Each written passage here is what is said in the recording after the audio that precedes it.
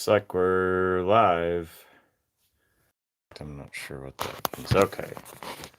That means they want me vertical, apparently. So I'm going to find a couple different oil cans to set you guys up against here. Those are in a very well done studio here. Give everybody just a few minutes to get on. So I've been reading today a little bit about the 1960s Ford Motor Company. Man, what a neat time that was. You had the Galaxies with the rocket pod taillights, and you had the Thunderbird personal luxury car. When they came out with those 61 Lincolns with the suicide doors, four-door convertible, just a neat time. The Ford V8 engines, the 221 came out in the Fairlane, and then came the 260 and the 289 and the Shelby Cobra. There was just a lot of excitement going on. So we have a few guys. We've got 60 Effie. What up, brother? The flat bill cap is up. Pink Floyd 1918. What's up? Buckeye Jim said hi. Chris Utsun. I hope I'm not butchering that. Thank you, Chris, for the large stack of sales brochures from quite a few years ago. That was a very thoughtful gift and something grateful to have from you. Still been going through those. There was actually one of the 1980 LeSabre in there, so that was one I was able to use for some research material for the video on that car. Few others in there, a lot of 70s, 80s stuff. So again, thanks for that, Chris. The 80 LeSabre has been getting some love. So ordered some fender filler, bumper fillers for it, and got the old nasty cruddy ones scraped and chiseled off there. Actually did shoot a little short of that, so I won't blow too much of the suspense on that. Who else? Jeremiah Sullivan, Big Worm. We have 42 eyes, but only about 12 of you have said hi. So, Big Jim, like watching your auctions in Vancouver. That is a long way away. Actually, see a lot of really clean vehicles out in Washington and Oregon area and Vancouver, but there's a lot of miles between there and the rest of us in the lower 48. So a lot of them trade a lot lower up there. If they were local, they'd be worth a little more, but the transit cost kind of burns up some of that money. So Gile the car guy, hello from Oklahoma. Metal Art Customs LLC, tap tap. Tap tap back to you. Doug Ellis. So Metal Art Customs, that sounds like a creative name. There anything you've got going on for projects? Let me know down in the comments and let the rest of us know. Got 59 people so far. Big Jim, want me to say more at the time when I actually make a purchase. Yeah, I kind of probably should do a little better than that. When they knock them off sold, I should identify which ones went to me. So later on, usually in those videos, I try and do a little walk around of the stuff that has been purchased either by me or Joe. Restoration shop, cool. I got George, David, Prattville, Alabama, Eric Reed, hey buddy. Premieres, daily Sunday and Friday, just uploaded 2 member videos. Okay, cool. Some how-to stuff maybe, or just shop updates. YouTube's a little different for everybody that has a channel. Some guys it's advertisement, some guys it's more entertainment. Mine for now is entertainment. I'm hoping once the yard gets organized in better that we'll have a little more chance for advertisement. Obviously, the point of having this stuff is to sell it on to the people that need it and fix it up. So, okay, Southern Fury. I'm put in the. Okay, I gotta scroll back just a second here. The eBay name. So I put in the video description box all of ours. I try and get that updated with each video. So there's my eBay account, there's Joe's, and then there's another guy that I actually kind of helped get him started on eBay. Mr. Blaine might be watching later. So that is the three of our accounts. I'm trying to see, maybe there you can see my eyes a little better out of the shadow of the flat bill. So yeah, just look in the video description box, not in the comments, the description box, and that gives a list of. I also have a list in there of the different sites and platforms for where we find the auctions. So, John from San Antonio, hello, hello. Thanks for the videos. Well, thank you for watching. Yeah, it takes everybody to make it work. So if there weren't people to watch, then there wouldn't be much of a point of making the videos. So we're gonna scroll down, see what's coming in. Oh, now I'm behind again. Okay. TC Anthony, thank you for what you do. I bought an F100 from the Vivres sale, documented. I forgot to get pictures. That would have been Nebraska, I think. Truck is running. I think I remember that. It was at the end and it was like 95 degrees and you were pulling it on the trailer and you were real happy to see me. Some of you guys only see me online. It's really neat to bump into you at some of the auctions. So, Ruckus Rod and Custom, love the videos. Cars are worth their gold in California. Yeah, it's very regional and territorial where the stuff comes from and where the value is to the people that are buying it and holding on to it. Duke Loot Garage from Montana, big, big state. That is actually Joe's home state. His family were loggers. Uncle Mark from Canada, welcome to the chat. Southern Fury again. Uncle Mark is a loyal viewer of the channel, and the way we know that is that he writes a comment on each of the videos. I know some people do, some people don't, but if you do, it's like signing the guest book. So any of these, if you haven't thought about it, it does help get the videos seen in the algorithm too. So if you're watching others in the future, comment and let us know on there where you're from or what you like or any of that sort of thing. We've got OJ. He's got the long distance award, I think, so far. Beat out the Vancouver guy from Northern England. Welcome, welcome.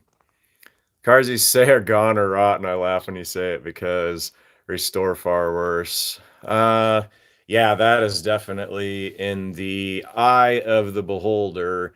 So I was working on a car the other day.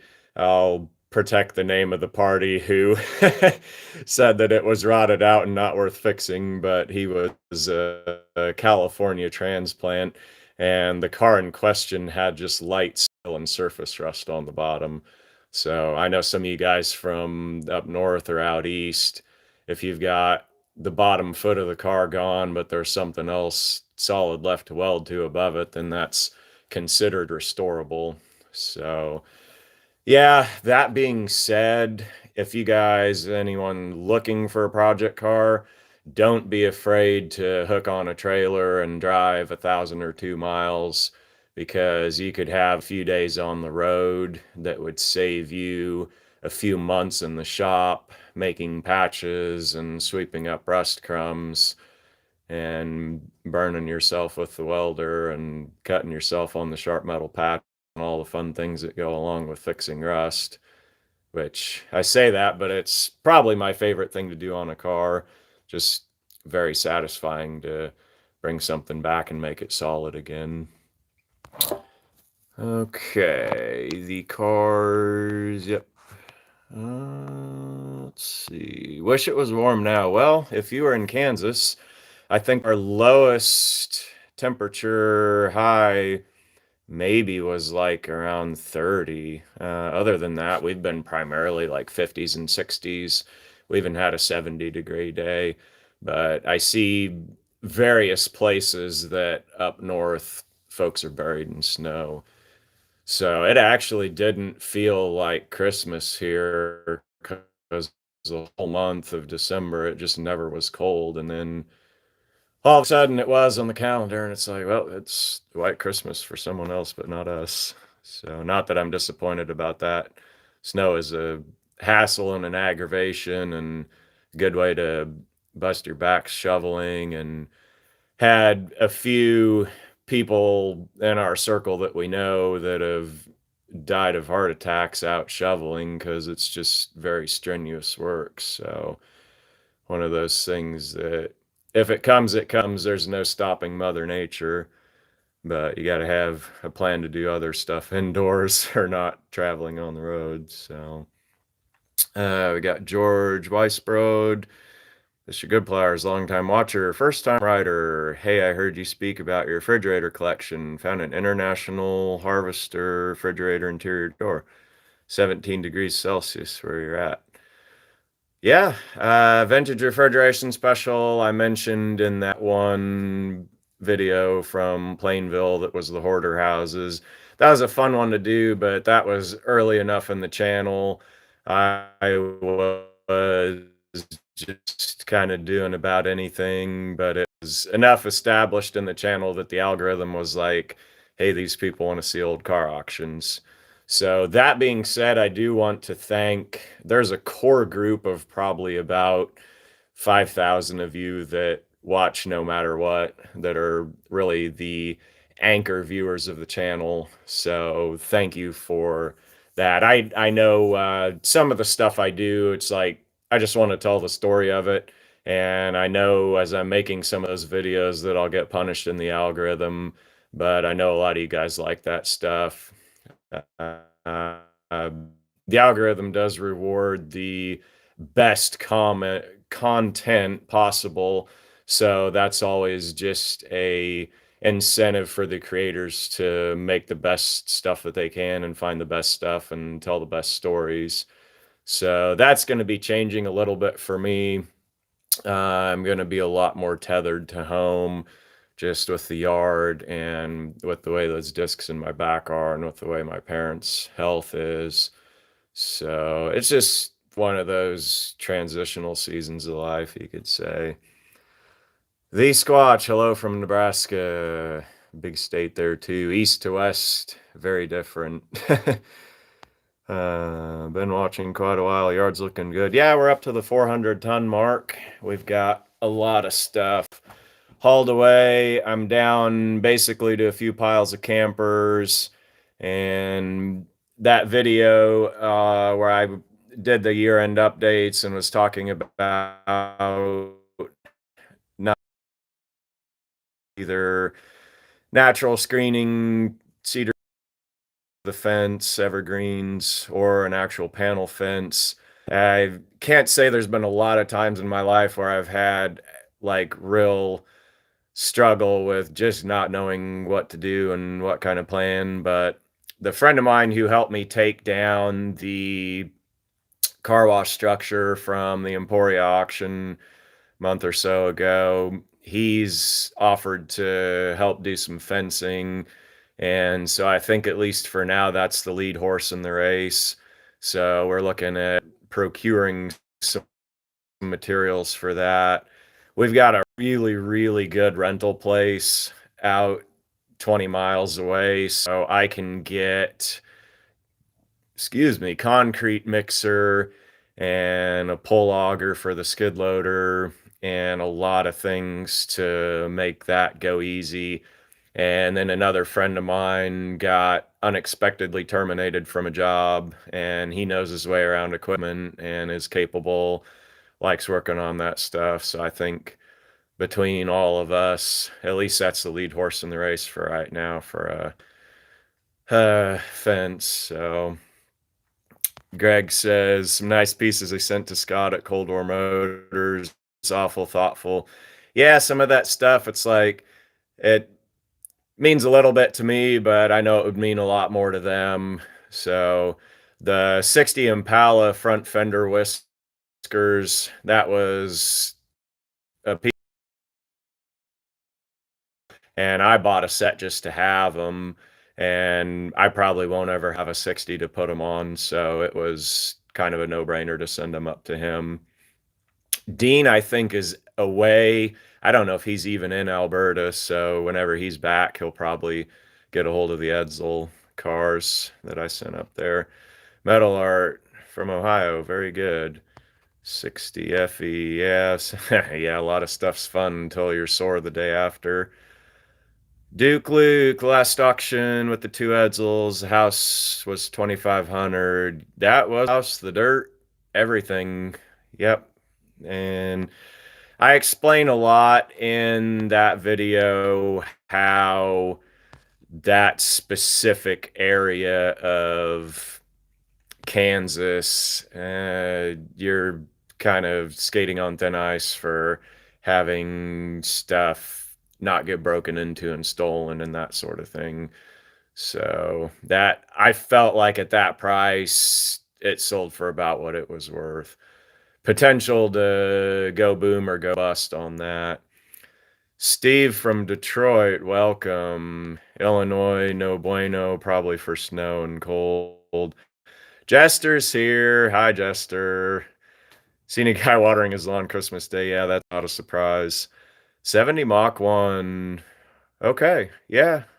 Get to the last blocking. That is a major, major point in a car. I probably will never paint a car. Have a gun technique, but that doesn't mean I can't make friends and help with the prep on that. If you guys want to watch any really good videos on that, look up Pole Barn Garage. Uh, he does just good backyard do-it-yourself and really makes them come out looking nice on the ones he cares about. The blue Torino, that's a really good one. The Jeep, not so much. Uncle Mark, negative 25 Fahrenheit, Manitoba. Wow, can't imagine. Make sure your winter beater is serviced and the heater's working. Ruckus Rod, they expected to move that house. No, no. I think it was a tear down. The foundation was pretty bad. But, I mean, that's some of that stuff. It's like if you can patch the holes and keep the rodents out and heat it, man, I've seen some of these old timers live in pretty rough places. So the roof was good. That's 5 grand to put a roof on a house like that, or maybe more. Mopar, do I ever get tired of buying junk? Yeah, not really. No, and there's a lot of it around. So, especially in this area. Jester having fun? Yeah, actually, I really like being able to chat with you guys. I should do lives more often, but yeah, it's just a lot of busyness. Looks like it's acted there. Yeah, so the Edsel sign, duck out of the way so you folks can see that. That is a duplicate of the original. And believe it or not, I painted that over the course of the last couple weeks. So I did all the stencils. I did the white with the roller. And the arrow on the end there is supposed to be double-sided. So I've got to flip the stencils around and paint the back. Um, that was a fun project to do. So obviously,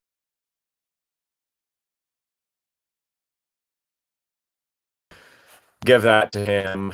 So last summer rebuilt doors and trunk on a 40 Ford Coupe. That's cool.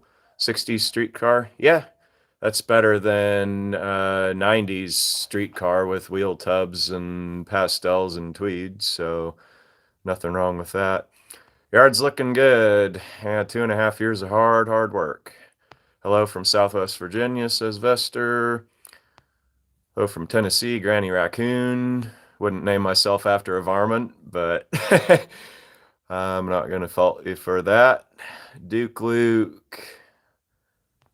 Yeah, I know about yeah, it's just some of that stuff. It's like if you buy it so small, they grow fast, but they still have to grow. So, per the state, I need something 8 feet tall. So if I were to get something green, it would have to be around 6. I think I could fudge that. And yeah, other than that, you got to basically transplant them with equipment. You're not going to take a shovel and dig them out of a pot and drop them in. So do me a favor, try and save all the vehicles as they don't make them. Yeah, that's Joe's actually uh he's got a good spot for that. I'm getting there. Just yeah, there's a six month plan and a 1 year plan and a 5 year plan. So I'm hoping my body holds up. I guess I had never really said it on the channel, but I was rear-ended in a car wreck 90 and I was doing about 60 and spun me off the road. So unfortunately that wasn't a card I wanted to draw out of the deck. So Newton for the highway sale. Yep. Big worm, small emoji that I cannot see. Understand the problem with people. Yeah. Yeah, I know. There's a lot of things that go into the homeless crisis thing. So yeah, I know it's a pretty uneven world. There's a lot of things that play into that. Hello from Potwin, America. Yeah. No Fences Bar now closed down, but that was a little bit of a hang spot. Dalton is great people. Yeah, he's a good dude. I've been to his place. He's been to my place. I reached out to him. I want to surprise him with a car sight unseen. So I'm working on getting a hold of him for that. I know he's in New Mexico right now building his deal for the PBG West. Gert Froybe. Hello from Indiana. I love what you do. Keep it up. Yeah. -45 plus the wind chill. No place for human or an animal to be stuck in. Carter Auto Restyling. Yeah, I actually watched a couple of his videos. I think I'm planning maybe to do a couple of his. He's got some really good points. So just about the state of the industry. Two-door post. Yeah, sedan or post, I know. Hardtop has no center pillar. Some people think a hardtop is anything that's not a convertible. I know there's nomenclature all around on those. I get hammered for saying post, so it's a 50-50 on that. So a lot of times I'm standing next to the car and whatever word pops into my head is what comes out my mouth. So Steph liked the videos. Yeah, thanks for watching. Hello from Gettysburg, from Jim. Always enjoy taking us out on the hunts. Take care. Yep, you too. Love your videos. Watch every night. Well, very good. Yeah, I wish I could put one out every night, but gotta keep churning the content. So, am I married? So, I've been happily married 10 years. And so she had a kid that was 5. And then right after we got together, she got cervical cancer. And so there will be no little Goodpliers running around, at least by blood, unfortunately. So just me. I hoping maybe my nephews, either of them might get into cars. And so seems like they're gravitating toward Fords, but over Christmas we sang Rusty Chevrolet by Da Youpers, and they taught me all the lyrics. And so I took them out to the yard and showed them my 71 Bel Air. I shot a little short of that. Um, if you're familiar with the car, and I asked them, is that like the car in the video? They said, yeah. So see about that. But I do try and keep in contact with the kids from McPherson College. At some point, I'll be too old to keep doing this and broken down, and I'll have to pass it on some, but don't want to pass it on to the crusher. So, yeah, so the metal and trees, that's going to be probably on the highway side, is what's going to happen because it already is sections of metal and trees. I'll just have to fill in the best I can. There's a pipeline that runs across there, so I need to contact the company. And I know that's not going to fly for green trees, but I'm hoping I can at least get away with putting a fence across that too. Um, Implied about the wreck, but didn't come out and say it. Yeah, it's a dinger because it wasn't my fault. It was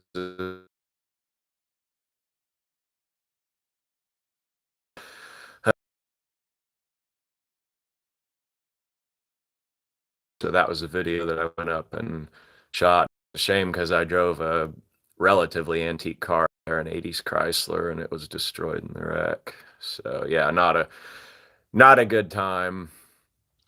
Uh, yeah, super impressed with how quickly you get the new yard cleaned up. Yeah, it seemed that way, but that video represented 2.5 years of work. And I could have got the skid loader there sooner, but I actually let Joe pick it up and use it for a while. He helps me out so much, and it's just hard for me to find ways to reciprocate to him. And other than like if I run out and help him haul cars, that's about the best I can do because otherwise he just works circles around me. But that being said, I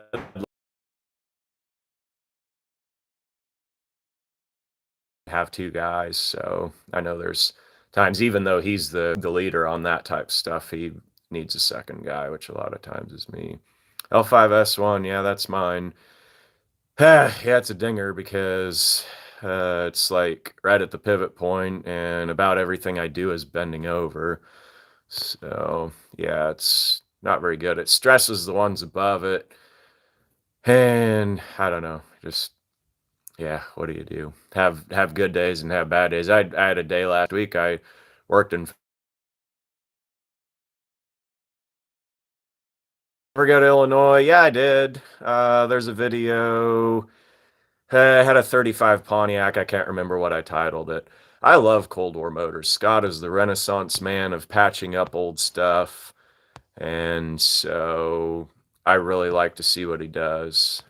He does the stuff just good enough that, and he's even mentioned that on the channel. He said the key word of good enough is good. So you want to do it right and not have to redo it. But he's got kind of a good uh what would you call it, like fine line that he really meets pretty well. Quantity, he doesn't get one car torn apart and sandblast everything and just get so in the weeds and tunnel visioned in on every little thing that he might finish a couple in his life. So to do a little broader, that's especially with the way my body is, that's what I want to do, is go a little broader rather than deeper. Must be a friend that's not watching the live. So a friend of mine, I reached out to him about straightening a bumper here at the yard, so we got to do that. um Is the shop building done? I mean, I guess you would say yes and no. I think what I'm going to do is get a power bank, which, if you've seen those, I think a lot of them are lead acid batteries. There are probably some that aren't, that are a little lighter. But basically, you plug it in and you charge it, and then you can run power tools or AC or whatever. And that way, one of my other goals for the property is to have a guest cabin out there. So I'm hoping that'll be the uh, maybe the manifestation of the vintage gas station. And so the shop building, I think, is probably as done as it needs to be. I never have turned the power on there. Probably won't. Every month I would spend for a power bill. I just put into cordless tools, and that's been working really good. So probably, yeah, ready to move on from that to other structures, namely the work bay and the guest cabin gas station. So now I've spilled the beans on that. You guys will have to hold me to account. And I'm hoping on some of this stuff, maybe to organize some work days. See, any of you guys watch Chad, Nobody's Show? He has guest days. I think his one's coming up in May. And nothing that you guys have to feel beholden to. If you want to come out and do it, that's great. I can probably get maybe a food truck there or something really good for you guys to eat. If you guys want to rough it and pitch some tents outside, that would be fine. If you want to stay in motels, that's fine too. That's probably, if I say it's in the 1 year plan, it'll probably be in the 2 year plan. So hopefully, just it's good to have goals with the property like that, which is a few things that I want to get to. Sherlock says, nice to see the live, like the content. Hope to catch you at a sale. Yeah, it'll probably have to be in Kansas. It's hard for me to sit in a vehicle. That is the absolute worst. I sit in a vehicle and I just can't do very many miles on the road, unfortunately. Getting some numbness in my feet, which isn't great for the disc. There's other side effects that can happen, so I'm hoping to avoid those as long as I can. Have so many marbles in the jar physically, and I have to decide how I use them and what I put them toward. I always said if taxes and bills get too big, move to middle Kansas, living in high tax Johnson County. Yeah, Kansas, a little bit similar to Pennsylvania. You've got all the very city stuff congested into one corner, and then most of it's rural. So, yeah, the whole thing about the taxes, I don't know. I see stuff around. It's like you get what you pay for, and stuff has to be funded somehow. But yeah, it kind of chaps you and burns you when you see money just wasted. So, Silas is over in Hutchinson. He's probably within an hour of me. And then Dalton is a little bit past Missouri side of Kansas City. So Dalton's probably 3.5 hours. Silas is probably close to an hour. 77 Ranger we need in Wamego. Yeah, Joe would take it. He'd love to put another one in his row. If you go in any of these videos, his email address is in there. Mine is too. That's the best way to get a hold of him. So Uncle Mark got to go. Yep, probably got to crank the heater or throw some wood in the stove. Cold as you are up there. Yeah, Mike, just look for an email in one of those video description boxes. Email Joe and get the details to him. Wamego's not terribly far from us to go snag it. Could have used boats as a fence. Maybe. Could have used the used tires as fencing too. Put them together.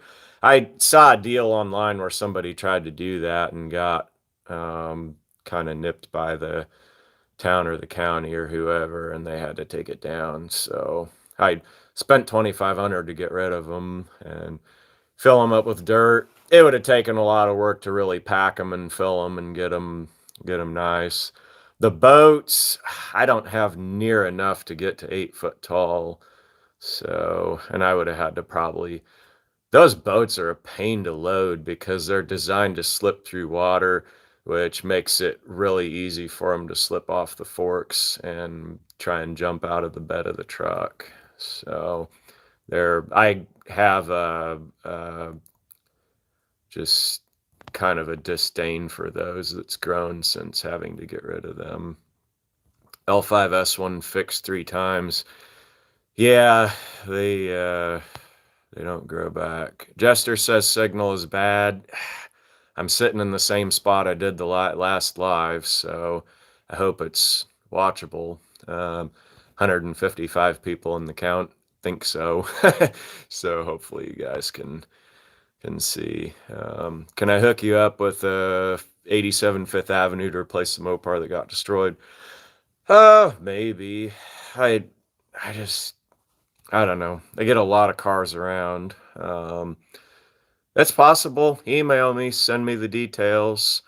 We'll see what's shaking, and if it's something, I don't know, if I fall in love with, maybe. So Silas is 40 plus miles out. Yeah. Simca. Yeah, that was a captive import sold by Chrysler, I think. Philosophy. Yeah, I can get a lot of philosophy of car analogies, sports analogies. Got well-rounded mind.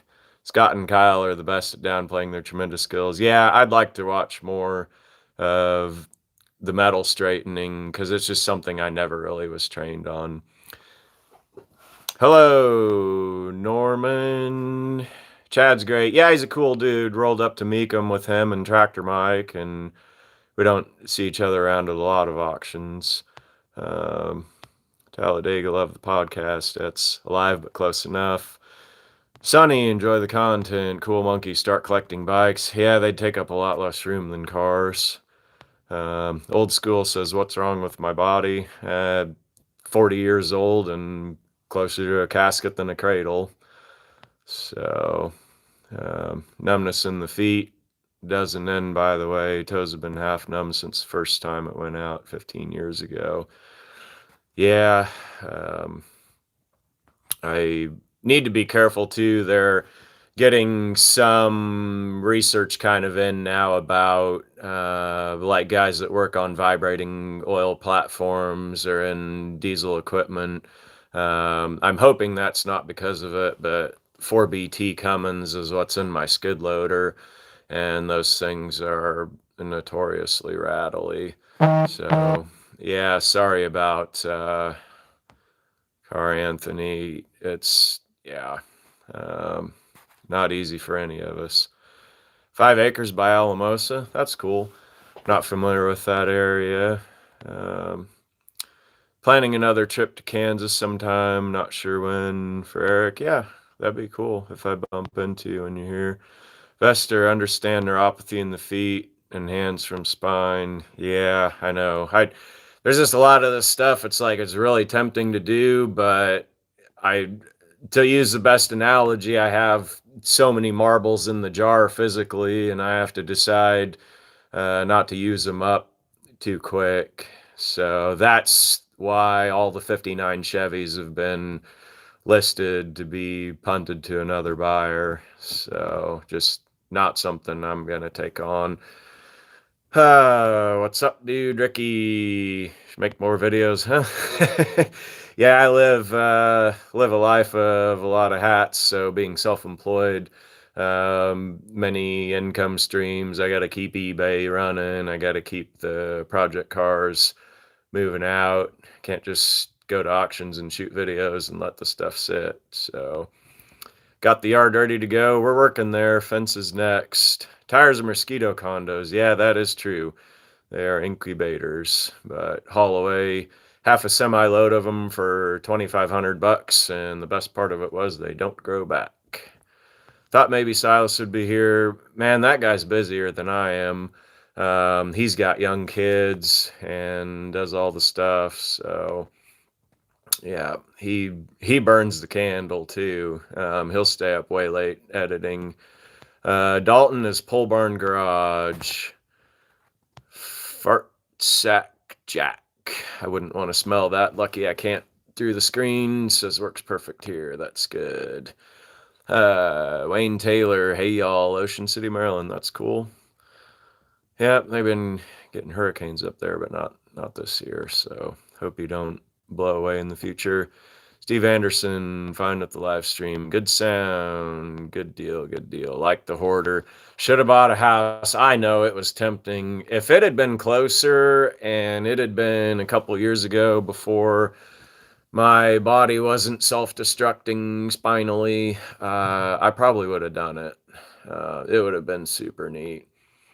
Good on the signal. Dean says, good deal. Spanaway, Washington, another long distance award. Ever need a spot to stay in Oklahoma? Yeah, that's cool. Wanted to get down there and film your deal because I know you'd invited me. Had a early trip back, so didn't get to do that. Hoping if I get patched up I can, but I don't know if I'd be in the mood really to drive that far. Why did I buy it? Because it needs me. That is probably one of the best quotes I've ever run across. Hello, Mr. Ethan. Mr. Ethan, when you see your boss again, tell him cut me a price on that 59 Chevy Dash. I kind of want it. Hang in there. I'm 46. Okay. Yeah, I always wondered. I see old school, but I always wondered how old. More Mopars. That's one of the big comments I get on these, but it's like we're in an area where they just aren't around. And I don't know if there wasn't as big of a dealer franchise, if they just rusted away, if they've all been bought up and sent out other places. That's kind of a puzzling one to me. I can count probably on one hand the number of really good Mopar sales that we've had here. Low from Michigan, F100, 352. Dean, hope you're doing well. Enjoy the junkyard tours. So retired from the fire department. Medic the whole time, wore yourself out. Yeah, I know some of those, especially those heavy people that are unconscious, man, they're a lot to lug around. I did 14 years, and it was just really time. I could write a little short story about that. Silas, yeah, that is true. He never does sleep. 64 Nova, Washington State, small block. Get rid of the 6. I would only do that if it's locked. If it runs, I would fix that thing up and leave her all stock down to the hubcaps the way God and General Motors intended. But it's your car to build how you want. Silas. So my eBay, said that before, my eBays and Joe's and our other friend Blaine that I helped start his store, look for those in any of the video description boxes. I try to keep them added on there, each one, copy and paste from the last ones. BR, hey from Missouri, hello.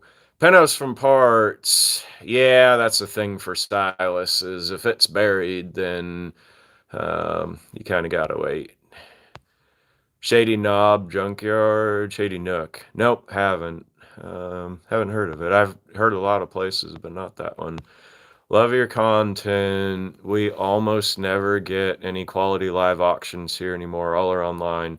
Then people will usually overpay.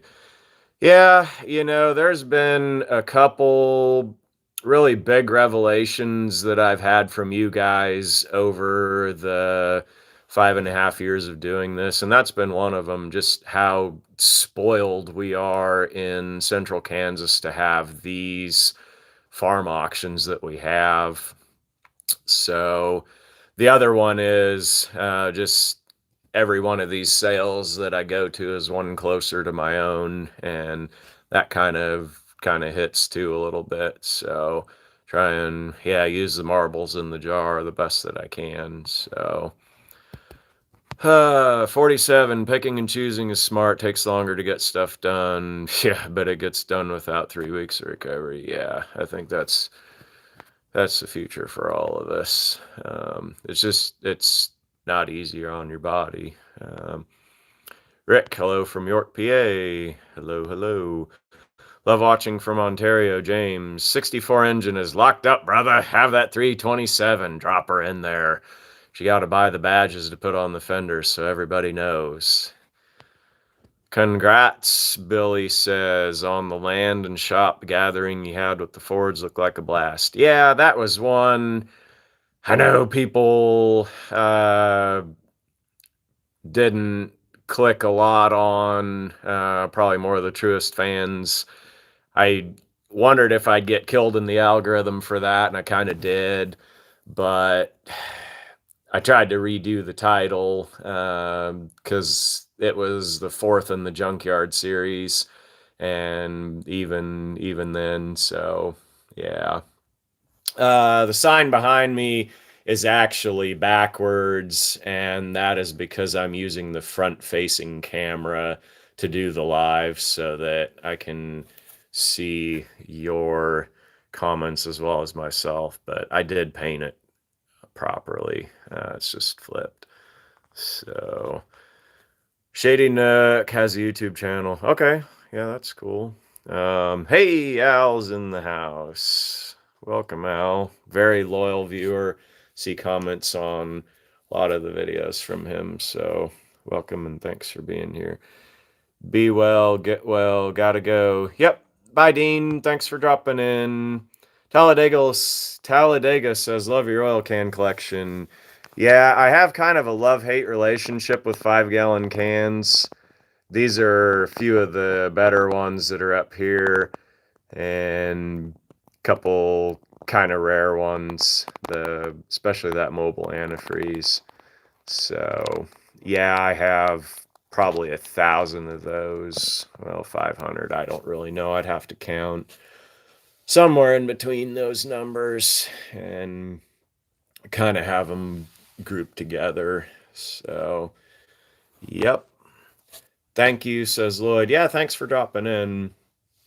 So, Derek says, sure do enjoy the auction videos. Nothing like them on the East Coast. Yeah, I know everything there's probably either rotted away or just suburban sprawled. I have people say that too, that, excuse me, yeah, that in some of you folks' areas, that your auction scene like ours, the glory days of it was in the 70s or 80s when the farms were selling out and that sort of thing. So, yeah.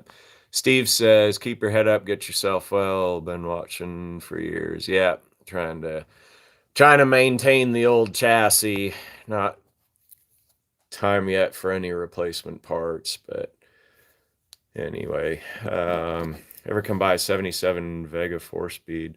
There was one that sold really cheap on the retired Chevrolet dealer auction a few years ago. They kind of got the order of that sale backwards. I don't know if they did that intentionally, but they sold the cars from the marginal ones at the beginning to the best ones at the end. And that Vegas sold early and sold cheap. So it's always best for the buyer and the seller if they start with the very best ones, because if guys come with $1,000 in their pocket or 10 grand in their pocket, then if they get blown out on the high dollar stuff, then they can always settle for something later in the day. Or there's never a mandate to buy something at an auction, and I try and keep reminding myself of that on these. Even though, like, if I do, then it makes good content for you guys, especially if there's stuff to do working on it at the end. But yeah, that Vega just sold cheap because they had it at the beginning and guys are kind of sitting on their hands. So yeah, that's the Vega story, and it was all filmed several years ago on the channel here. Vester says new yard video with all the Fords was awesome. Yeah, it was a really fun day. It was fun to get with those guys. And that was really neat for my dad to be able to do it because it was just before he tore that ligament in his shoulder. And so that was kind of one of our last like really neat times together. And I mean, there will be more. It's just, for the way he is physically, he'll be more of a spectator in the times ahead. So automatic. Yeah, I saw it. Okay. Yeah, I've been around the channel a while. Yep. Yeah, manuals are fun. If you still got good knees and ankles and hips, then you're not living in city traffic or on hills. Speaking of that, I've been driving a manual vehicle quite a lot and gonna do a bit of a long-term report on that. So that'll be a little more probably what the channel gravitates toward going on for this year. I've got some long-term vehicles to work on. That's part of the reason a little bit for doing this live tonight. We had really good weather and worked on several of them this week. Those just take a long time to build because I either have to wait for parts or wait on the carb guy or just work on them between doing eBay and all the other stuff. So uh, I know since I'm tethered here, um, that's going to be a little more. Plus, I've got a friend who has a 2-post lift, so there's a lot of projects that need done that way that I'm being able to work out of his garage and get some help there.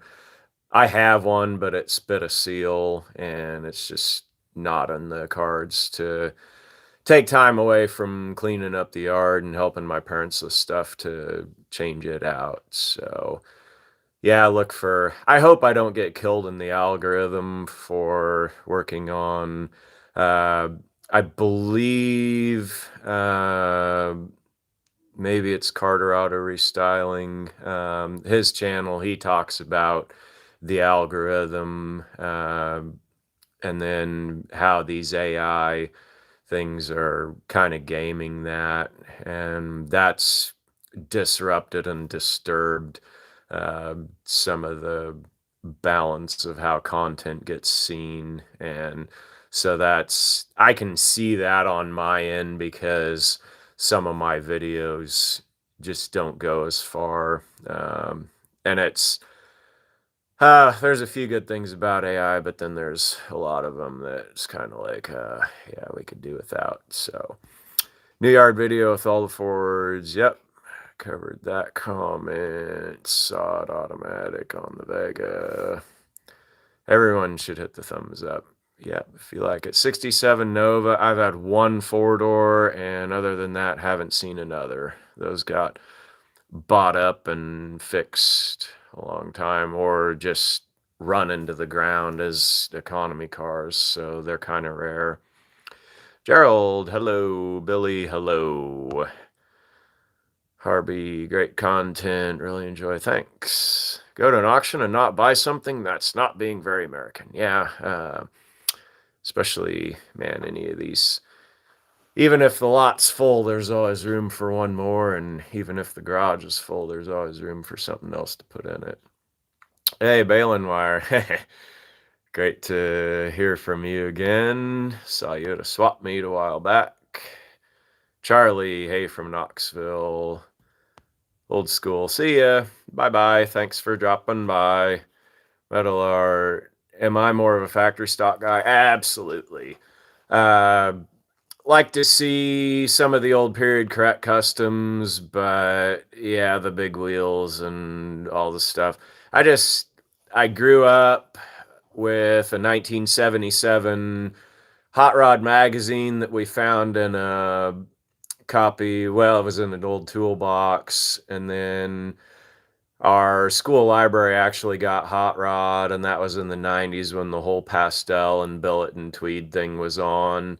And all that stuff just kind of made me want to vomit. And then somehow I got a Franklin Mint catalog with pictures of all the models that were stocked down to the hubcaps and true classics.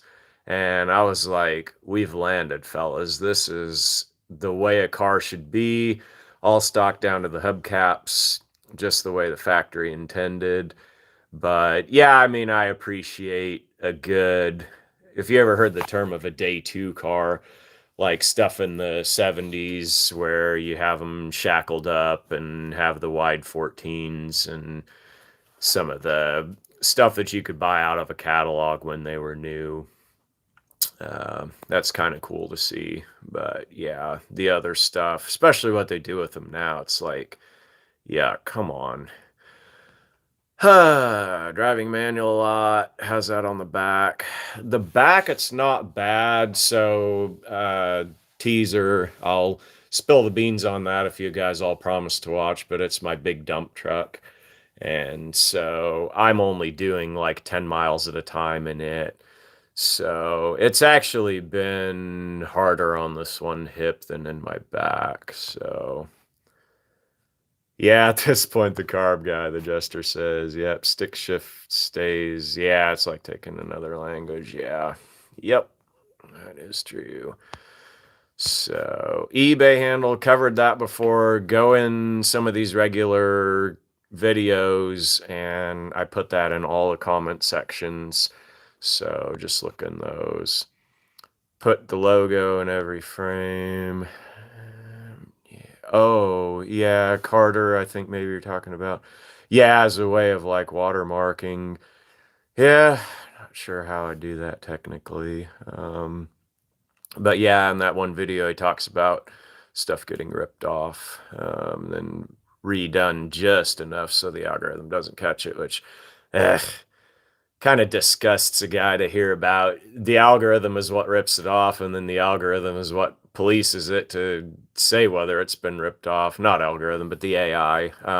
The AI, I should restate all that. So the AI is what takes the videos and reclips them and makes them into something that is just changed enough so they don't get a copyright strike. And then yeah, so what do you really do about it? You can stomp one out and then the next one comes. And he explains all that in the video. So as a kid, there was a private dealer that had a 74 Vega with a few hundred miles on the sales floor.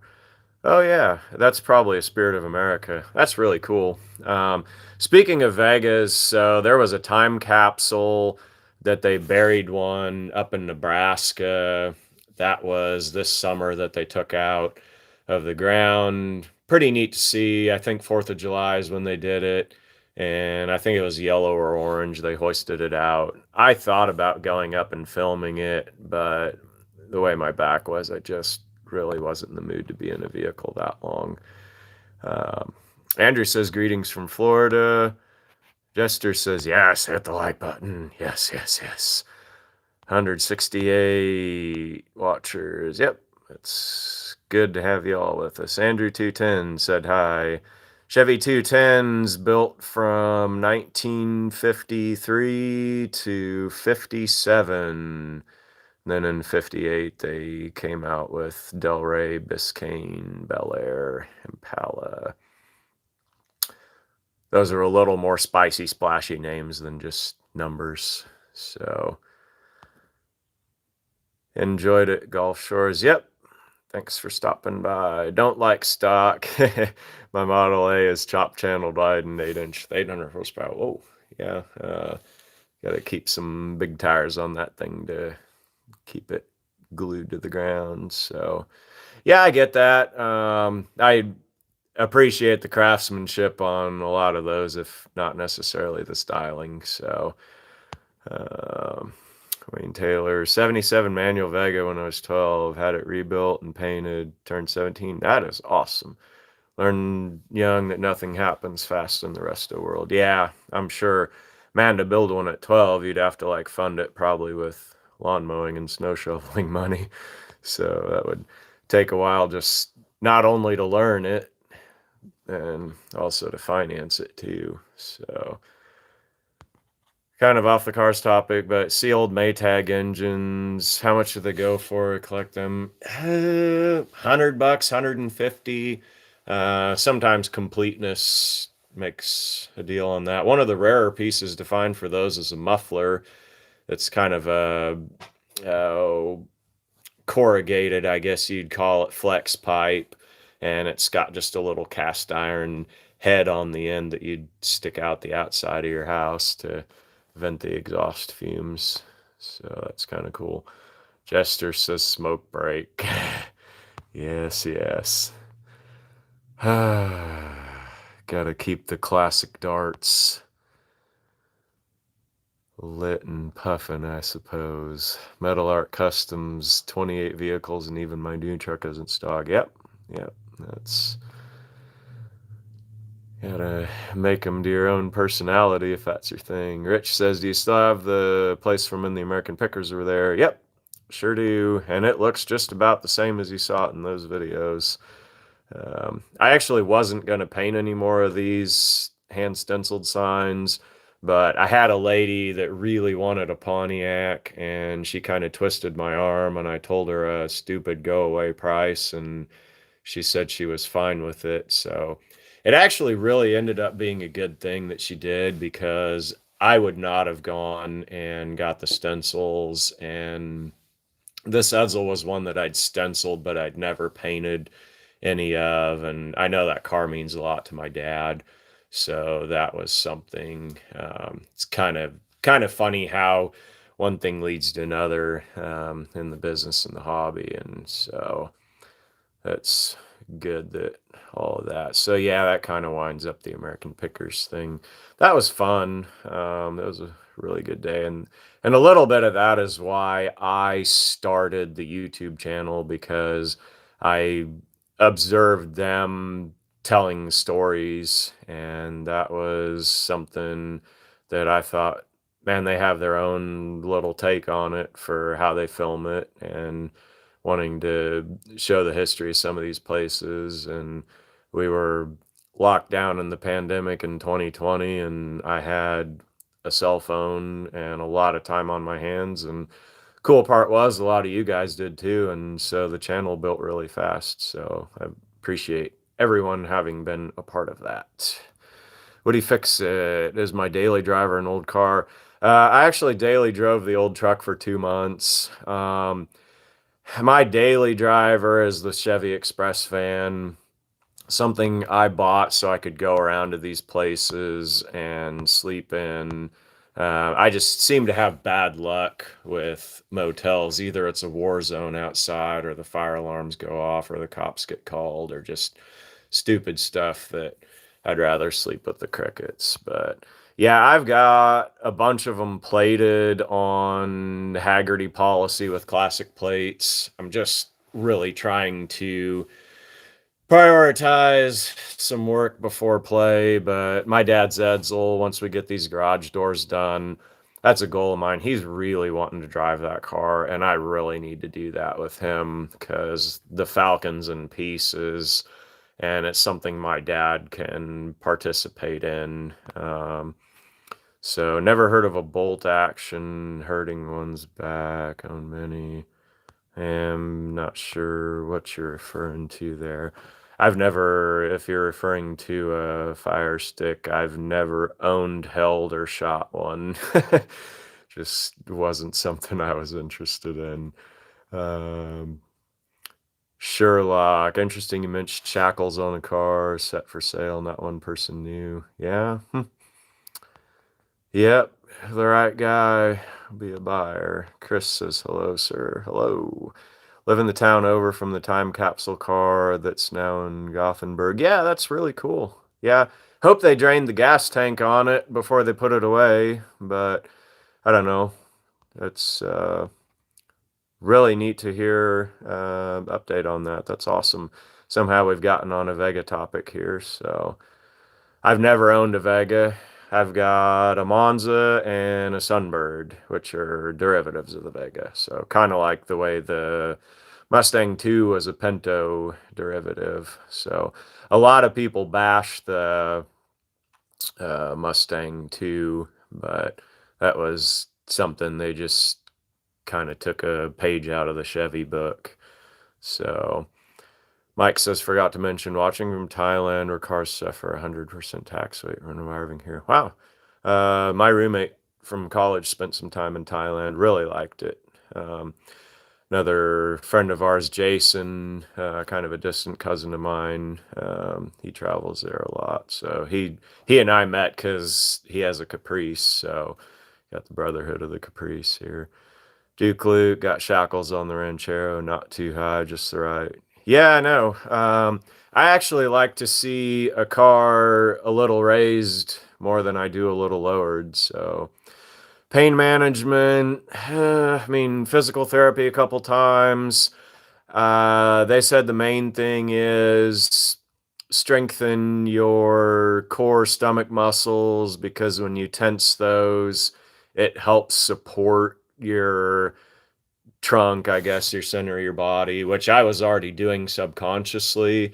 And then stretching your hamstrings just to build something about that makes support, which I mean, I can palm the floor. So beyond that, uh, never have been a pill guy. The absolute uh, thing of the over the counter stuff is I might as well be taking a sugar pill because none of it does anything. And then any of the prescription stuff, it's just always such a tug of war of are the side effects worth the benefits, and a lot of them, probably the lion's share of them, not. I kind of learned that after a kidney stone a couple of years ago. So just not really a pill guy. Never see old Toyota Land Cruisers. There's a guy, I think, just north of Wellington, Kansas, that has a little bit of a specialty restoration deal for those. So, yeah, they're um, around, but something, a lot of that stuff, I mean, the older imports were so far from the coasts that there's not a huge amount of that. Wayne says grass cutting, cleaning hog houses. Yeah, that's cool. Old chicken house rebuilt a card. Man, that's awesome. So yeah, my very beginning of going around to my auctions with dad growing up as a kid, there was always a stack of hubcaps or license plates that would sell for $1. That was back before auctions were a thing and resellers and flippers and eBay and all that. And so, yep, I filled that up with license plates and hubcaps. So yeah, the chicken coop, that is just awesome. Um, Met the wife in '84. Larry says drove a Pontiac Astri. Yeah, yeah, I know. Yeah, people, some Pontiac people are kind of pretty brand loyal. So had to refresh the stream. Cool. Yeah. Yeah, if you got to. Hopefully the signal's good for everyone. Waylon says, love the videos. Love to stop in the area. I've got a big block at the brother-in-law's in Garden City. Need to pick up. Okay. Garden City's a pretty long drive. Especially was in my old raggedy Chevy truck that I was my very first tow vehicle. Um, yeah, I'd like to stage some sort of event. The yard really needs to get a lot more in better shape because there's just too many piles of dirt and stuff that's just got to be smoothed out after the fence is there. And the neighbor across the road just a little funny, so I like to have everything happen inside the fence. I don't want anything going on out on the road, any parking or anything. I got to have it all inside. So like to have some sort of event there, probably in the 2-year plan. Do you have an address or can send items? Yeah, actually, probably could. Um, Email me. That is in the video description boxes. I guess I'll say it here, Mr. Goodpliers 1985 at gmail.com. And then Joe's is Rust Ranch, Kansas at gmail.com.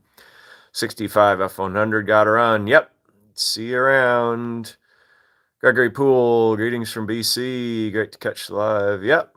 Thanks for watching and following. Al in Hamilton, Ontario, in the house. Lloyd Green, American Pickers is where I heard the quote. Yeah, yep.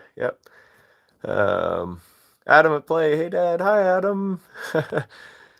Adam was wrestling today, so he's 16, and I would not want him to wrestle me because he'd probably break me in half.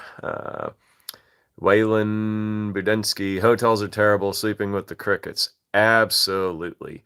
And that first summer, I just borrowed my dad's van, and I was adding up at the end of season, and I'm like, man, this thing saved me $2,000 in motel rooms. I'm like, I would rather spend that $2,000 on either another project car or paying some people to help me fix one up or anything else rather than, yeah, flushing it at a motel room. So Mike Clark says, referring to a manual. I'm getting behind in the comments. Not sure on that. Yeah, there's kind of a love-hate relationship with manuals. But drive them while you're young if you can, because the joints get to creaking and then they're not as fun. Got hooked on the channel because I love old cars and auctions, but telling the history is awesome. Yeah, like to keep a well-rounded narrative for each of those. That's hard on a lot of these auction ones because it's like I show up and a lot of the story I don't figure out until halfway through. And I like to put in the title something that tells you guys what you're about to watch so that you know what you're clicking on. And if I could a little more often preview them the day before, that would probably help a little with that too, telling the story. Steering box, good. Greetings from Tucson. Welcome, Tim. Got the cactus. Mustang 2, says Duke. Yeah, they're not bad. Not a tremendously collectible car, but if you've got one in good shape, there are kind of some neat models that they made. The Cobra, and they made a T-top one. Great deal on the white 64 Impala. Yeah, really like that one. It's four-door hardtop. That car's part of the reason for saying goodbye to the 59 Chevys. It's just something that's a little more complete, that has a little less involved to get it back going. What did we do at the tow truck? That was a buddy of mine from Ottawa, Kansas that bought it, and I think it's been resold. Stance and wheels, yeah. Ugly's in the eye of the beholder. Yeah, but there's some good looking ones. Hi from Australia, Scott says. Long live King. Oh, yeah, down with the Colomani. I hope you guys. So I heard on the news the other day that they are for optics would be our term for it, not just beating people down in the streets. They're injuring them, and then they go to the hospitals, and then they go to the prisons, and then you can probably imagine what happens to a lot of them there. It's just a shame, like you look at what happened in Germany in the 40s and Japan, and like you have just really good people that are conscientious, keep their heads down, that work, that do right, and you get really awful leaders that just make life abysmal for them. And I really feel for those people. I hope it doesn't happen here. Yeah, the world's kind of an ugly place, but things come and go and change, and so for you Iranians, I do hope it gets better. Venezuelans also. Very much agreed. I think maybe that was the stance comment. Yeah. Have you followed guy putting Corvair body? Nope, haven't done that. I have only so much time to watch, which isn't a lot, and so barely keep up with the Cold War Motors guys. Mr. Goodpliers from Melbourne. Yeah, awesome. Got another long distance award there. Acupuncture, Chiro, Bone Bender. Yeah. All of this stuff, it's such a 50-50 when you read around on the forums, because guys are like, oh yeah, it helped me greatly, and then other guys are like, yeah, I wish I'd never heard of it, because now I hurt worse. So yeah, it's tough to. Jester says we got the Aussies popping in. What's up, Australia? Uh, Auburn. Oh, Akbara Cattleman, great hat. Yeah. Mine is Lewis Holmes. So it was the fat bill that I grabbed. 37-year-old back and hip injury from an auto accident. Yeah, it's tough. I've some of these places you see wrecked vehicles, and it's like, did they walk away? And they're like, yeah, sort of. Not crickets, it's cicadas, louder than you want. Yeah, I know. I hate those things, man.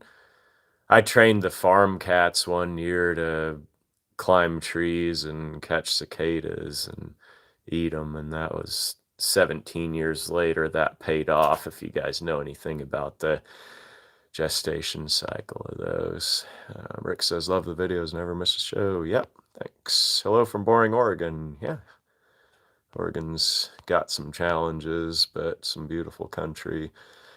John says all the old farm stuff is super cool. Yeah, I like to show as much of a variety as I can, because you just never know what people are into. And I really like reading comments of you guys that are like, man, I used that when it was new and still was the in technology. So event for cleanup, give me planning time and I'm there to help. Don't need anything but a corner to park the trailer. Yep, 2-year plan. It's coming. I'll spill the beans on it, I guess, but it would be super cool if we could get a group of guys and knock out a gas station there. I'd like to kind of do like two ends, to be a guest cabin and a guest cabin, and then in the center have like a garage door to park some cool cars in. If any of you guys get the chance to go to Cocker City, Kansas, you can see the giant ball of twine, and then you can see every old gas station in that town fixed up as a guest room. There's a lot of pheasant hunters that come up, and Mr. Bill Brummer has done awesome there.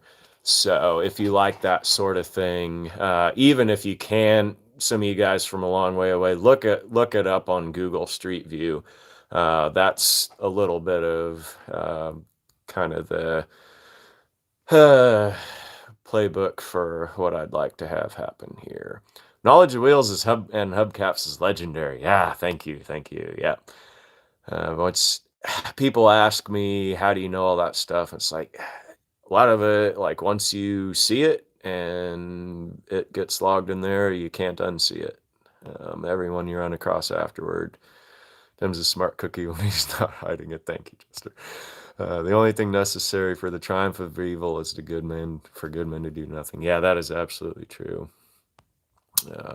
Yeah, just be kind, be fair, love your neighbors, and let the rest sort itself out. Hear from the government, here to help. Yeah, I know. Yeah, help waste your tax dollars, probably. Hillsboro, Craig, we have a Hillsboro in Kansas. Did I get the Model T sorted? No, I, as much as I hate to say it, I think the love affair is over. And not that it was anything bad to do with the car. They're very simple. I hate having nice cars because it ties up inside space, and yeah. Bugs are all protein. Yeah. I've actually eaten crickets. They're not too bad. Model T still parked. Yeah, Jester's seen it there. Love the videos in North Carolina. Awesome, Sledge. Love to see an update on the oil can collection. Yeah, I'd have to weave it in on the back of one of these others, because not much has changed. And if I do a dedicated video, I will get killed in the algorithm for the second time around, just like I did on the first one. Watch every video. Jim, thank you. You are in the 5,000 or so core group that appreciate you having around. Pheasant sandwiches. Yeah, might have eaten one of those growing up and picked the bird shot out. So, yeah. Chevy Chase was joshing in the first vacation.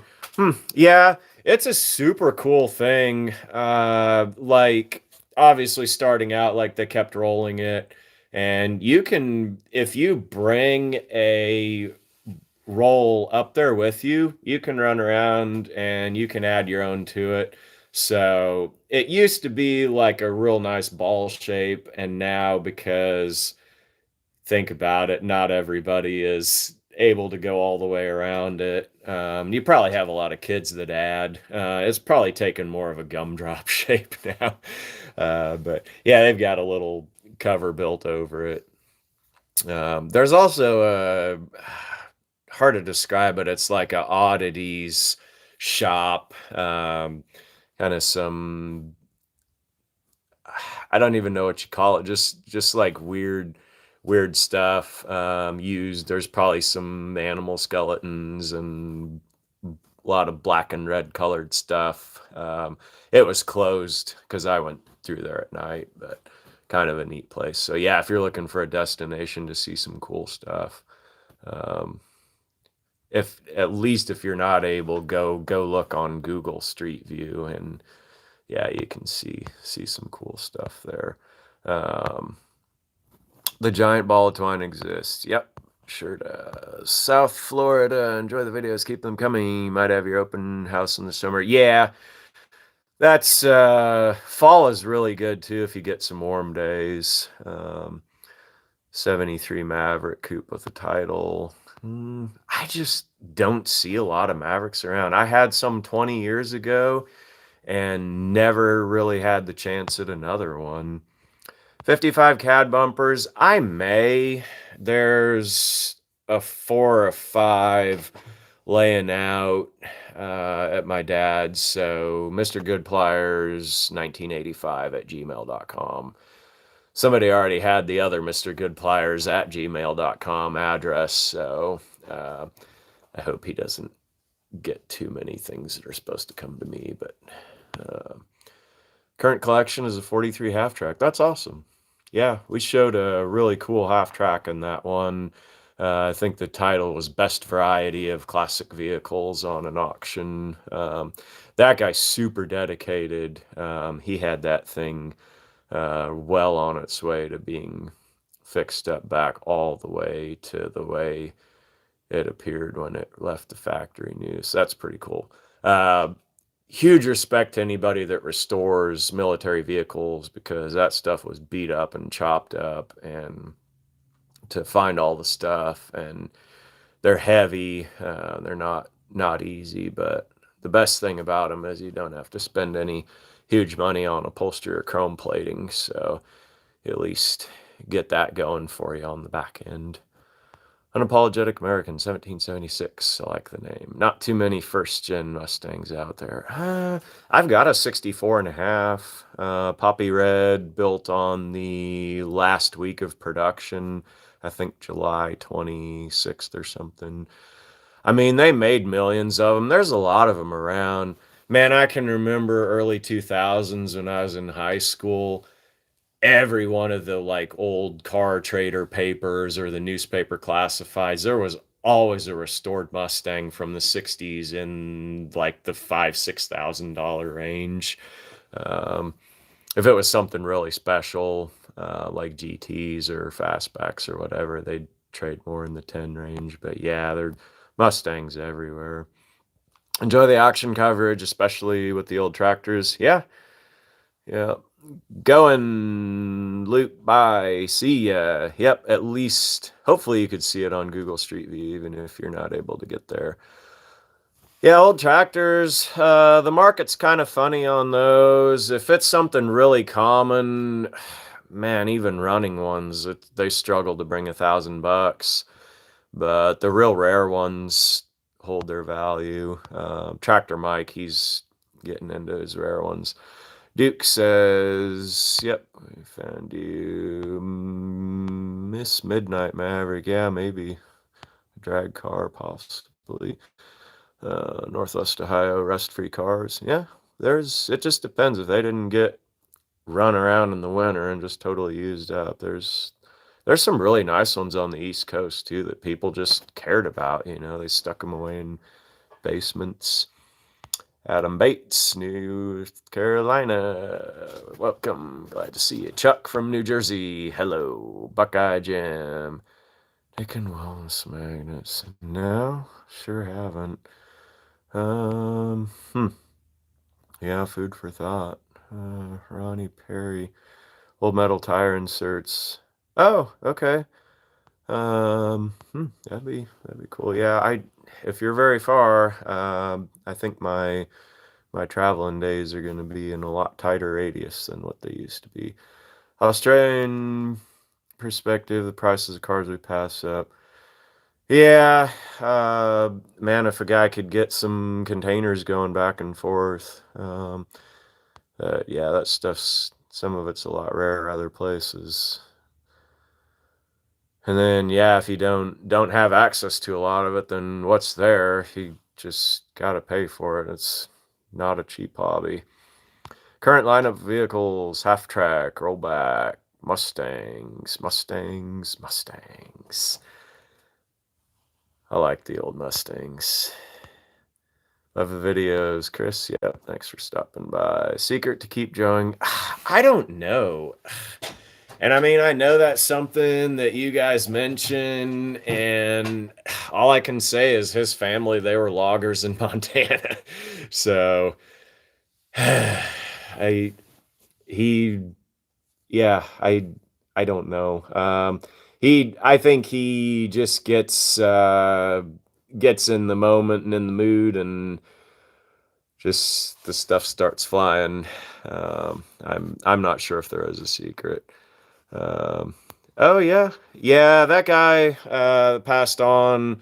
He was a super cool dude, man. He had good craftsmanship and knew his way around those cars, and just probably, I mean, that best variety title, that's not clickbait. I've never seen anything wider. I mean, he had a Porsche 356, he had the half track, he had the 20s cars, the 60s Riviera, the fire trucks, for goodness sake.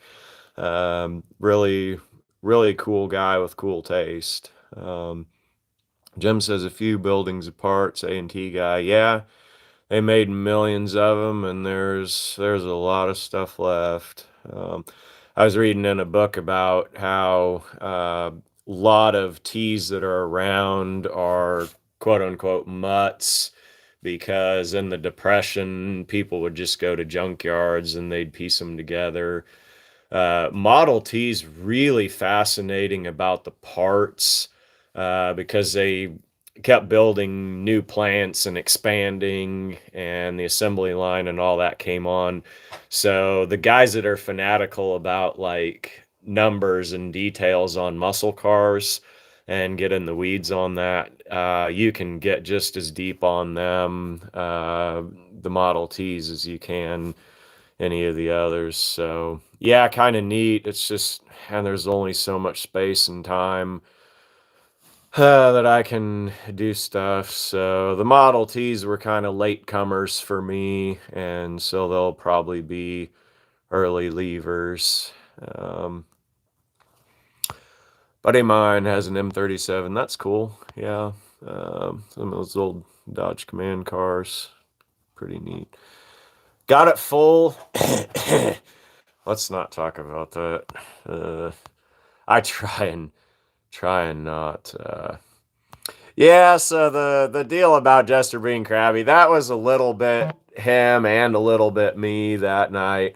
I got him there late, and yeah, we were kind of shouting over. I don't know if the mic picked it up in that video, but that car was loud, and so I don't hold any hard feelings about that. I know that blew up in the comments, but I'm the type of guy that you gotta hit me with a little tough love to make me get it. Because all of those, it's like I've never done a will it run when I haven't learned anything. So uh, very, very grateful for the Jester. I don't have a lot of close friends in my life, but he's one that just always there, and treasure and appreciate what he brings. Joe's not a delicate type. Yep, that's true. I got another friend. It's just, some of these guys, they just have a heavier touch. The crazy thing is, though, Joe was like as wild about building plastic model cars as I was, and that takes kind of a delicate hand. So that's he does have a flip side. It's just when he's indoors at the table, not when he's outside with equipment. Huge Cold War Motors fan. Yeah, I know. Yep, they are great, great people. I would like to find as many people as I can get in the circle here that just are into old cars and help each other out. I know that's not the way the world really is, but those guys up there, they have it. So I'd like to, it's kind of thing you gotta have friends by being a friend, and so I try and be as friendly to everyone as I can. Joe's not harsh at the table. Yeah. Yeah. I mean, yeah, I hope he understands the subtle nuances as he pawing through stuff.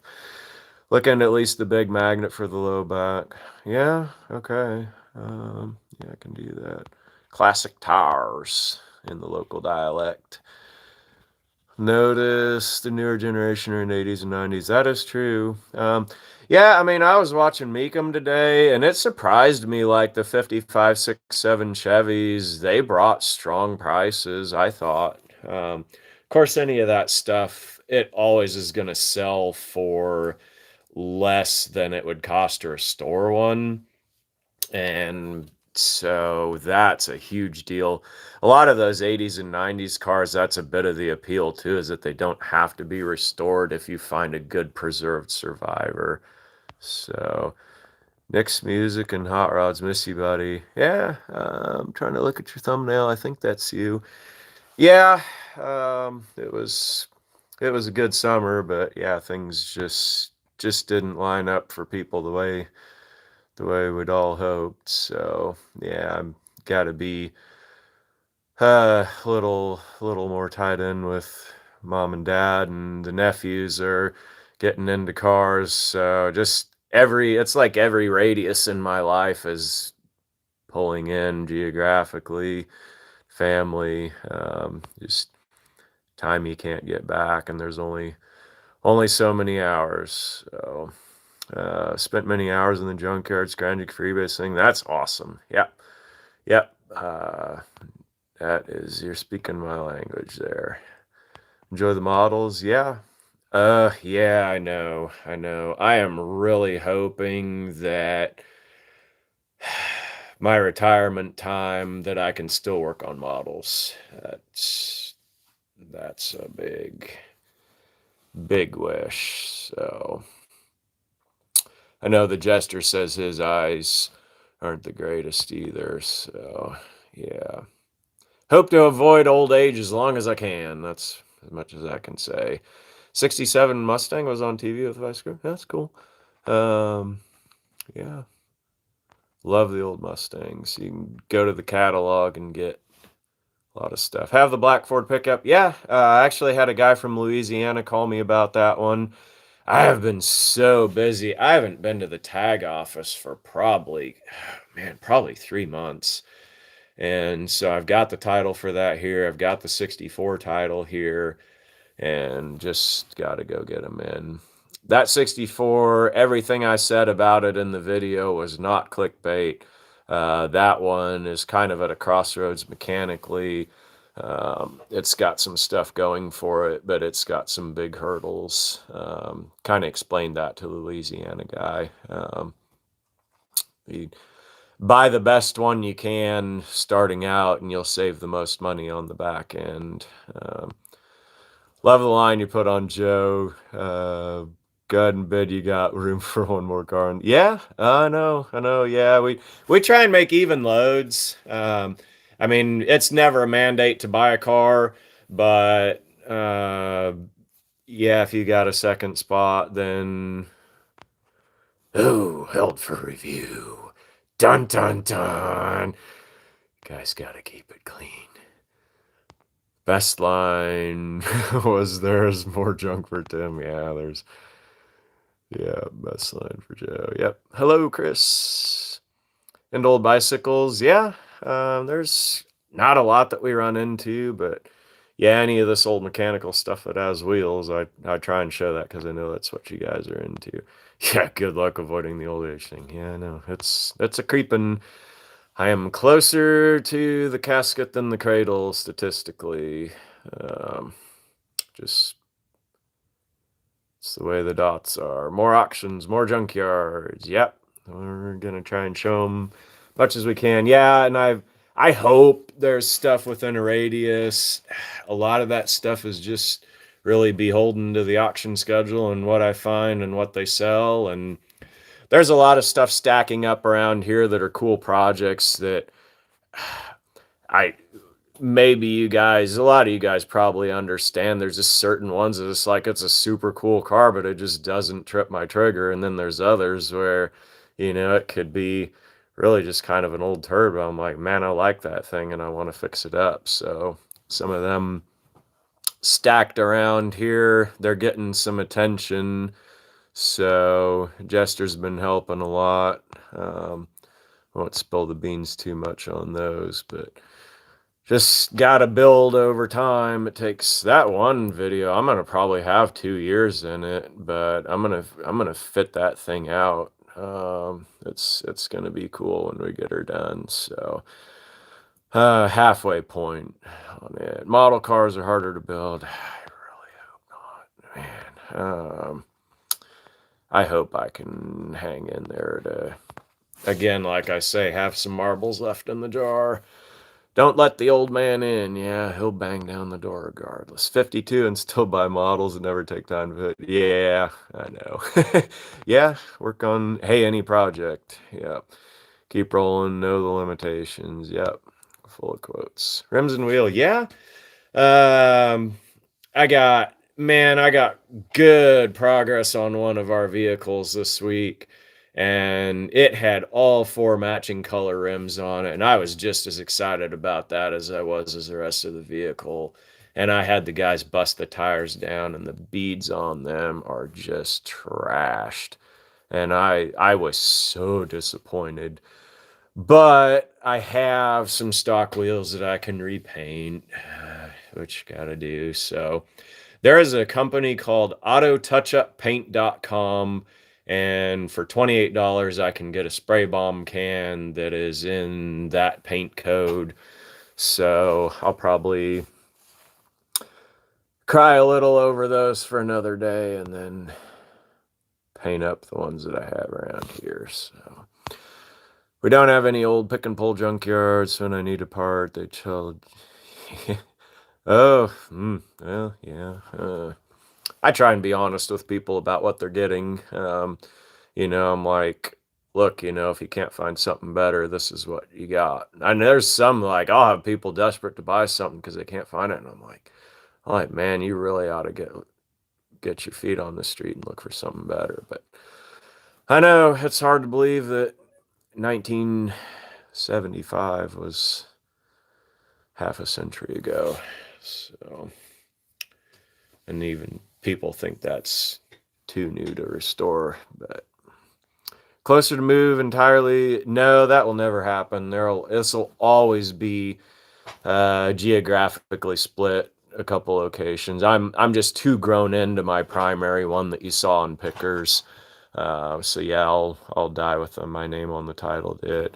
Hoping at some point that's probably the 10-year plan. If I could find somebody that graduates from McPherson College that's really ready to run and just wants a place to set up and kind of keep their head down and just do good work and build a clientele, then kind of like to have that for the primary location here. Used to buy Gen 1 Mustangs for $200, drive them home. Yeah, I know. Can't buy wheels for that. Yep, it's just all in the scarcity. There's a really good video that's been posted, I think, in the last week. I'm hoping that's come across some of you guys' algorithms. And if it does, definitely click on it. But it's a scrapyard in New York. Surprisingly rust-free stuff. 60s cars getting crushed. There's a white 63 Impala in the thumbnail title. Just super, super cool video, but super sad at the same time. And I know a lot of those they probably bought for $25 to $50. I mean, and those days, I mean, they're fairly recent. Like I remember in the early 2000s, our junkyard in town, they would give $35 for a car if you brought it to them. And so when I was starting out, I bought cars, Plymouths and Oldsmobiles and this and that for 100 for 35 bucks. And if you wanted to buy any car out of the yard, 150 bucks. He'd say, I bought a 53 Cadillac, a 54 Buick, and a 54 Chevy, all three for 150 each. And those were some of the first ones that I started parting out. So, yeah, don't see those prices. Although that Lincoln auction this spring, 55, 6 cars. Somebody asked in the comments what we spent average on those. I think it was around 300 a car. So, model car magazines, that is awesome. That's cool. Yeah. Um, that is really neat.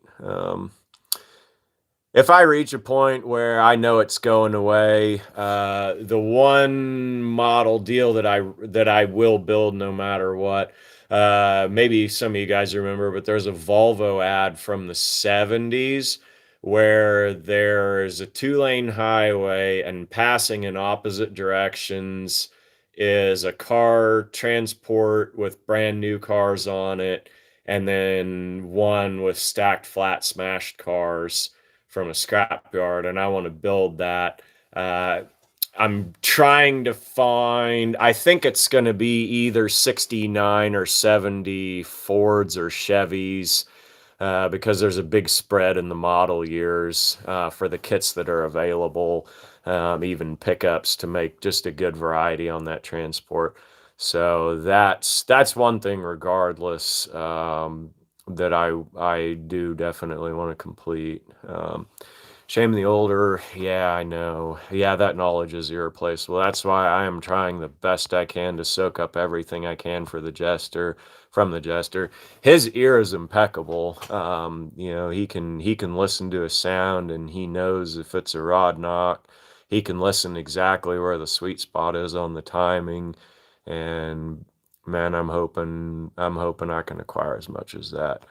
Promo models, really? Oh wow. That's super cool. Lloyd, if you would email me on those, I'd be interested if you're willing to ship. Mr. Goodpliers 1985 at gmail.com. Left the cars and comics. Help buy a house. Oh wow. Yeah. That's cool. Yeah, if there's some of those comics that are pretty pricey. Sad, sad vid. Yeah, it's super sad, but man, it's just cool that somebody documented it. I mean, that would be like smashing an '09 Impala today, so like who would really get hung up about it? But it's like, yeah, you really weep for a lot of what's in that video. Um, Pick and pull yards, West Coast. Yeah, that's where they started out. A lot of stuff that starts on the coast spreads inland. So that's a cool thing about living in out here is that by the time the trend makes it to us, it's like really good and really proofed. Like we don't have to be the beta testers for any things that fall on their face. So kind of like that. What got me passionate about 70s cars? It was, yeah, the downfall. I mean, there's like honestly, a lot of the car shows were like 72 and older. Um, so my neighbors would build demo derby cars, 70s and 80s stuff. So I hung around there a lot of watch that stuff. Still makes me sick to see that stuff destroyed. And a lot of these big money shows that pay, man, there's like mint 70s Electras and Cadillacs that are being trashed out. I mean, like nice paint, nice interiors, but they're dinosaurs. So it's like, what do you really do with one? I Hard to say. Like, why do some people like strawberry pop tarts and some people prefer cinnamon? I guess, yeah, the 70s cars, it's just the style and the colors, the upholstery materials. It's just a time and place. Like, they will never build cars like that again. I got a lot of 70s Motor Trend magazines when I was a teenager, and so reading in those, it was just kind of cool.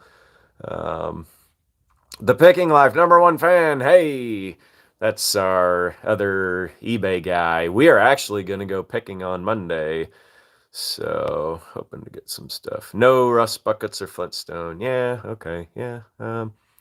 If it's the right car, they'll patch it up. If you got the right sheet metal available, you can check the boxes in the catalog and fix. Man, my 67 Impala, the floor is absolutely gone, but I've got 2 brand new panels to weld in it. So, I like patch and rust. Yep, sad to see cars go to the iron. Yeah, I know. Yeah, it's a waste of our transportation history, and when it's gone, you cannot get it back.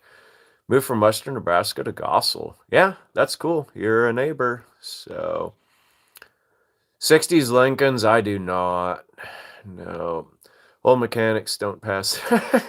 Okay, Jester, you're not that obstinate. We had 250 cars crushed in 98. $33 a piece, yeah. And in 98, I'd be sick to know what was gone. 30, yes and no. I mean, at that time, there were so few people that had car crushers because they didn't crush cars for iron. They crushed cars to make space after they were parted out. So, yeah, that was, it was a hassle to get rid of old cars. And then '08, it went from like $40 a ton to like 100, and then it went to like 150, and then to 200, and then all of a sudden, man, I remember the first farm auctions. I was at a sale. There was a '63 Galaxy XL box top that the scrap guy bid up to $600 on, and I had to give 700 to save its life. But I wasn't gonna let a bucket seat XL go to scrap and be wasted. But yeah, that was a long way up from $33 because he was gonna cash more than 600 if it was flat. So when I was 6 years old, Dad took me to defunct 50s, get every hubcap we could. That's cool, yeah. I got a big bunch of ornaments that we sold that you could tell they were all just from some boneyard pried off.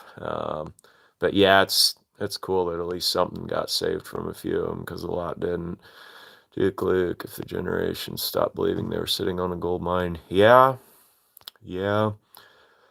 That's a give and take. I mean, this stuff, on one hand, it's rare, but on the other hand, it has to be affordable or else people won't keep fixing it. But there's people that have $1 million budget literally to restore a car, like some of these '60s Ferraris and Duesenbergs, and then there's some guys that have $1,000 budget. And yeah, I know some of these parts, it's like you get priced out and can't finish the car. No real value. Yeah, I know some guys do and some guys don't. Man, some guys it's just iron and it's just money at the scale. That's all it is to them. Father restored many commercial trucks. That's cool. Yeah, a good old commercial truck that's restored. If you ever get up to Kansas City by the rail yard, there's kind of a cool concrete mixer like a '48 Ford, and that thing probably gets more attention as a billboard. And then Allen's Auto Service in Wichita, he's been out of business probably 20 years now, but he had these old cool blue Ford pickups.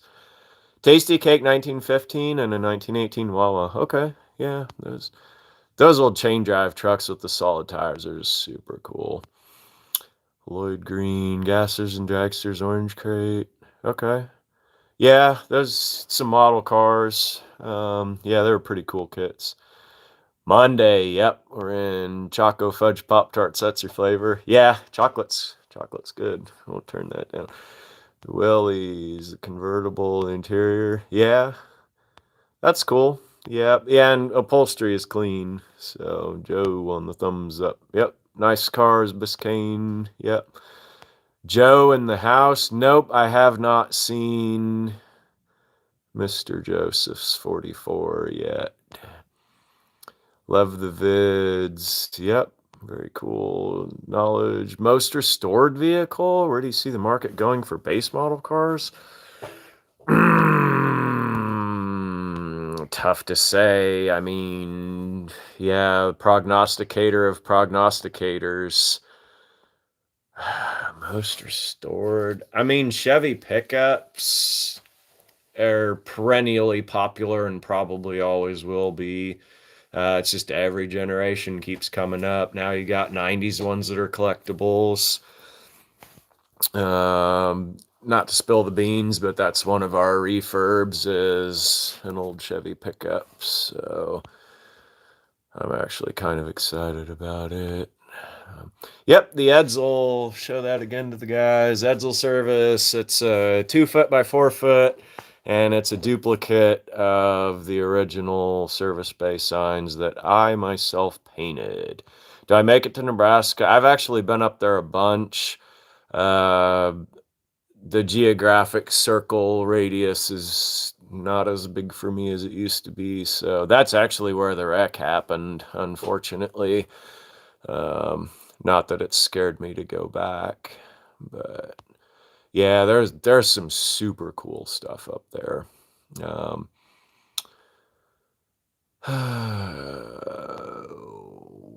I'd hope to go again, but it makes my back hurt thinking about it. Brothers are storing a Hudson Hornet. Yep, don't see. I don't know. They're cool cars, but like everything else, they rust away. There's nothing galvanized on the bottom of an AMC product, so if that tells you what happens to them. 250 more crushed in 2068 a piece. That's probably right. Yeah, $6,000 or $8,000 at that time was good money. Yeah. Yep. So that's my guy bought them at 35 a piece and sold them at 68 and sold parts in between, and that's the way the salvage business was 25 years ago. Is Silas the main competitor? I would say not. Us car guys were pretty good about dividing the spoils of war, as I like to call it. If there's something a guy really wants and has some place to go with it, we might rub elbows at the beginning and say, hey, lay off me on this if I'll lay off you for that. Then there's others, like if it's a really popular car, if it's guys we don't know, then it's just, yeah, it's a bloodbath. So, a quote that the auctioneers will say, there's no friends at auctions. And yeah, that's true. But at the same time, if you can avoid battling, that's cool too, because your buddies might give you good prices on the back end if you want to buy stuff from them next week if you haven't beat them up bidding the week before. 59 Chevy Apache 38 project titled car hauler. Probably not for me, but there's just only so many and so much time. Old rail car storage. Yeah, I have a love-hate relationship with those things. They're super cool. They're transportation history. I absolutely won't get rid of them, but there's stuff that's in them that it's too good to throw away, but it's not really worth much. And the one has a hole chopped in the top and the rain gets in, and yeah, they're there. They exist. Lloyd redacted. Base model cars, cold door motors, turn up the bass. Yep. I know. Yep, custom 500 Ford. That's cool. Super bass. Yep, love them. Love them, love them. Ethan's got one that I kind of tried to twist his arm out of, but he likes it and I like it, so he still has it. Sandhills, yeah, I know, I know. There's a really cool one that I wanted to come back for out there. Just don't know if I'm gonna get it, make it to it. So BC might not be the cup of tea. Some of these you get so far down the comments, it's hard to remember. Seen a radio for Dodge pickups? Possibly. Um, Joe probably would have one. rustranchkansas@gmail.com. Like the speaker is great built into the dash. Yeah, yep, they're pretty cool. So my granddad had a 48 950 Dodge, and it sat at the barn. And when they sold the farm in '90, he actually traded it for a house in town. Mom got the distinguished job of steering the Dodge back to Dad's farm on the tow chain, and she opened the door to hop in, and a raccoon hopped out, and she didn't want to hop in. But there's a few things like my dad would just strong arm my mom, and he's like, you got to do this because I don't have any other buddies that I'm gonna call to do it. And mom would just groan in disgust. And but she's a very dutiful person. You say that about her. But there was only one raccoon in there, and it was gone. So, yep. Spent hours with you on the screen, yeah. Car guy, yep. Yeah, keep the young guys into it. I got a neighbor that's been eyeing my Chevelle, and I'd like to make a way for him to have that thing. So, yeah, we got to keep the young guys folding in. 240Z or 2510. Joe picked up a 510 wagon. Not sure if he sold it or not. Kind of a rare car. I've got a good 240Z windshield if anybody needs that, but not too much else. Sandhills. Man, that was. I would draw a blank on the name. But the video was posted right at a year ago, last February. Super cool old boneyard, and I think boneyard's in the title if you search. 30 Plymouth, I think coupe. I'm kind of in the hills in the thumbnail picture of that. So yeah, cool place. So we know Joe and the Jester, but who are the other people? So we've got Gordon. Gordon's a year older than my dad. He was Joe's old neighbor. His dog is Biscuit. Silas has his own channel, of course, Adventures Made from Scratch. Have not seen much of Tractor Dave around, Crazy D Equipment. You'd have to call out any of the others specifically. Trash truck content, oh, man, if there was any way to get that thing home, that's a dream of mine to have a trash truck. Oscar the Grouch was like my number one like childhood idol growing up. So, in fact, like one of the shops where my dad consigned antiques, she had steel garbage cans out back, and man, every time when I was a little kid, we'd pull up behind there for dad to unload some furniture, and I had this dream of like, man, what if Oscar popped out one of those things and I could hug him. Old Datsuns are hard to get. Yeah, race cars. Yep, I know. Yeah, a lot of them got chewed up. They weren't collectible at the time. Nobody gave a thought, and now they do, and they're all gone. Just like '59 Chevys and a lot of other stuff. The Ford, no, I know what you're talking about, but that would probably be a pay up for it at a swap meet from a guy that knows what he has type of thing. Finnegan gave, yeah, yeah. He has a cool. Is either I don't know if it was Finnegan or Fiber, but one guy just did a revival on a Model A with Derek. So that one came across in my feed. I want to watch it, but haven't had the time yet. If you get time, watch Bangers and Cash. Yeah, over in England. Dude, some of those guys, they're just as delusionally insane to wreck that stuff as some of our guys. I don't understand sport for the sake of trashing history. They're just not space in my head to try and understand why. Just like these people that go out in safari and it's like, yeah, it's a beautiful animal and you've shot it and it's like, yeah, what's the point of it? um, would love to have said, yeah. They might, if it's the ones you're talking about, I think they repro them. Yeah, so yeah, the money and choice, would you rather buy or build? If I had the body to let me build, it's super cool. Um, to have something to say, my hands took this from a pile of parts to something cool. But I mean, then there's always such a spectrum because it's like you have to take on something that you're able to accomplish.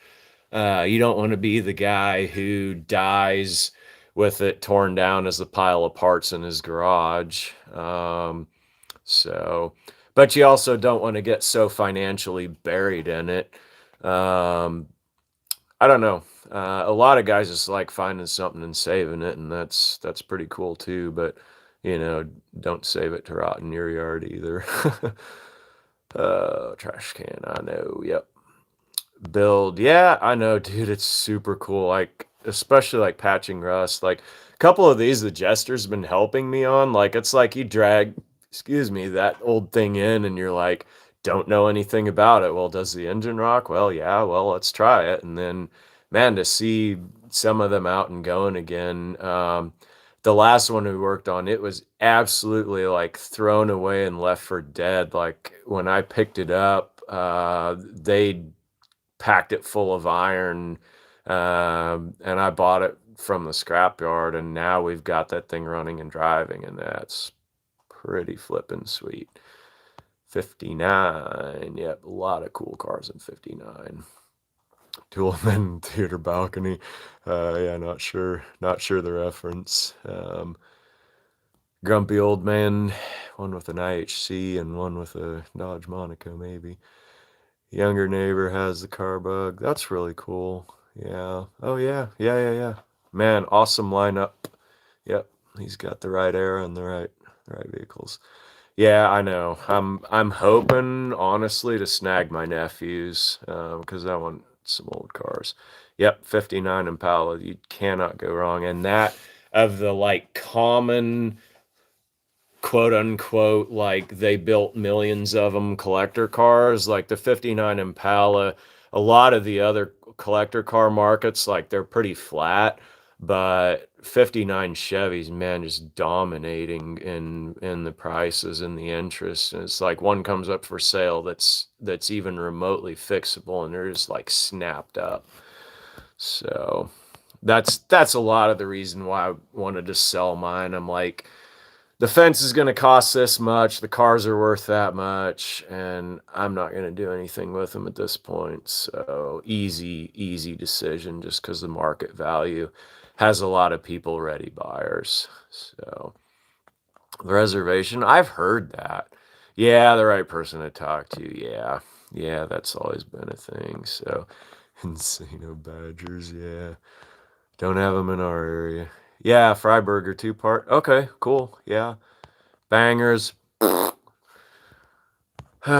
like to find a 79 Grand Prix. Okay. It's the lowest G body on the totem pole. Everybody wants Malibus and Monte Carlos and Cutlasses. So look on, yeah, I don't know. Bring a trailer. Sometimes that stuff's probably listed. See you visit your parents' collection. Yeah, my dad's cars are just kind of sprinkled all over. He's got a like 80 by 100 shed full of antique furniture that That's kind of hard for him to part with, but he's 10 years older than mom. And so the thinking is if he passes on eventually, then that stuff probably can be sold to support her. 'Cause then, he'll not have the emotional attachment to it once he's gone. So that won't be a layer to get in the way of sending things on. You got models and toys? Okay. I have some. I've never been really like an outright toy guy. When I started the channel, if you look, so go to the channel and go to videos tab and there's a drop down. I think there's most popular and oldest. If you hit the oldest, when we were like absolutely locked down in the pandemic and there were no auctions to go to, uh, I got little 1/64th scale. I'd be standing in the store and anything that there wasn't an unboxing video on YouTube, I'd buy it if I thought it was cool and I'd show the features. And so that's what my channel started out with was toys. Muppets. Yep, Muppet, Muppet, Muppet. Younger neighbor. That's cool. Yeah, we like the young guys. So my demographic that I see in the analytics is like 50 to 80, but I run into a lot of guys that are in their 40s that tell me that watch. Actually had a couple out from Waubonsee County, Kansas yesterday. Bought a Charger fender. So um, beautiful original 57. Yeah, they make that panel. So they're difficult to put in. You got to do it right because you want that glass to line up and seal. Probably not a do-it-yourself patch for a first timer. So yeah, just it's a bummer because at the bottom of those A pillars it's open and the mice crawl up and nest and urine and feces are corrosive and they'll take the stuffing out of the seats and put that cotton up in there and it just gets soaked and gross and rots them. It's fixable though because you get the panels. Every junkyard in Eastern PA. That's awesome. Yeah, I bet the stuff's rusty. Stream. Okay, yeah. Keep up the best we can. Got vehicles everywhere too. Yeah, that's every man's dream, at least of the guys that watch the channel. So hoping to be on some TV like Steve McNaughty. Yeah, I've had a couple guys say that. If I have to travel to do it, then probably not in my radius right now. Instant assessment, girl trim here. Yeah, yeah. Um, there's a lot of stuff though that you guys will fill in details that I miss. So nice to hear from you guys too if there's stuff on car that we bump into that I don't catch.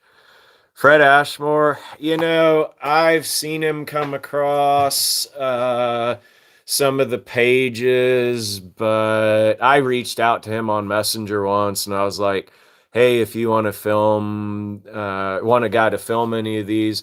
I know for some people like that have cars, YouTube can be a little bit of promotion, and I said, do you find some cool places I'd love to come down and film? And I don't know, I've never met the guy in person. I hear he's got a little bit of a impenetrable wall to his persona. So yeah, I probably won't say any more about that, but answer was long, but the short is no. So all of Dad's 19th century furniture. I know, yeah. Um, it's tough, yeah. And that's kind of hard for my dad to watch. I think at some of these auctions, stuff he might have sold for $600 is probably, struggling to get 150 now. So, but yeah, they just understand the markets. I kind of wonder what happens to the old car market if in 30 years we see something similar. But I watch some of these guys at auctions and they're like, I like this car, I'm buying this car, I'm working on this car, I think it's cool. And it doesn't matter to me if it's worth a third of what I pay for it 20 years from now. I'm still going to like it. So that whatever it is, it's important. Preservation of history. So keep what you're doing. Yeah, we save what we can. So I'm just the bridge. I find it someplace where it would have gone away forever and hold it for a while and sell it on to the guy that knows what it is and loves it and appreciates it. So past the 2 hour mark, so we're going to wind this down pretty soon, I think. Going to keep up with the comments here. Be checking out Hot Wheels. Yeah, I know. Yeah, they don't leak oil. Yeah, you can have a really cool car collection and not have to worry about flat tires and stale gas tanks. So yeah, there's nothing wrong. And a lot of these guys I know, if you're past the time where it's accessible to work on a real one, collecting the small way is cool. So John from Berkshire County, yeah, nice, awesome. I bet there's a lot of trees there. Antique furniture crashed. Yeah, I know. Yeah, mid-century stuff. I remember sales going around with my dad.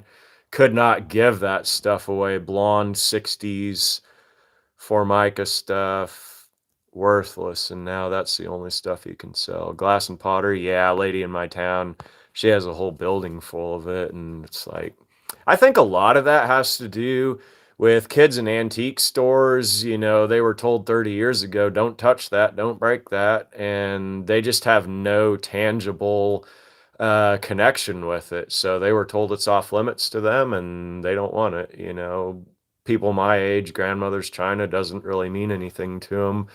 So that's why it's really important to get these young kids, you know, let them go out for ice cream with you in an old car, and they see the smells, see the sights, and smell the smells, and they know what real gas and real oil are. And younger women and wives, yeah, I know. There was a whole deal that kind of blew through probably 10 years ago about farmhouse and white peely paint, and that was about the last time where people wanted old furniture. So 80s and 90s. Yeah, kind of hit that before. Um, have to try. I know. I've been to Carlisle. Hershey's like really the pilgrimage, and I wanted to do it. The first videos I ever watched on YouTube were Matt Iron Trap Garage walking around at Hershey because I just wanted to see what was there. Um, so yeah, I can't say I probably will. That was part of the reason why I bought my van too. I was like, man, this would be like the ultimate like Hershey rig. But there's stuff I'm sure every one of you guys here that's got some age on you can say you've really got, yeah, just to pick. So overlay information, yeah, that worked really good on that 64 Impala because there's just some awesome advertisements to catch for those and put in there. So yeah, it was some of those. It's fun to build. Good to see. Yep, T Swigs. Yep, good to see you. Great live. Have a blessed night. Yep. Certain collections. Yeah, I know. Baby boomers. That's going to be the biggest transfer of wealth is from baby boomers.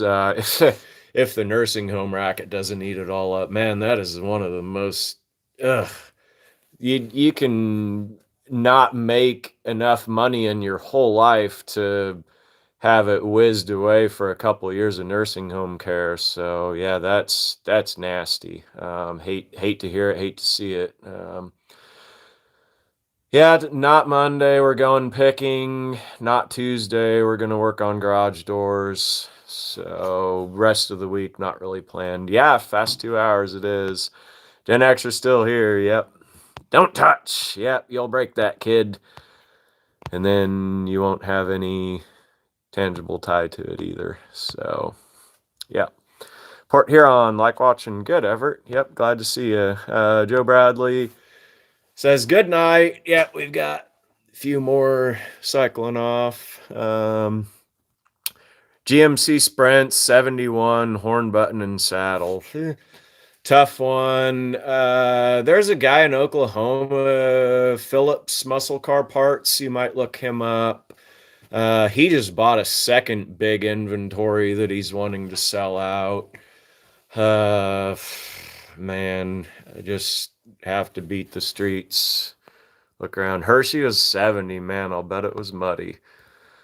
That's pretty cool. I just saw a deal the other day on one of the porcelain sign pages in like 1985 or 90. A guy had a 6 foot sign, porcelain, that he said he was lucky to get somebody to give him $75 for because they just weren't worth anything. And that's, yeah.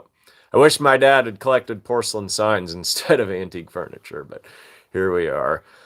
Mr. G, yep, Pittsburgh, that's cool. Iron City.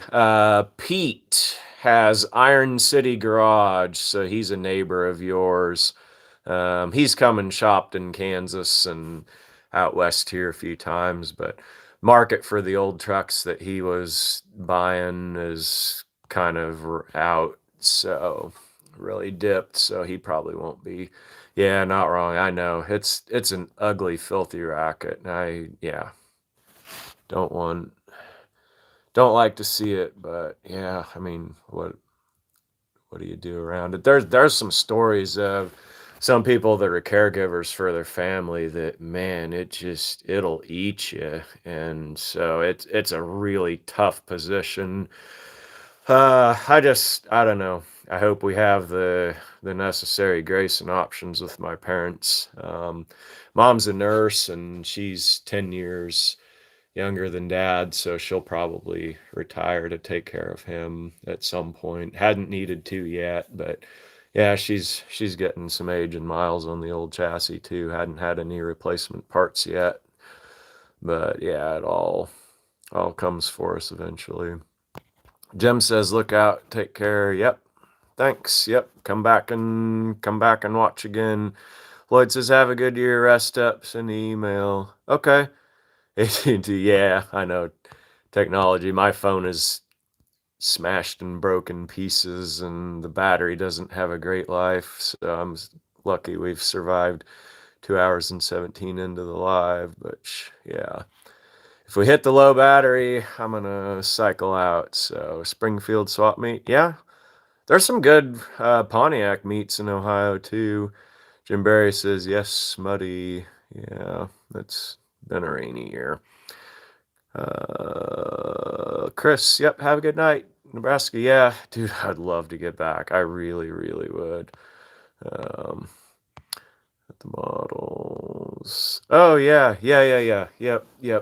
I'm interested in those. Yep. So yeah, it'd be cool to see. American Pickers, even like really junky, busted up models. So one of my high school projects was a junkyard diorama, which I still want to finish. Um, Love the American Pickers episodes. I really liked it. So there's been, I want to do, I've told you guys that a long time, but I just haven't sat down and filmed it. Okay, now okay, I'm back.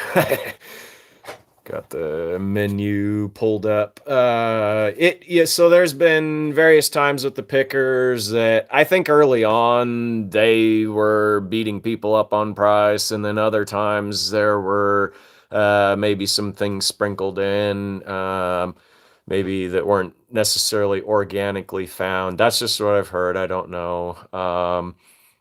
By the time they did mine, it was pretty authentic. But I like to call it the fine line between, Stanley Kubrick production and like, high school film project. Like you have to have enough of a production quality that it's interesting. The biggest thing for them is like planning out because they have such a production schedule. Like if one place gets blown and it doesn't work out, then that like really, yeah, kind of nails the schedule. So it was good on my end. Yeah, Joe says still here. Oh, yeah, I know. I said that as a warning because if we hit low battery, then poof, gone like the last live. So, yeah, I'll be here with you guys as long as I got a battery. So I've seen lives 3 hours and more. So yeah, don't sweat sticking around. I'll be here as long. So you got the battery. North Alabama, that's cool. Actually been there, Huntsville. Um, there's a cool old guy that had a salvage there. Don't know if he's still around. Uh, Parsons, West Virginia, that's cool. Jester, laughing, praying blessings. Yeah. Neighbor in El Dorado, that's cool. Yeah. Um, Cars and Parts in Springfield. Okay. Yeah. I wonder if I'd seen something about that. There's a couple swap meets that, like, the way they handled, and I don't know if that's this one, but the way they handled, like, refunding people when they were canceled in the COVID thing, that left a lot of people pretty chapped. I think I was the one North Carolina one. It was like the biggest meet in the country, and then yeah. Pate's pretty cool. If you get the chance to go down there, supposedly it might be the biggest. They say it's hard to really compare and say like how would you really be able to tell? But it's super cool. I don't know if I'll go back. I had a couple really good years there, waltzing around the field buying. And then I told myself if I didn't put the stuff on eBay that I bought, that I wouldn't go back last year, so I didn't. Don't think I would this year, just not in the radius to drive. So 200 models built and to be built. Yeah, that's cool. Um, would I recommend signs and advertising for beginner picker? I probably would not. There are so many fakes out there. Like even the guys that really know the stuff are getting taken. All I can say about that is just buy what you like what you buy, and know that your money is tied up in something that if you're cool with what you paid for it. I don't buy any of that stuff and expect to resell it and make anything. I know a lot of guys do great with it.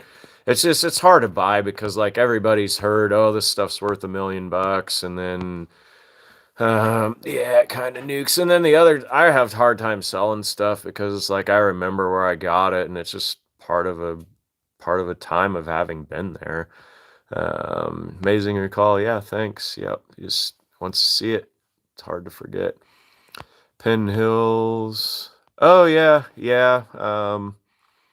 Yeah, I think that's Mr. Pete he's talking about. Metal Arts, yeah, thanks. Yeah, Black Truck will get saved and drive again. Yeah, it will. Just hauling the details of how to get it there. 67 F250 is that one. I believe they just recently stopped. Yeah, sad to see Frank go. I really hated that there was friction between Frank and Mike because it just it's hard to show to the fans, but I understand. There's some personal stuff that goes on with people. There's a lot of people I'm friends and comrades with that I not not pals with everything that they like, and they're not with everything I like. So new location, yeah. Hate to see the swap meets dying out. 5 hour plus live for Cold War, yeah, that's cool. Junka's life, I don't have a 5 hour battery life, but we Wisconsin, yeah. County raised, yeah, dude. Like I see some of these events, and I'm like, it would cost like 10 or 20 grand to put one on, and you have insurance on them and rent and utilities and like people, and that's a tough one for promoters because once people remember what a $35 space is, um, some of them, man, they'd have to charge probably 100 to break even, and it's tough. Yep. Someone's trash is someone's treasure. That's true. 3 feedbacks, expensive. Yeah, man, eBay could do a lot better policing that stuff. but they just, I don't know. It's killed eBay for selling project cars because, or like any vehicle, because Bring a Trailer has a lot more curated buyer experience. eBay, you'll have some new fake account that bids on a car just to run it up, and then that's, yeah, a bad deal. So my feeling is, if people don't care to keep their platform in good shape, then they deserve to be overtaken by others that do. So, parting skills, yeah, man, I don't know everything, but there's actually a really good Facebook page called Vintage Parts Identification. So that's, as iron sharpens iron. There's a lot of guys there. Signs are hard market. Yeah, I know. And everybody on the pages, they're like, well, is it peaked and blah, blah, blah. So free boat with every purchase. Yeah, especially if I sell pickups, I could just sneak one in the bed as they're pulling out of the yard. Oh, where'd you get that boat? Well, I bought a pickup. Howdy, Tim, longtime listener. John Rogel, hello. You've wrecked some cool stuff we'd like to have back. Said hi. Yep. Hi, Dale. Welding and Fab, Triple B. Fun to see. Yeah. Oh, yeah. That's cool. Yeah. So did I, actually. I, yeah, I went to school out in the country, and yeah, I remember when it was Rudy's mess. So bad back and poor health. Yeah, I know. Can people show up? Yes. Okay, so eBay store item, that's probably fifth or sixth time mentioned, but go back in any of the videos, and in the description box have all three of the eBay accounts. Yeah, I don't really have cheap stuff in there. If it's not worth 50 bucks, I don't list it. It's just hard to keep up with all the questions. And so, yeah, if you want to buy something, I should have like some cheap hubcaps and ornaments in there. But yeah, there's only so much time, and health being the way it is, it's tough. So, um, if you do want to come, I'm kind of like Silas. I'm split between several different locations. So absolutely make sure and plan with me beforehand. Yeah, eBay, it comes and goes. They've tried to be all things to all people. They had a eBay local, they called it. It was kind of like Craigslist that didn't go too far. And then they tried to be like Amazon. eBay, it's an old company, like 97, I think. So they're coming on, you know, several decades in there. And eBay was the good thing for collectible stuff, and it was obscure. And they try and be all things to all people, and this, like Amazon competing stuff. Like, if you want that type of thing, go on Amazon and buy it. I mean, eBay should have kept their uniqueness, but they made the way they made it. So there's a lot of good to capitalism, but then you see some corporate stuff that it's just like, you guys kind of lost your way. Closest I come to social media, yeah, Duke, I know.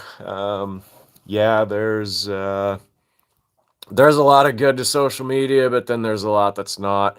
And to be honest, if it weren't for Facebook Marketplace and a lot of the groups having replaced online forums and chat rooms, it wouldn't be worth the time suck that it is. But I do try to have as much interaction that's more positive than negative. But yeah, you do have to kiss a lot of frogs. And if there's not a reason to have social media, then don't. YouTube isn't great for being a social media deal, like, other than there's just not a lot of ways for you guys to interact with me, so that's why I try to put it in there. phone ringing again. I don't know why that doesn't block out on these, but people want parts 24 hours a day. So eBay's the biggest garage sale. Yeah, I know. Yeah, for that little stuff. I just don't have the patience to list little stuff, but I'm grateful for the people that actually do, because if I need something little, then it's there to go buy it. So yeah, the restaurant inventory, it is interesting. So Joe's got actually like a really big photo deal. I'm gonna see if I can plug this phone in actually. I'm probably gonna get you guys scrambled here. Um, should we go for the record? Beat Cold War Motors 5-hour live. I'm going to have to hold it now, so it's probably shaky unless you guys want to go sideways. Yeah, for some reason they don't like that here, but yeah, early eBay. We're going to get scratchy here, so try and keep the quality good. Yeah, Joe's got the good inventory. He finds the old stuff, saves it. So, what I was saying, he's got actually a good like Google photo albums. I'm trying to get there. There's other stuff that's got to happen in the. Hopefully, that could be in the 2-year plan. Work a lot better to do after stuff's moved. I hate to have a bunch of stuff out there and then people can't get a hold of me because I just don't have the time a lot of times to get back a hold of people with parts. I hate that it's that way. But yeah, I just have to take on what I'm able to. 100% feedback rating with 2,000 transactions. Yeah, that's cool. Yeah, we're pretty close to that. Yeah, so good day from John in Sydney, Australia. It's a flop. Yeah. Just all depends who's selling, and again, like any of that stuff, I try and give more than I take, and try and be, uh, you know, a better guy than a worse guy. Hate for anybody to feel like they got burned. So Buckeye Jim 80 Caballero with 3 pedals. Oh man. It's probably one of the more accessible and affordable G bodies around. I couldn't tell you in your area what they trade for. Here, probably 2 grand, 2,500 would get you something decent if you're just wanting a body. Give me parts. Joe's got the Fords. Yeah, hit him up. rustranchkansas@gmail.com. He'd be your guy. So schedule the chats better. Watching live dirt racing, which is high dollar stuff. I'd like to follow along. Yeah, I gave the word this morning, so and that was actually kind of impulsive because I hadn't finished a video. It was kind of a rough week. Forgot one of my meds one day that has a short titration that I take twice a day, and so had to get that back going. So it just kind of knocks me off my regular rhythm. And then some of those days, it's like I wake up in the middle of the night because I hurt, and it's like I didn't do anything that day to need to hurt. And yeah, just trying to work on some of these long-term runners because the weather's warm. I just don't end up with a lot of time left to edit, so that was kind of what ended up happening. Flea market videos, I know. So that's the type of thing I'll get absolutely killed in the algorithm for doing.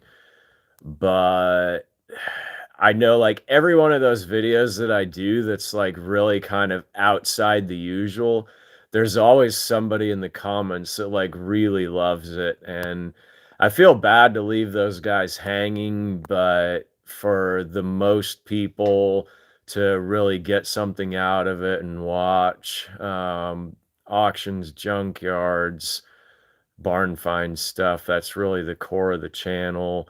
And if I stray too far and get nuked in the algorithm, then it's just really hard to get back. And I hate to make it something that's too, uh, overly like in the ruts, that you guys get tired of. I like to change things up, but at the same time, gotta gotta work as a creator with a lot of things in mind. So, flea market video not likely to happen, just simply because I don't have any plan to go to, honestly. Fox body stuff is the next money. Yeah, I mean, everybody I knew in high school had a fox body, and it's amazing. Like, where did they all go? Uh, Olivia, Southern Utah, watching. Come hunt some rust-free cars down here. Yeah, wish I could. That's been outside the radius, and now it's really outside the radius. Thinking that find parts for sale and prices and find a buyer's internet junkyard listing for sale. Yeah, I know. That's the whole. Actually, Ryan from Iowa Classic Cars, he started a website for parts, and I'd really like to get there. Um, so I've got to be done with the yard here, buttoned up, and then I've got to get some help here. My dad was my shipping manager for eBay for all the years that we did it up to here recently, and trying to work on packing some of those boxes with him, it was just really beyond what he was able to take on, and so now I've been doing that.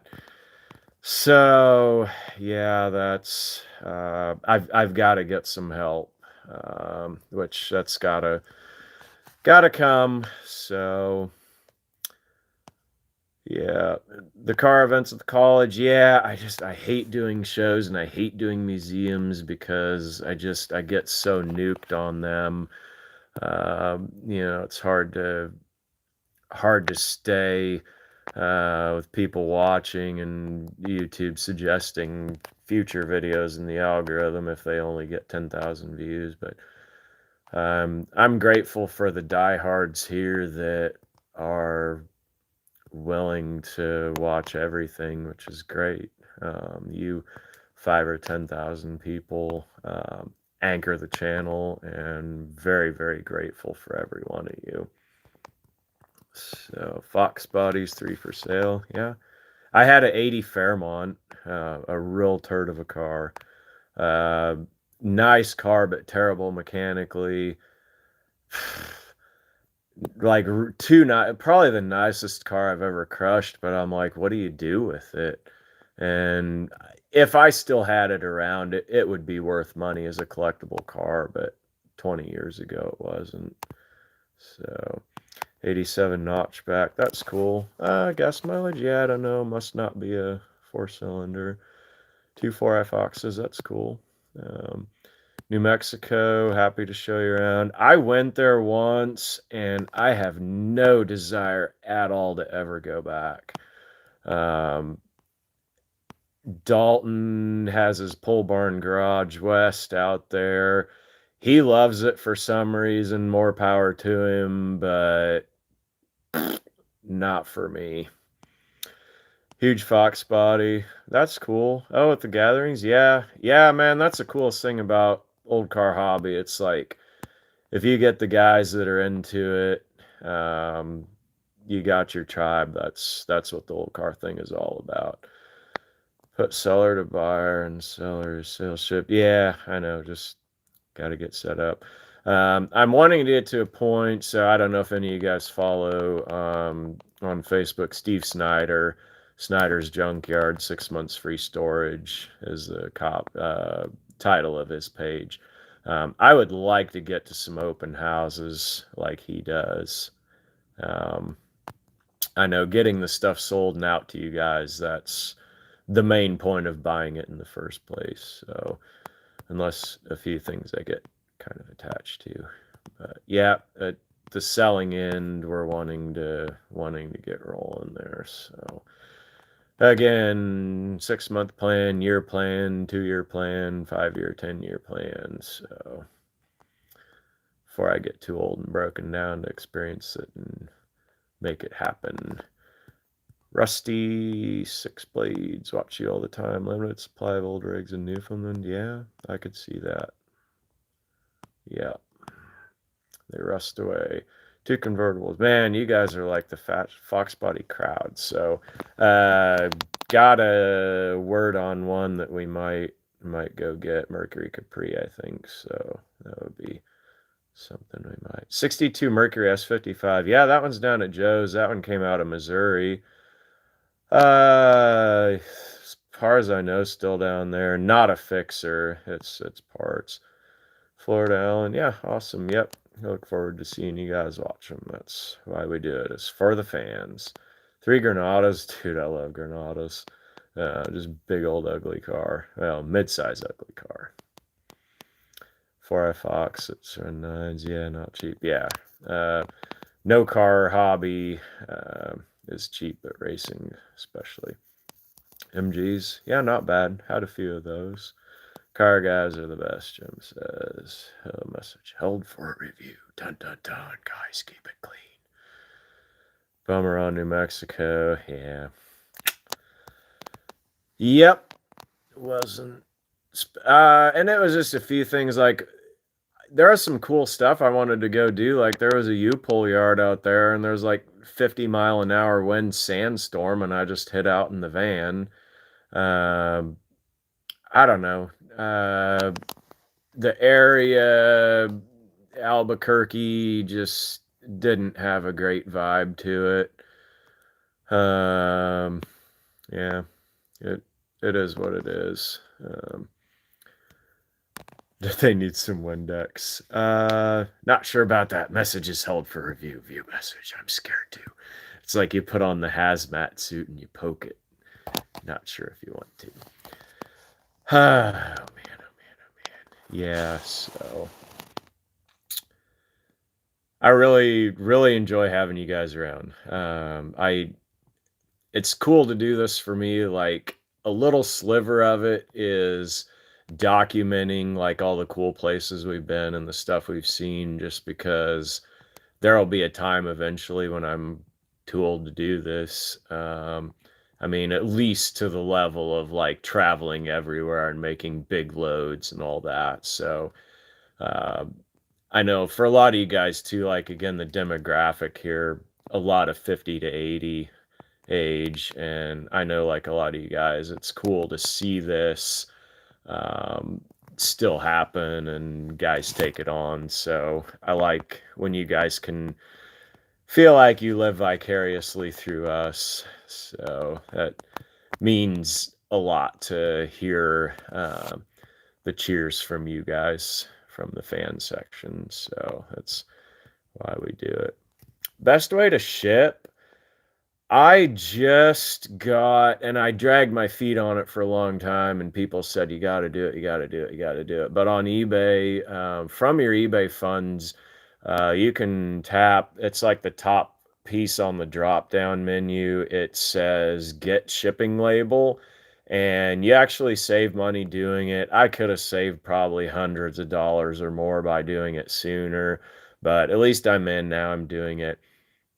Put in the weight, put in the dimensions. My postal clerk is super chill, so she will actually print them. It spits out a reference number, and it's super easy. I'm not a techie guy, which is why I dragged my feet to do it as long as I did. So I got set up with that. You put your dimensions, your weight, and it's really easy to like you pick UPS, FedEx, and then you print your label and then you drop it off at the place, which if I'm at the post office and it's super easy. So yeah, that's good for eBay. It's a good live stream. Yeah, yep. Try and do at least one a year. So Jim, car guy since 4 years old. That's awesome. Yeah, I'm probably about the same. So I remember still when people drove 60s and 70s cars that were patched up beaters. And that's probably a little bit. Somebody asked way up in the chat why I like mid 70s cars. I don't know, like my dad just drove old clunker beater cars, and I guess that's just something that it never leaves you. One of my very funniest cool stories about my dad, like he would have stuff that was just always on his last legs, and he was so frugal. He wanted to drive a car till it was totally all the way run into the ground before he'd park it. And I remember every time we'd come to a stoplight, if there was some like smell of mechanical impending doom, or a squeak or a rattle of mechanical impending doom, my dad would always just like kind of hunch down in his seat, because it's like everybody else that heard knew it was us. And then I do remember one specific time where it happened to be the car next to us and not us. And I remember they pulled away with the sound and the smell. And my dad just like cracks this grin, and he's like, yeah, we drew the long straw on that one. Till his junk broke down again. Oh, man. 3 generations for Duke. Yeah. 47, yeah. I know, man. It's like if you got the guys to show it to you, then yep, that's very good. That's why I want to pass it on to my nephews. Don't like Albuquerque either, LOL, yeah. West Texas, dude, like West Texas is the spot. There's, yeah, I like it there. Not in the radius, though, for now. Best to buy the eBay shipping label, yeah. Yep, yep. It's easy. Wish I'd done it sooner, but 64 here in Edgerton. Yep, been to a lot of sales in your neighborhood. I've got dirt younger than me, yeah, I know. Yeah, you remember when it was still plant life that composted down. Dad was the same. Yeah, dude, it's like it's aggravating at the same time, but it is like super cool that like everybody else is like trading up and like beholden to like the consumer culture, but you're like making something last and maintaining it. Every 10 years, get a new one.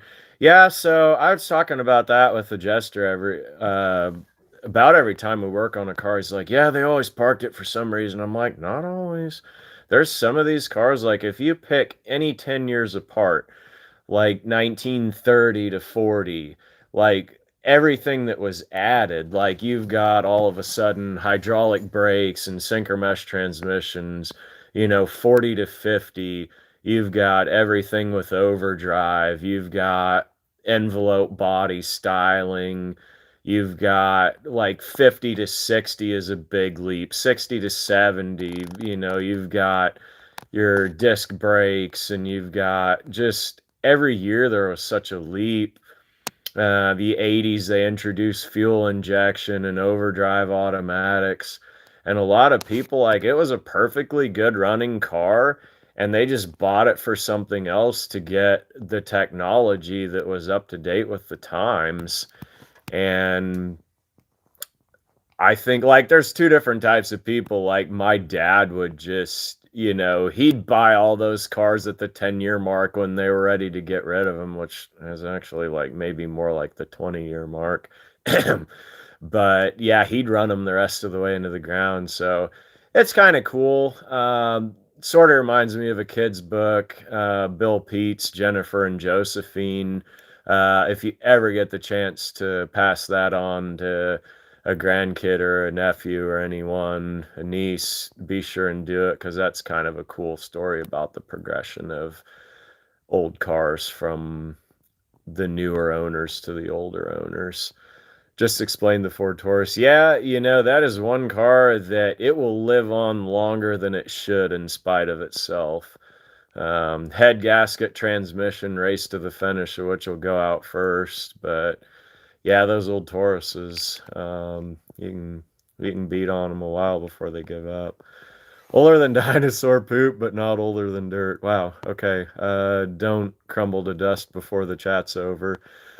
79 3/4 ton or 79 Ford. Yeah, either good for their own reasons.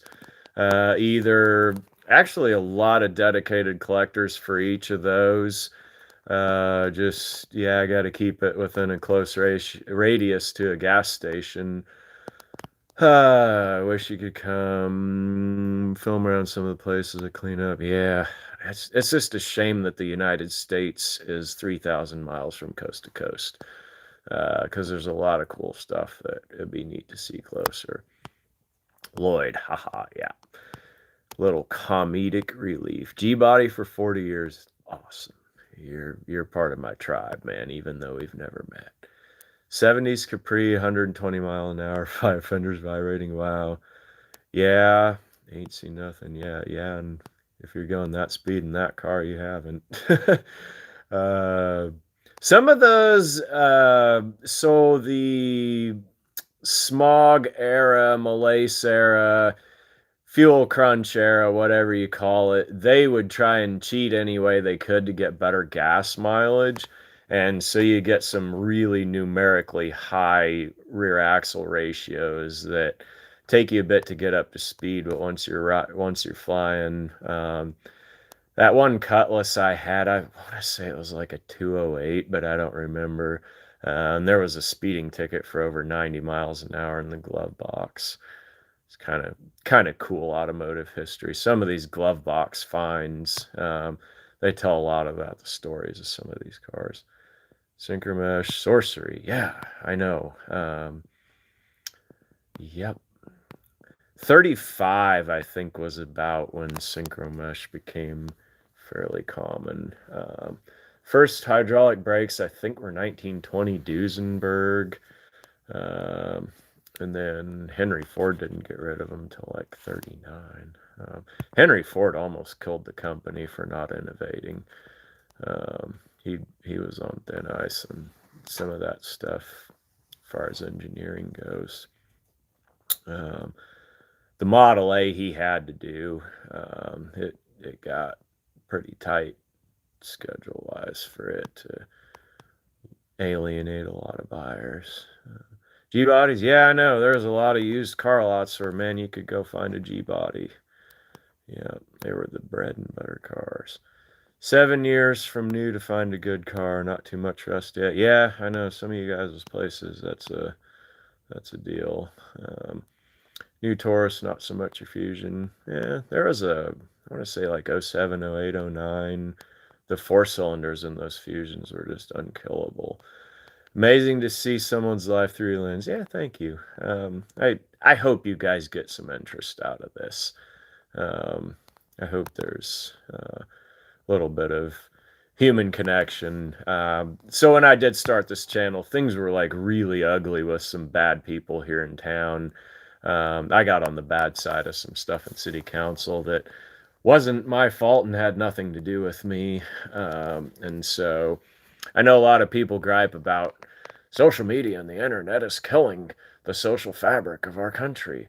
Well, for me, it actually saved me because to have you guys as digital neighbors, something that like really just preserved a lot of my sanity because it was like most of the people here were either complicit in dogpiling on and hating me or just not brave enough to speak out about what they knew was going on.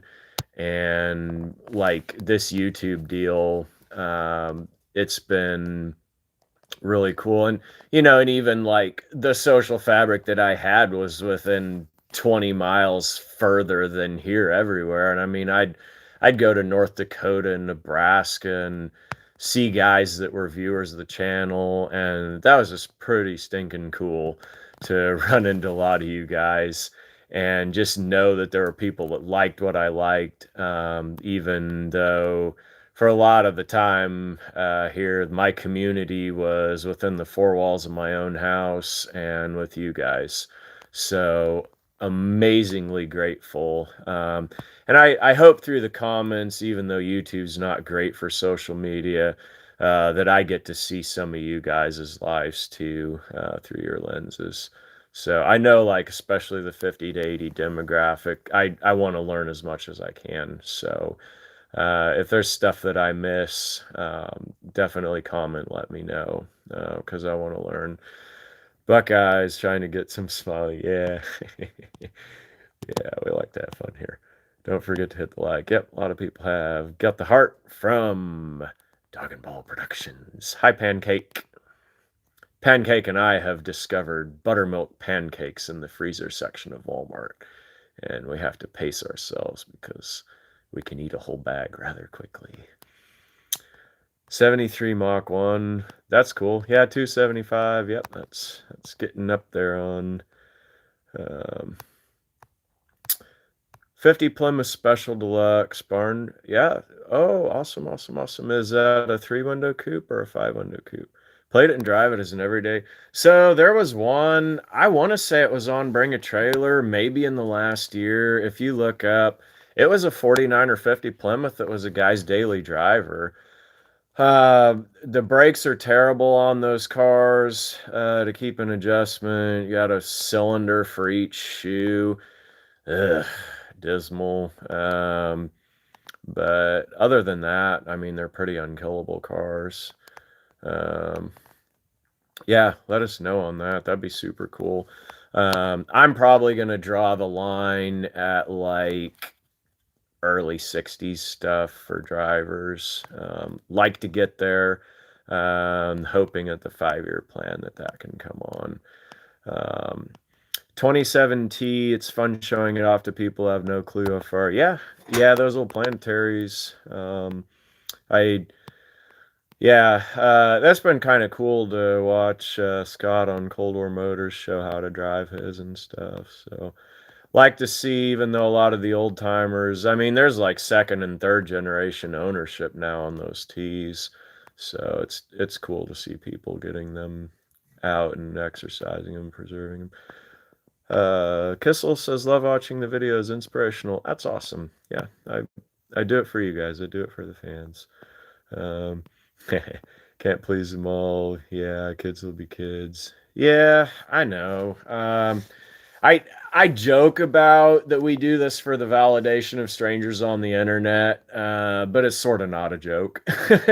So, you guys, if it weren't for you guys, I probably I wouldn't have near as much fun as I do. So, ever meet Jay Leno?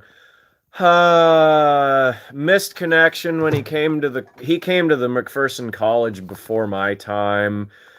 He just got accosted with too many people there that he wasn't able to get the business done that he needed to. I was out in Los Angeles in summer of '06. I did an internship at Cinema Vehicle Services working on movie cars. Awesome, awesome gig. I didn't, I mean, I met like Barry Maguire and Boyd Coddington before he passed.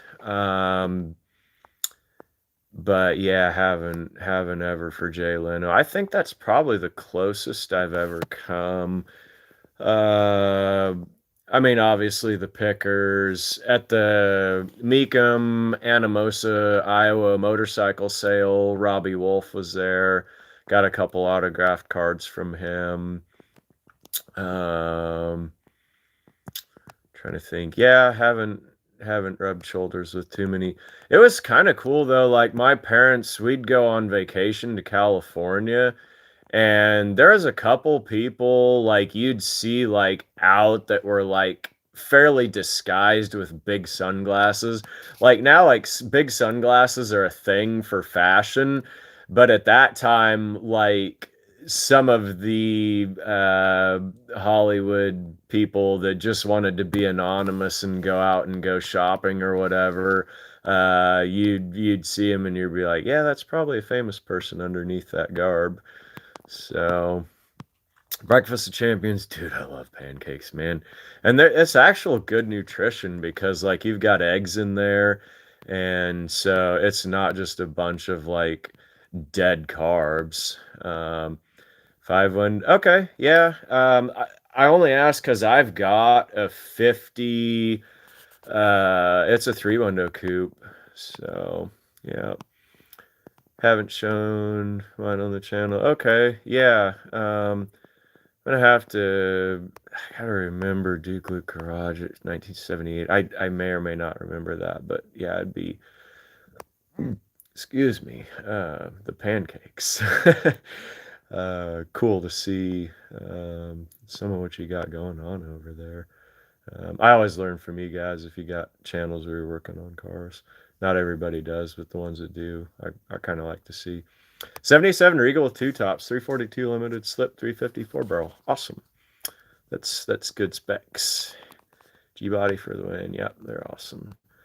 A lot of cars I haven't shown you. Okay, yeah. If you got, I do too. Yep. Eye-opening views to car culture in Mid America. Yeah. We have a lot of stuff here that they don't other places. Cool, epic stuff, man. Yeah. How did we meet? So Joe and I met at an auction. I can't stress enough, like auctions are part of the social fabric of our area. It's a good way to meet people. If stuff sells for cheap, you can dine deep at the buffet of junk. If stuff sells expensive, I'll talk to some of those guys and be like, "Hey, I got parts for that. Do you want to check out my stuff?" And I sold him probably about $20,000 worth of cars to get his deal started. And I needed some of this stuff to leave because things were just stupid with people in town. And again, it was nothing to do with me. I just got on the bad side of some other people's stuff, and they resented me for sticking up for myself, which is all anyone can do. I wasn't belligerent about it. I just wanted to be treated well. And so Joe was a good part. I mean, I'd say he's my best friend, comrade. But yeah, short and long answers, auctions. Just good experience, which comes from bad judgment. Yeah, I mean, you just got to be a person of character and learn all you can. And not everybody's going to be everyone else's flavor. So I try and do good as many people as I can. Um, Terry, younger of your two cousins in Texas. Oh, saw you were live and decided to watch. Okay, Justin, is that you? If not, I'm not sure who your new username is or who my cousins are, but that's cool. I think I've seen Uncle John's come up in my thing, but Tim Miller made Miss Butterworth syrup. Oh, awesome! Yeah, okay, Hitaletha. Uh, I wonder if the air smelled sweetly of syrup as you drove by the factory. If you guys ever get the chance to drive through Emporia, Kansas, in the Hostess factory, like it smells like whatever product they're making at the time. So sometimes it's cinnamony, sometimes it's like snowballs, sometimes it's like chocolatey, ding dongs, whatever. That's a cool part about driving through Emporia.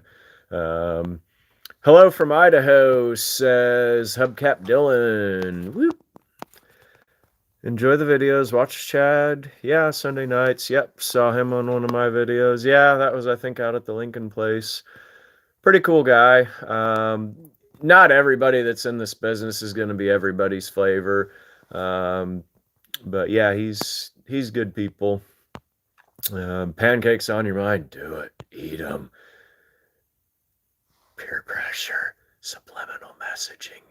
Eat the pancakes. pancakes. You want pancakes. Okay, next comment. Syrup in my wild lettuce tincture. Okay. Is that good for back discs or numbness in feet? Let me know. You got Steph talking about pancakes. Subliminal messaging is working. Part from your mind all thoughts of waffles. Part from your mind all thoughts of French toast. It is only the pancakes. Hello, I wish from Michigan had good junkyards with old stuff. Yeah, a lot of people do. I shot some film. I actually took an impulsive trip to Michigan at probably one of the lowest points in my life, and I'm really glad that I did. It's pretty surreal to see what's there. Um, we've lost like 10 viewers in the last few seconds. I guess the subliminal message of pancakes has turned off some. That's okay. The loyals are here. Okay. Yeah, yes. So, Justin, haven't heard from you guys. Wonder how you're doing. Hope all right. Hope Dale's good. Find your way, stay the course. Be young men of good character. HOAS. Yeah, I know. And that's a crappy thing about like there's like people that they'd be much happier in an HOA, like comparing paint chips and like heights of fences and like no stains in driveways. Driveway stains bad. And they somehow end up out in rural America, and it's like, you guys gotta know, like, it's not the type of stuff we get hung up on. So, yeah, I know. Uh, don't have anything special going on, just wasting time. Yeah. Yep. It's just, man, make your channel yours. Document what you do. Irvindale had a plant that smelled like that. Yeah, so there's also a Cargill plant, like in downtown Wichita. And like sometimes it smells like sweet, sweet malt-o-meal. So, yeah, just never know. Have I ever met Tyler? Yeah, so I met him at one auction before I had the channel. Said hi, didn't want to get in his way. Actually saw him at Meekum. He bought that black Mercedes. I congratulated him on that. Would have liked to have gotten to talk to him a little. But I actually, I see the Car Wizard every so often. Tractor Dave, who I grew up with, is the Car Wizard's office guy. And so there's just a few links of chain of all of us. Um, so I drive past Hoovie's place, probably a couple times a month and look out and see what's new. I've actually bought some cast off parts from some of his projects, and I was thinking about maybe welding some of them together into a cool lamp or something for him for a housewarming project, but haven't got there. I mean, Hoovie makes himself the punchline sometimes. He wouldn't be the dumbest automotive channel on YouTube if he didn't. So just eat the pancakes. Subliminal messages. Quit. Okay. All right. No more pancakes. Pancakes. Okay. No more pancakes. Yes, pancakes. LOL. Keep up the good work. Old guy signing off. Yep. Yeah, Massachusetts is probably best. It's your bedtime. Now she is laughing again. Stephanie. Eat the pancakes. They want to make pancakes. Yeah. Okay, yep, 111. Okay, we're staying steady. All the loyal pancake and old car people are still here. Not just yet, getting there though. Her making me hungry. 2 chicken patties and some fries in the air fryer. Yeah, that's one thing. Like you guys, as you get older, man, you definitely have a different caloric intake, especially later in the night. Man, when I was in college, I'd eat like 4 meals a day and still go to bed hungry, but that's definitely not anymore. So, but I still fit the same pants that I wore in eighth grade. Haven't gained an inch or a pound since then. So, making me hungry. Yep. HOA. Bad news. Went to, I mean, and I know like there's probably some of you guys watching that are in HOAs, and I get the whole thing about like there's certain places like where if you want the right house and to preserve the property value and that sort of thing, there are justifiable reasons, but yeah, pretty short list. North Dakota, low point in time, and it was unreal. Yeah, there's just certain times in your life, man, you just got to get away. I took a temporary UPS route just to get out of town, and it was something like I could have control of, and like I could leave and not be here at all during a day. It's just the point in my life I was at. Like I was either going to hurt myself or hurt someone else if I stayed around here. And you just have to have the uh, mental self discipline, the emotional maturity to just distance yourself and say, I'm going to be out. So, Mom, where's the meatloaf? Reconnecting, you're live. I'm hoping we get good signal. I'm in a building that it's 10 on the outside, and then as you can see, the ceiling is 10. Uh, kind of cool. Like we took all the old rentals that we bought at a sale, and it's all white on the bottom. So it looks like Joseph's coat of many colors on the top. But I have like $90 in like the whole sheet of 10 on the ceiling, like all of it from 36 feet by 53 feet. So that's soon enough that you're not causing permanent harm. Make meatloaf. Meatloaf and eggs, bacon and ham. Sort of. Okay, I can eat tomorrow. Said hi. What's up? Hi, David. Excited. So, yeah, I I grew up a Ford guy. My mom had an '80 Fiesta, terrible, dismal, awful car. My dad had the '62 Falcon, and then I bought the '63 Fairlane because it had the same inline straight six with the integral intake manifold, and it was just something familiar. And there happened to be one at an auction, and I was standing there and talked Dad into giving $700 for it. And a guy was restoring a two-door car, and he's like, "Man, I want to buy this thing and take it apart and use the fender of it." And I was like, "Dad, we can't let that happen to this car." And it's a really nice, like, original preserved Survivor. Like, the paint's decent, the upholstery's decent. Had a burned valve, so I rebuilt the whole engine in my high school shop class, and it probably hasn't been driven 10 miles since. Okay, reconnecting again. I'm not sure. Yeah, blame the steel roof, I guess. Uh-oh, down to 97 people. We have 15 of you that were not so big into the meatloaf and left. Sorry, non-meatloafers. Short answer, range of motion is key. Magnets. Yeah, I'm gonna have to look into that. Yeah, yeah. There's just no easy way out. I know, like, yeah, pain management's kind of becoming a thing.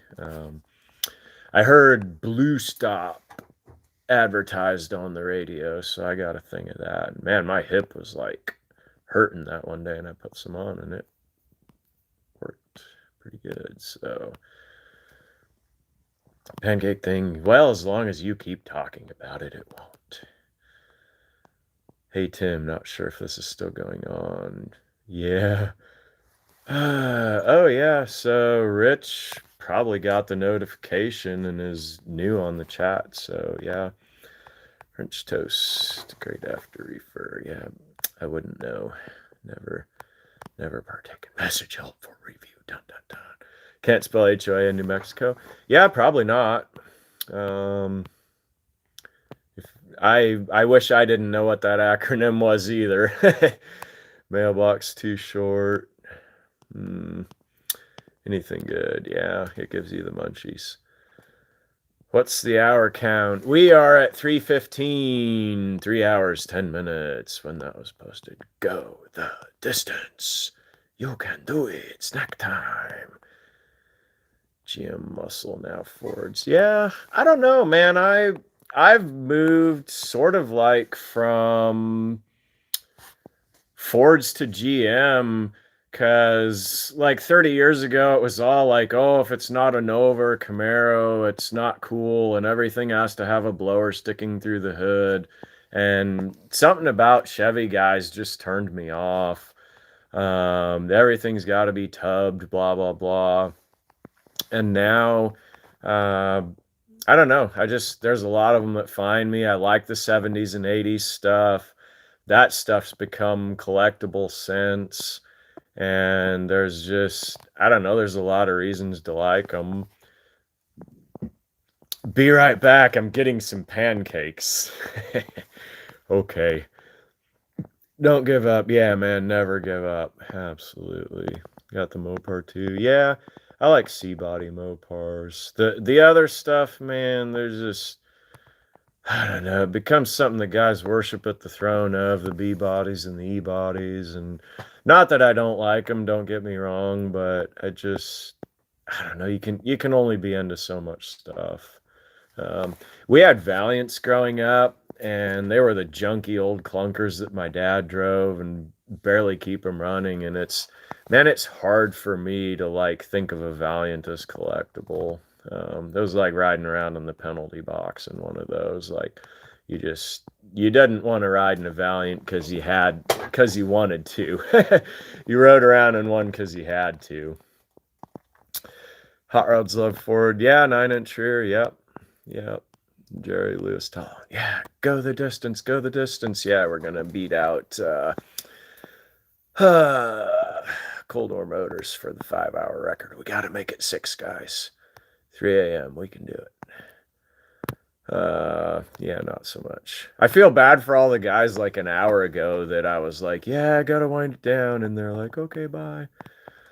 So they didn't stay to get to hear how great pancakes are. GM all the way. Yeah, I know, man.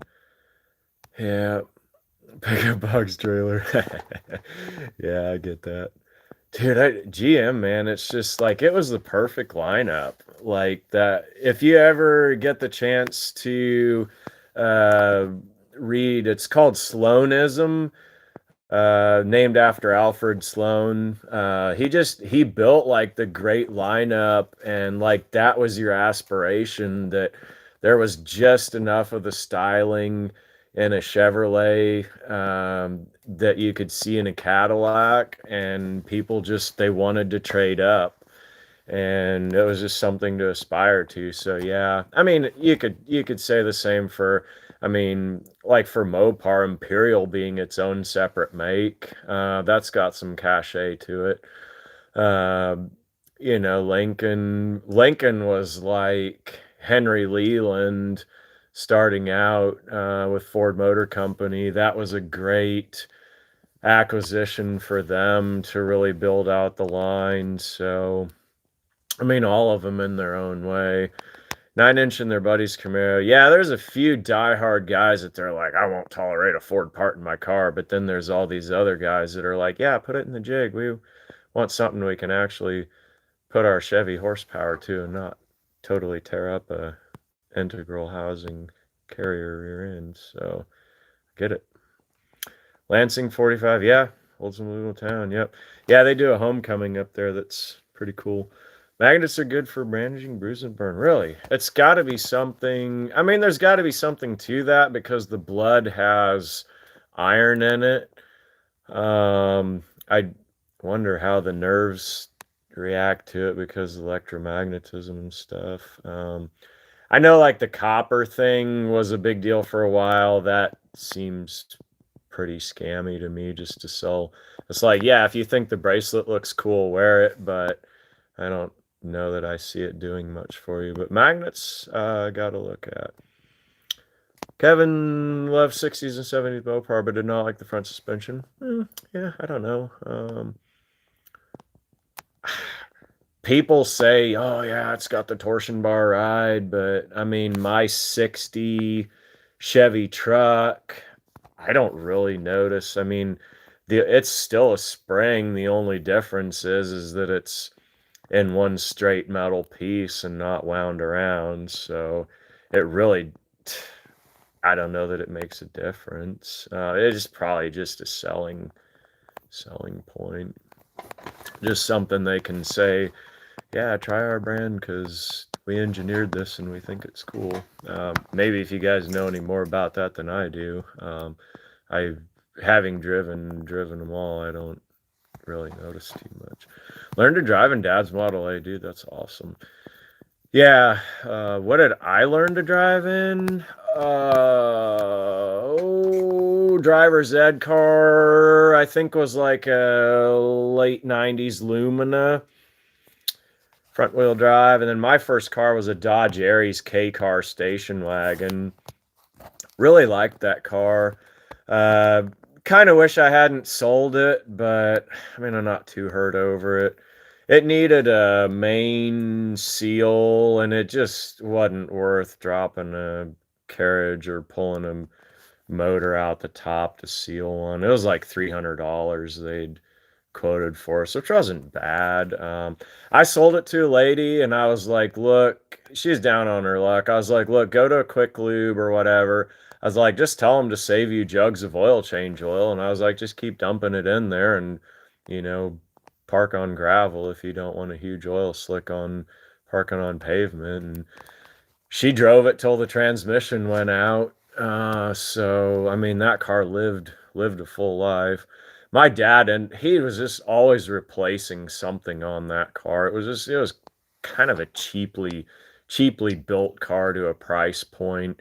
It was never like something that was, I guess, a hassle and an aggravation. It's just like there was just always something like it blew the cam plug out of the cylinder head one time, like it sheared the teeth on the timing belt. He would go to the library and get like Chilton and Haynes manuals.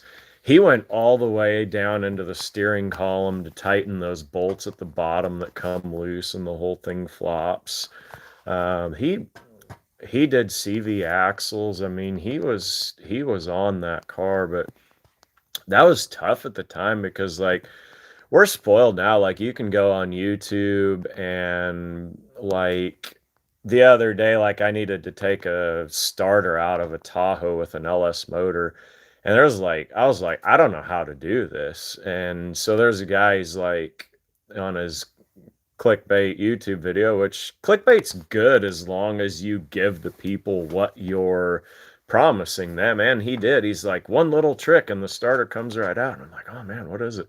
He's like, take the dipstick out. And I'm like, that doesn't look like it's even in the way. And I'm like, yep, you take it out, it tilts right out. So they would not tell you that in a Chilton and Haynes manual. I know everybody's like, oh man, the Haynes guy was super cool. Like, totally incomplete instructions. Like it says, remove the XYZ part. And I'm like, how? So, had the eye on the Duster with the factory sunroof and green body and white inside. That's cool. I mean, yeah, a Duster I think I'd tolerate. Um, as long as the quarter panels weren't rotted out. So my dad on our Valiants, he would take like old rags and stuff them in the quarter panels so that the exhaust from the broken tailpipe didn't come in through the trunk. I mean, that car was like worn out beater spec all the way. Do I know anyone that needs an old stock Aiden carburetor for 80s and 90s? Man, that's one I never heard of. Look it up on eBay, see what they priced at. I'm here till you got to hang up, Duke Luke. All right, yeah. 6 hour mark. We're just a little bit past halfway. Race car.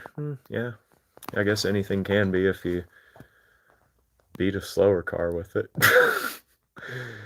Magnets and triangles make the boat. Yeah, I don't know. I mean, I guess I would think blood pressure from your heart would do it, but yeah, if you gotta get a little more boost, then give it a try. Great drag cars for Mopar, total package. Yeah, I mean, I could see that. I know, like the '60s B bodies, guys like to do the altered wheelbase cars, which is kind of, definitely nostalgia of the time. Three Olds dealerships in Lansing in the '70s, high school support. Yeah, dude, that would have been really a pretty cool place and a pretty cool time because I'm sure like a lot of the guys' dads that worked there. Yeah, awesome to hear those memories. Whenever you guys write in the comments, you're like, yeah, I had this car and this is what we did with it. And it's like some of them you'll say it turned out great or it turned out terrible or this really sad one. Somebody commented on one of these. They're like, yeah, my dad had a '38 Oldsmobile in Chicago in the '50s, and there was nothing wrong with it. It just was an old car. And kind of like we were talking about before, every 10 years there was a great leap. And like '30s technology in the '50s, it was old, and he drove that thing to the junkyard with stacks of newspapers in the back because they recycled those too. So never drove anything before driver's ed. Come on now. That period of time all kind of runs together in my mind. I might have cheated a little bit and drove a Datsun pickup before and got like super scolded. Uh, Not a proud time to meet my parents afterward.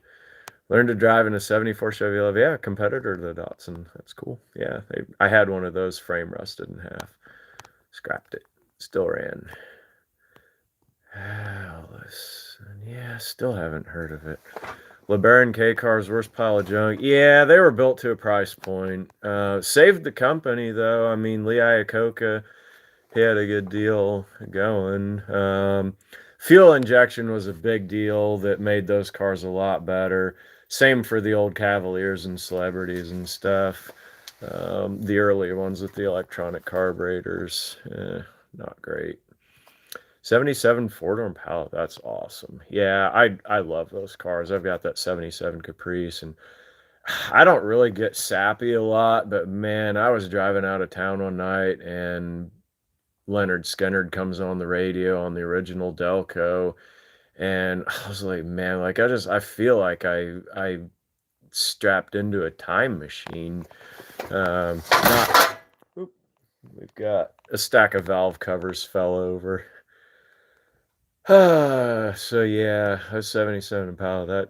That's my. I actually have a '78. That thing is my flavor. It's pretty pristine.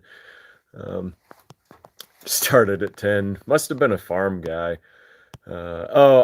Eisen. Yeah. Man. I mean, there's some of those that if you've got the only one and a guy needs it, they'll pay. Uh, Audi engine. I'm not familiar with that. Huh. Yeah. So hammer and vice grip. Yeah. Some if you got to. Might round off some hex fasteners, but totally agree on the Haynes and Schultz. Yeah, I know. I was like, if you're not reading them for anything but the torque specs, you just don't need one. Yeah. Modern day. Yeah, Mitchell. Yeah. 200 a month. Yeah. Yeah. Yep. Watch YouTube for free, and they'll tell you how to do it. $900 F-150 spark plug popped out. Yeah, I know. Yeah, spending that amount of money on a depreciating asset is just stupid. I mean, and I get like if you have it, and if it's what you want to do. I know there's guys, some of the 90 people watching in the comments, they're like, yeah, don't roast me. I'm the guy that pays 50 grand for a new one. And that's cool if you do. I mean, it's like they do eventually wear out, and we do need people like you to put the first 100,000 miles on them so we know if they're any good or not by the time we buy them. But yeah, if you really want a good investment, buy something decent for 10 grand and put that extra 40 into an index fund and report back in 10 years and see where your money's grown to. 70 GTO for a 61 Valiant wagon in 76. She either had kids or she gotten upside down financially, or she didn't like the insurance and the gas mileage because of the fuel embargo. Be my guess. Gone to a farm auction and said what the guy says at the end of the Cold War Motors video. Not really, because man, like every one of those guys, like especially the ones that are kind of like the collectors, it's just pretty cool to see what they're into. And there's really not any of them that I feel like I've deja vu'd into. Jester's gone out of the chat. He must have like seriously gone and done the pancake thing. So he's got his mouth too full of sweet, sweet doughy goodness to keep in the chat and stay commenting. Acclaim was a peach. They were good cars until they weren't. I mean, any of them 150, 200,000 miles if they make it that far before you got a bunch of stuff you got to replace. Yeah, the K car. Yeah, the minivan. There were so many mid 70s station wagons that became absolutely worthless, outmoded dinosaurs when they brought out the minivans. And each company kind of had their own flavor too. Like Ford had the rear-wheel drive Aerostar. Toyota had a pretty decent one. Mitsubishi did not. I think all of those had like, or was it Nissan? Some Japanese manufacturer had one that was like really poorly mechanically engineered and like a fire hazard, and so they had to recall all of them. A few of them survived, and they're kind of rare. Chevy kind of did a neat deal because they had the rear wheel drive Astro with the 4.3 V6, and then their front wheel drive, well, GM Transport and Lumina APV, they got like the real space agey ones. So yeah, they had kind of a cool lineup with the minivans. Pontiac Transport, super neat marketing on that because they appealed to the guys that like traded in their Trans Ams to raise a family. And so a minivan kind of felt cool and had some excitement to it. I might be a little biased because we've had two transports and two silhouettes. A lot of people don't think they're great, but they were cool. Yeah, old Caravans, yep, as long as they didn't rust out. Yeah. There's guys here that derby them. They like those leaf springs. Skinnerd and Dayton, dude. Man, I have a lot of respect for you guys that grew up in that time.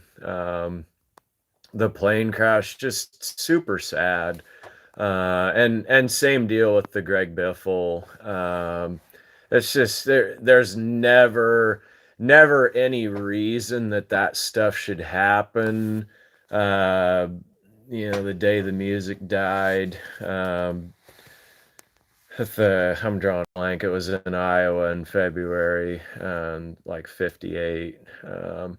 Just super sad. They're just not a reason it needs to happen, but yet it does. Right, night, Jester. Yep. Well, maybe there's not a great breakfast place in town, or else we could go get some pancakes and eat them. like the Omnis and the Horizons, I think might have been a Simca variant. So stayed up all night to finish the driver's ed notebook. Teacher emphasized, better have them finished or you won't pass. Yeah, got to do it. Cram session, teacher's in charge, so we make it happen. LOL, dipped. Been following you for a long time, watching you grow, wishing growth. Yeah, I do appreciate that. Airstar cable four shifter. Yeah, didn't know about that. Yeah, you could get a manual in one of those. I think maybe in an Astro too. Um, Astro has a designation of 1985 was the only year of a four-barrel quadrajet intake for a 4.3 V6. So guys kind of look for them. Auctions can be rigged, bidding on your stuff.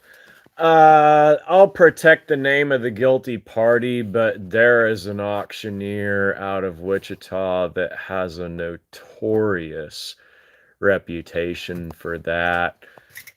And it's just not necessary. You can make more money and just do better overall and have actual goodwill to your buying public customers if you just do right.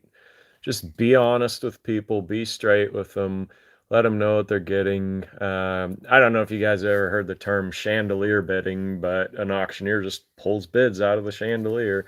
Some of those, like you'd go get a number there and they'd skip because some of them are like the house shill numbers, and it's like, brother, just shoot me straight.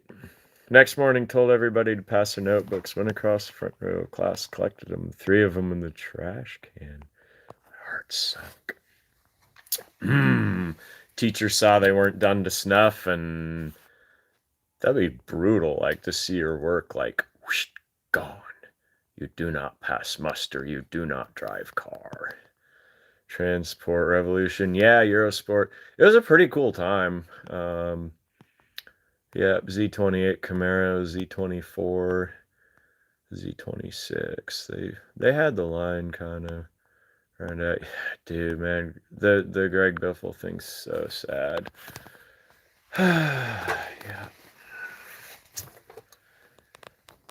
Yep.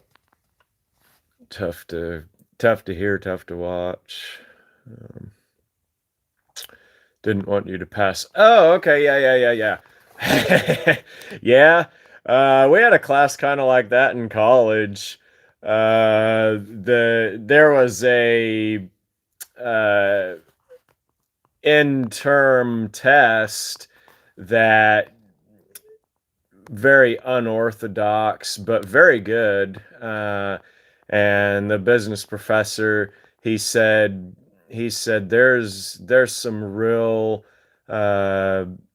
emphasis to this. It's going to help you the rest of your life, and to do it right, and for the next classes to do it right. He said protect the secret of how it's done. And so yeah, I can see that about yeah, you guys had other ways to cheat back then. We have AI for our kids now, which yeah, some carburetor. I mean, look up it. If somebody needs it, there's value to it. Yeah, Buddy Holly, that was it. Yep, 15. Yeah, okay. Yep. Someone said about K cars. Yeah, that was. I knew that wasn't right. But yeah, the VW deal. Listen, let's not, dude. So, like, as far as that stuff goes, like, I know you guys in the older crowd, you probably had a little different than what they have now. Like, they've bred it for like such high THC content that it's like nowhere near the same.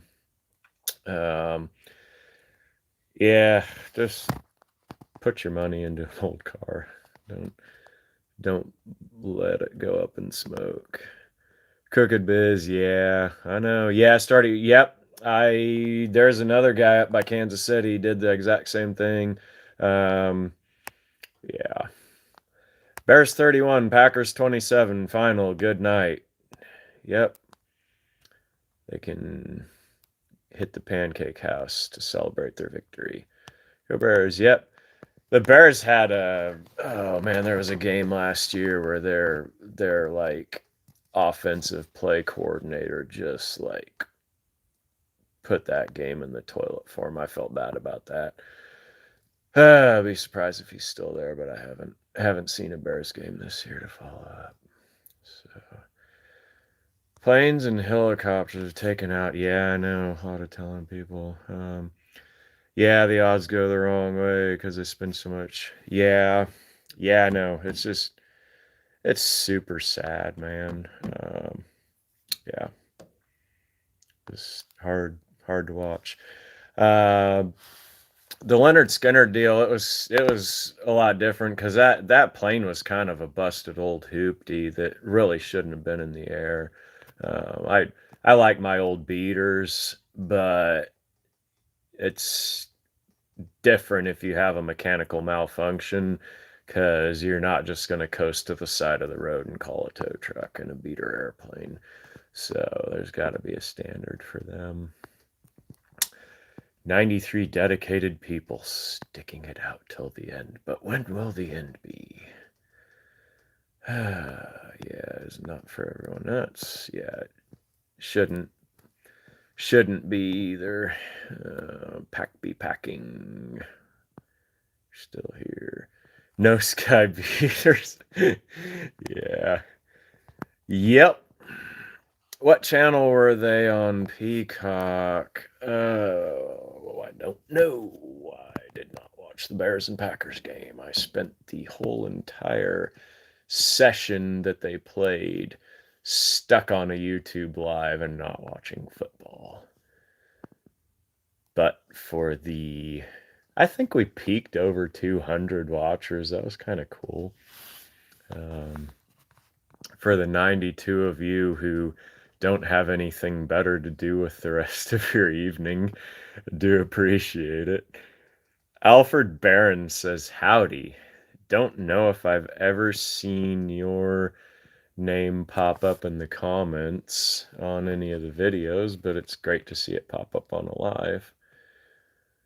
So, yeah, we look forward to future. So they have not put the auction schedule out for this year, but we're within like less than 2 months away from the 1st of March, which seems like when it really blows up. So we'll see.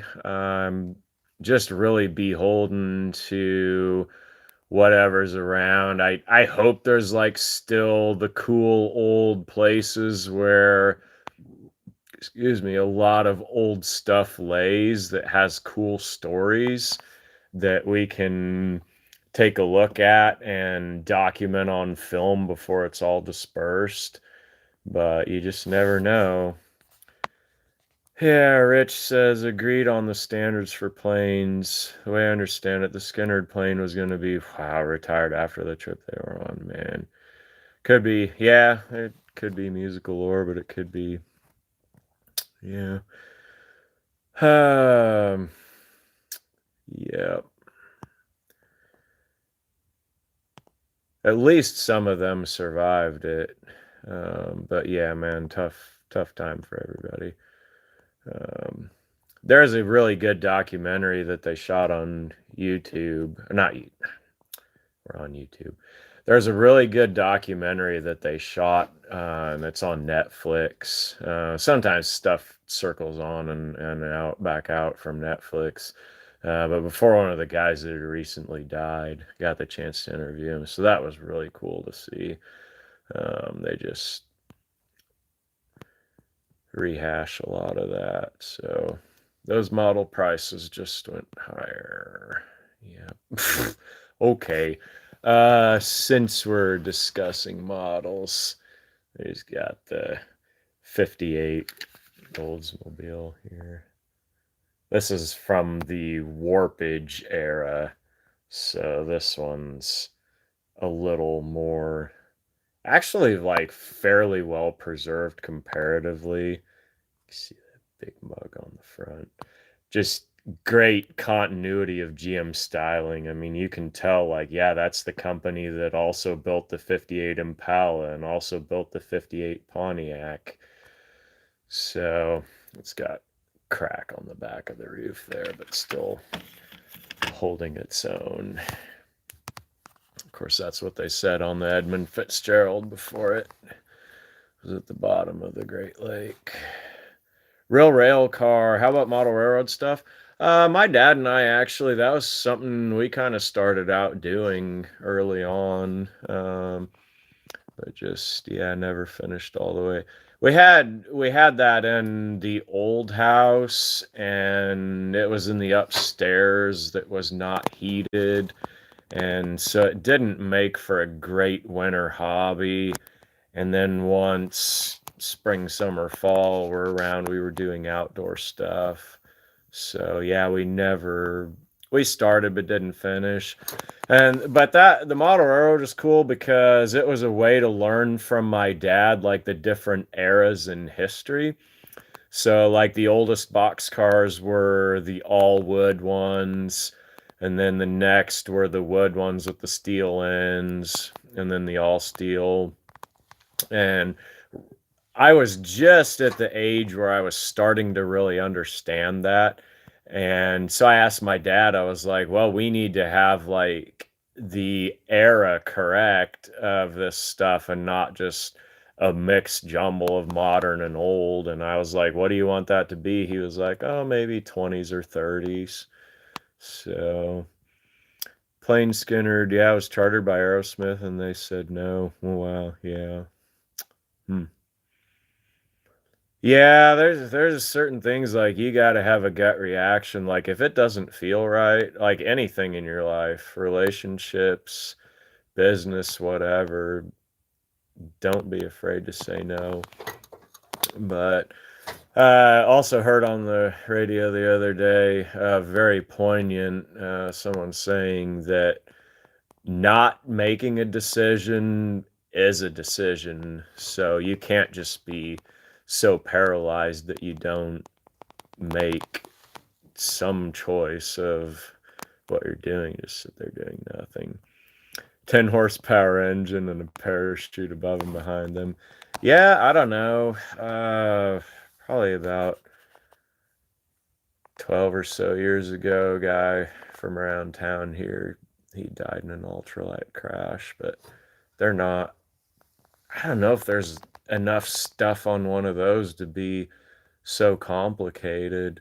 That was something with the Greg Biffle thing. They were too close to the ground to have enough airspeed to be able to coast out of it. And the specific design of that plane, when you don't have that, and it had quite a lot of weight on it because of the people that were in it and the fuel. Um, that loses that airspeed and it just drops.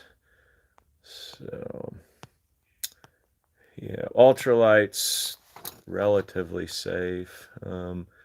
Railroad items going out of style. Yeah, possibly so. I don't know. Yeah, you hope this old stuff gets preserved. I don't know, but there's got to be people around that remember it to have some sort of a tangible tie and a link to it. Yeah, so the 58 Olds, it is a promo model. This one is a friction, so it's got the little deal there on the bottom. I'm looking to see. Yeah, this is a Johan. Um, $50. I don't usually spend up for a lot of stuff, but um, this thing, just the condition of it was really good. Like it been stored in archival or close to archival condition. So just super cool. Just awesome period of Harley Earl era GM styling. We have an impromptu Toy Tuesday happening. So got stuck with the stream. Well, that's your fault. is there something better that you could have chosen to do with 3 hours and 49 minutes and 52 seconds of your life? Paint it red and it almost looks like Christine. Gotta squint. Yep, they do make a Christine model. Yeah, I think that was AMT. I think there's a pre-painted version of that. I used to be pretty encyclopedic about models. Big train collection, narrow gauge is the favorite. Yeah. Um, yeah, I think N gauge is the smallest. So I I don't know. Yeah, there used to be model railroad clubs, and you'd see guys have plywood, big layouts in the basements. And I don't know, man, but are they really dead? Because Menards has trains. I don't know what scale they are. I'm not real familiar with, they're, I don't really know scales for model cars. They're probably like roughly 1/32 scale, whatever that equates to in railroading. Um, but I mean, that'd be kind of cool. Like, none of that stuff's cheap, but if you had 50 or $100 or a couple $100 of disposable Christmas money that you wanted to spend on trains, it'd be kind of cool to build those sets. And some of the light up buildings they're pretty neat. So I don't know. They have them everywhere at Menards, so I wouldn't say they're like all the way post mortem. So car channel. I mean, there's 100 different versions of art relating to cars. I mean, this sign in the background here, that's just one. Almost need like a flow chart to be able to compare them all. I mean, there's guys that weld stuff. There's like actual art cars themselves. Kind of some cool themes on those. Love the 50s futuristic designs. Yeah, one more chance to not get sick of. Look at how cool that thing is. Getting stuck with the stream kind of sounds like a decision to me, a good one. Yep, own that decision, Rich. Most of the promos, yeah, that it's a different. I can't remember. Acetate's coming to mind, but I don't know if that's the right. But yeah, then they changed it to more of the styrene, and then life was a lot better. I have a 50 Ford that's like even like delaminating, and the whole thing's just kind of like this Salvador Dali type piece. My younger friend is in the model area, and that's cool. Yeah, I mean, a lot of the stuff, it'd be good to see it passed on to kids and see them. I don't know, man. We're just too addicted to electronics, and there's too much to enable it too. And now the AI thing, but yeah, you can't stop it. So gotta just do it right and do it responsible, if there's such a thing. Do I own a 3D printer? No, I got into that kind of briefly. I know it's cool to see like people are making car parts and stuff. Um, yeah, there's some cool things you can do with it. Models. I know like some of the model stuff. I kind of looked into it roughly 10 years ago, maybe 8 or so, 9 maybe. And there some of the filaments, so that the term post finishing is the big deal on that. Like, you really have to know what you're doing, if you want to paint it. Um, so not everybody does. And then like the lines, like if you want to be able to sand it down and like really get something that you can paint that doesn't look like it's 3D printed, excuse me, there's I don't know, kind of a challenge to do that, because the printer, by the mechanism of how it's made, it's laid down as one layer at a time, and so naturally it does have the lines in it. So I don't know, maybe they've come out with some better filaments. All that stuff is constantly uh, developing the technology and getting better. So switching the layouts are fun and easy to build. Yeah, I know. Snap that track apart and move the mountains and change around the buildings, and yeah, it's pretty cool. Yep. Tim made a remark about me couldn't find the football game on the tube. I was joking about getting stuck. Okay, yeah. Yeah, if you there's a football game every weekend for part of the year, but somehow I seem to only do a live once every year, so probably should do them sooner. But um, I don't know. There's a lot of stuff to do in life. 125th scale model cars for me. Yeah, probably the most common scale. B17, some Enterprise, Texas Raiders, model B17 Flying Fortress.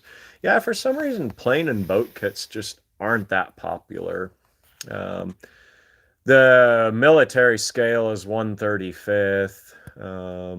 I bought a Fiat Topolino, and it came out of China, and the roof was smashed, and so it just had too long of a boat ride to stay in good shape. But I never built it because I was disappointed that the roof was smashed. But the cool thing about model cars is if something goes wrong, you can always do a beater. But kind of a challenge to weather something that small, make the rust look real. Is the steering wheel on the wrong side? Nope. We're just in forward facing camera mode, and we are reversed. Yep. What did I ever do with the 55 to 8 Lincoln two door? Yeah, oh, I don't know. You're either talking about there's a dark blue one, like probably maybe 5 years ago by now. That car, the engine, I believe, is loose on the bottom end, but the valve train is hung. So I bought it knowing it was a terrible car, not worth restoring. But it's just, I don't know. It's a cool automotive artifact. I'm not the type that would really dig into doing a refurb like that. Thomas Mortsky on some of his Cadillacs, he's pretty good at just doing like a light refurb, cut the valves, that sort of thing. That is absolutely not me. I'd rather do body rust repair. So if it's the 57 with the quarter cut off, I thought that one would be pretty cool to just like make a wall hanger out of. So I don't know if this is going to show at all. It probably isn't, but there's a 54 Buick behind me that this thing came from a farm auction, and a lot of the parts, yeah, it's kind of covered up on that end, but a lot of parts on this car were either like totally mangled. It was wrecked on the other side, and it sat in a hog barn, and like the whole bottom of it was rusted out, and they'd moved it out with a skid loader and just like really torn up the suspension on it. The motor was all apart. So I ended up, this side of the car was like really nice. And I was like, man, that would make an awesome wall hanger. So that's what we did with it. So the yellow 57 Lincoln, that's an idea. That was like a $75, $80 impulse buy with that as part of a 4 hour mark and a yawn to celebrate it. Um, so possibly could happen with that 57 Lincoln, but I don't know, man. I gotta have some other like dedicated car help that's like experienced in knowing how to uh, bring stuff to finished state. Um, but yeah, it's hopefully in the future something that will get lined up. I'm not in a hurry to like jump on finding the right person.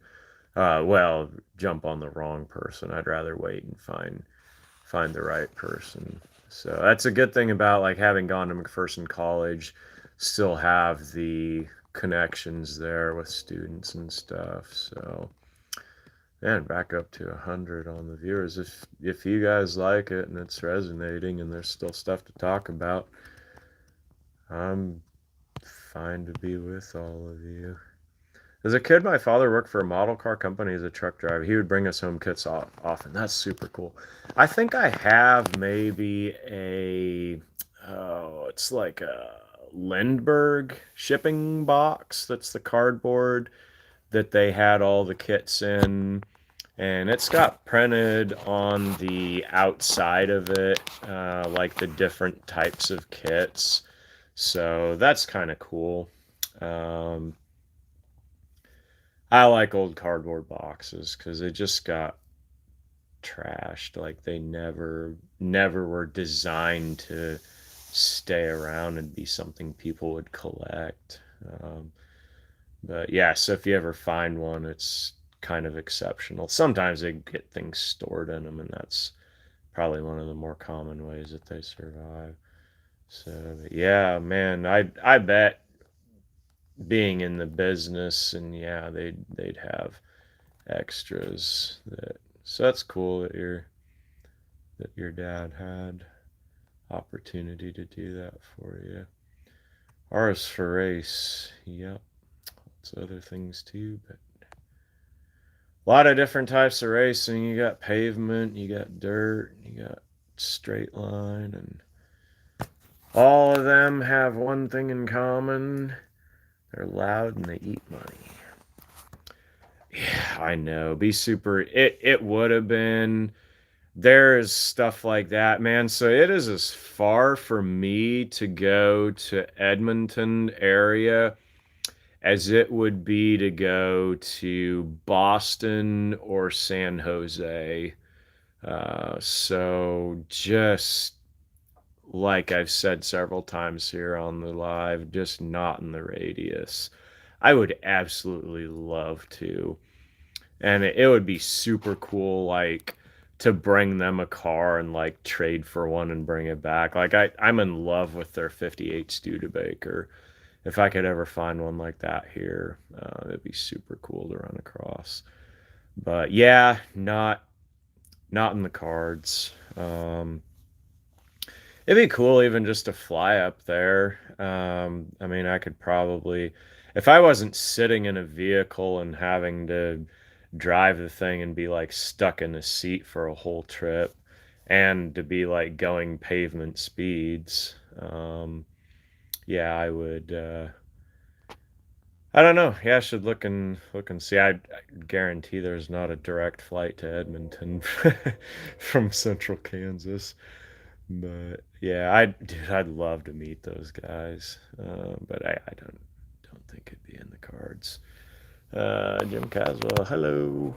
Yeah, I mean maybe it's a good thing we've gone 4 hours because there's still some guys that it's not past their bedtime that have had the opportunity to come and join. So appreciate seeing y'all and being with you. Awesome idea to save what's left of a car. Yeah.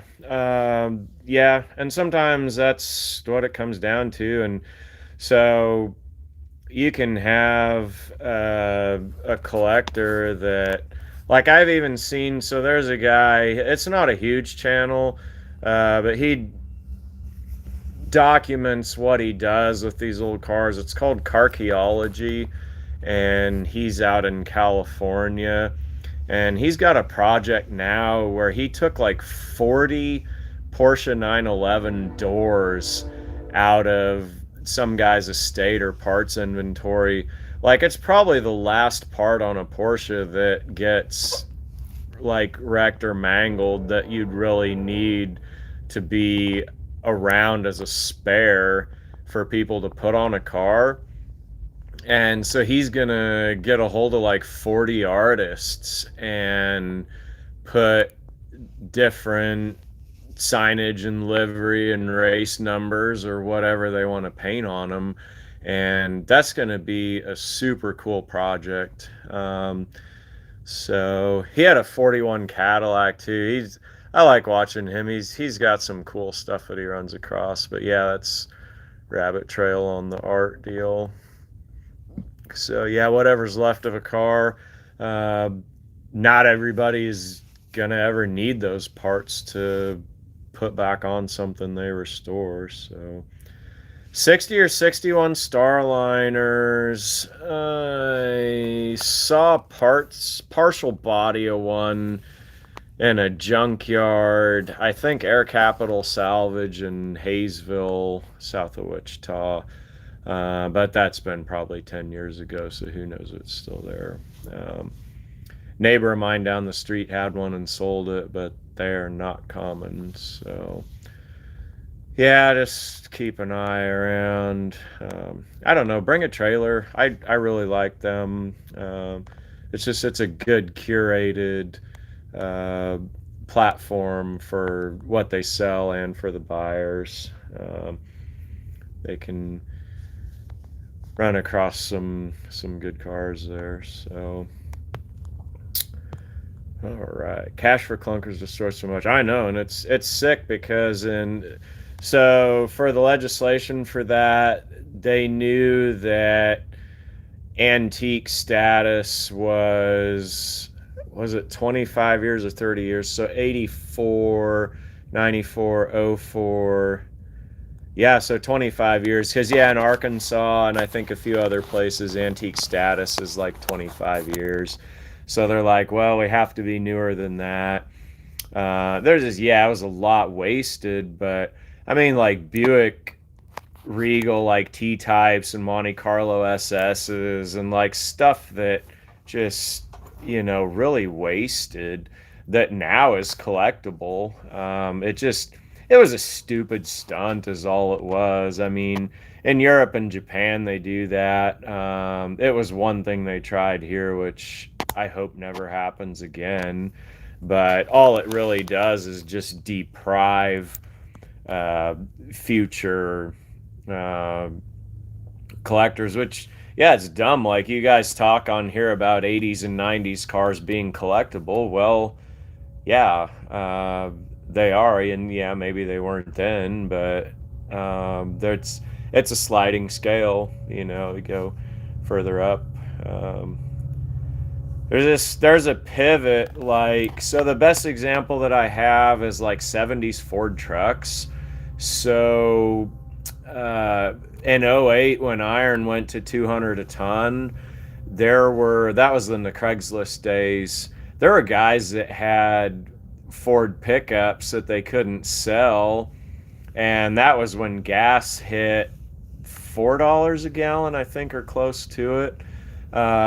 So it was kind of a just not a great time. And those trucks, I remember, guys would literally drive them across the scales. And then it was like all of a sudden, uh, I believe initials RR in Texas. I'm not a fan of, if you can tell, for his automotive atrocities and butcheries, crimes against vehicles that he commits. But anyway, Mr. RR builds a 70s Ford truck, and then it was like overnight, people are like, man, yeah, those kind of maybe are a little bit cool. And they're like, well, I'd like to go look for one. And it's like, oh, there's not a whole lot of them around. Yeah, well, a bunch of them got crushed. So then it can happen pretty fast. So like your 88 to 94 Chevy trucks, they're coming that way now. They're just getting to a point where it flips, and it's like, yeah, it's no longer a beater that you run into the ground and then unceremoniously toss in the iron pile. Like, it flips, and people are like, yeah, I kind of have fond memories of these, and yeah, let's put one together. And give it some attention. So, yeah, giving the Buick. So the Buick was a 54 Century. That was one of the very first auctions I ever met Joe at. And I told him, I was like, I really want this Buick. If you want the 54 Chevy next to it, I will not bid against you. So that was like the very first, like, divide the spoils of war with me and Joe. So, well, I'm getting behind on the comments here. We got 93 dedicated, loyal people.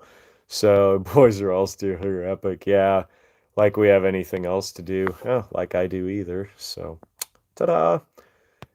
It's us, and we're around. Filled up on pancakes. Good. Yeah. Yep. Can't knock them. Breakfast can be eaten for 3 meals a day and for snacks in between. 8 hours north of you? Yeah. Yep. It's up there. Thank you. Now I want pancakes. Yes, many of us do. Subliminal messaging. Pancakes. Eat the pancakes. I built a bunch of models through my teen years. Loved them. 2-year-old. They couldn't.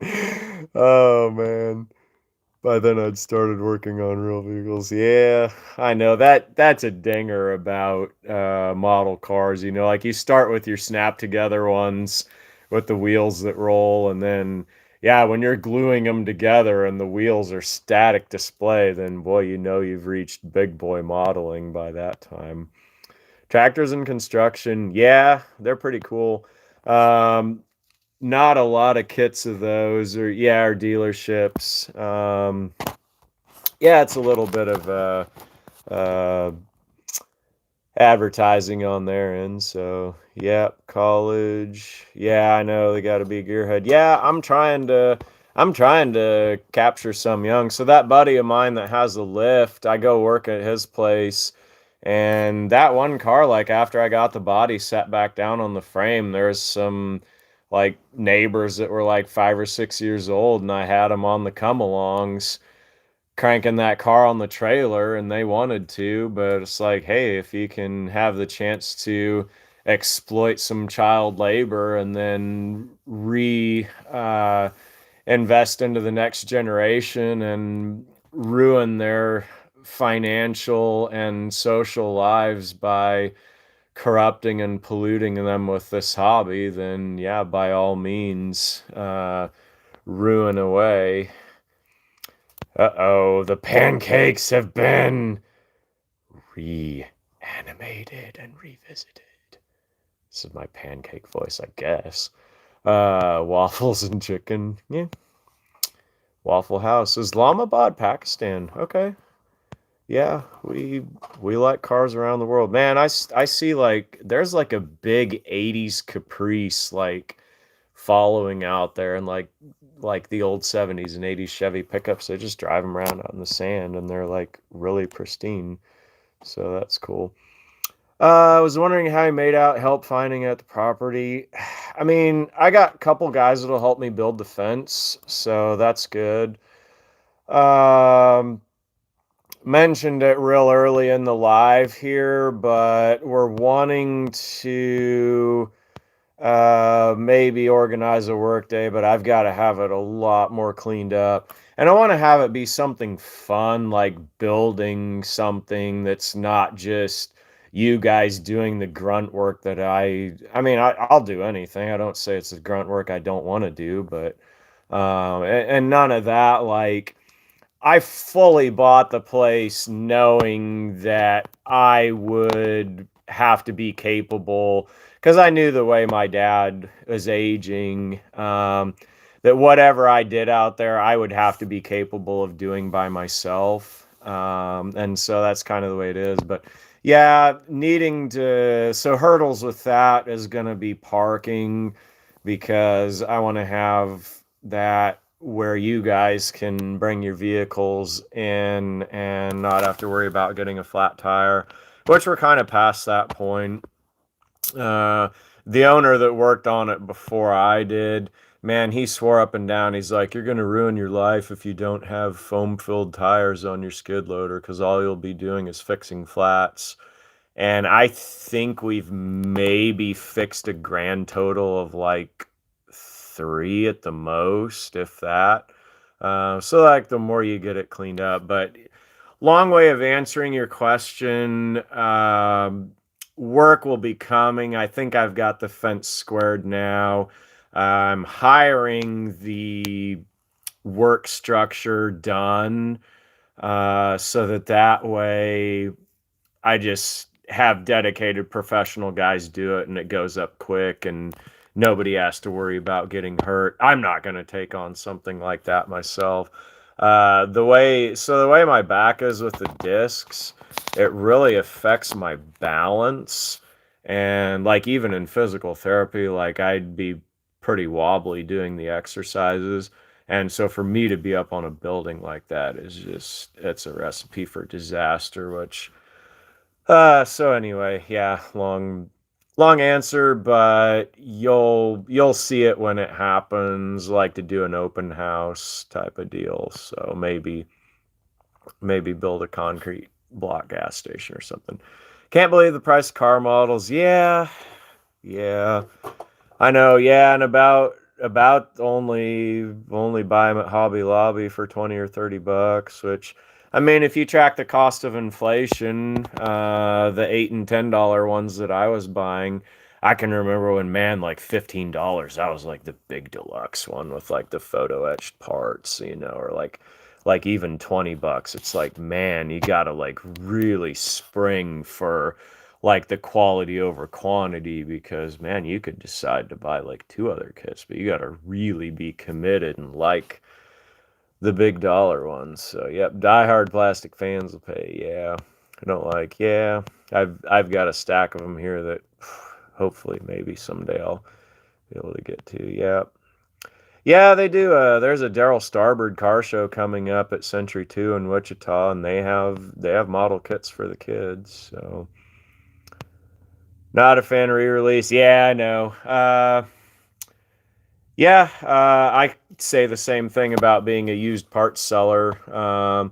If you know that there's a re-release out of, but I mean, it makes it accessible to more people. So if it's not punishing more people than it's helping for the stuff to be around, then yeah, re-release away, I guess.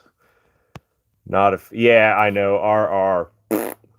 I actually saw him at the DC sale. DC was pretty cool and pretty chill, but yeah, the RR persona, not for me.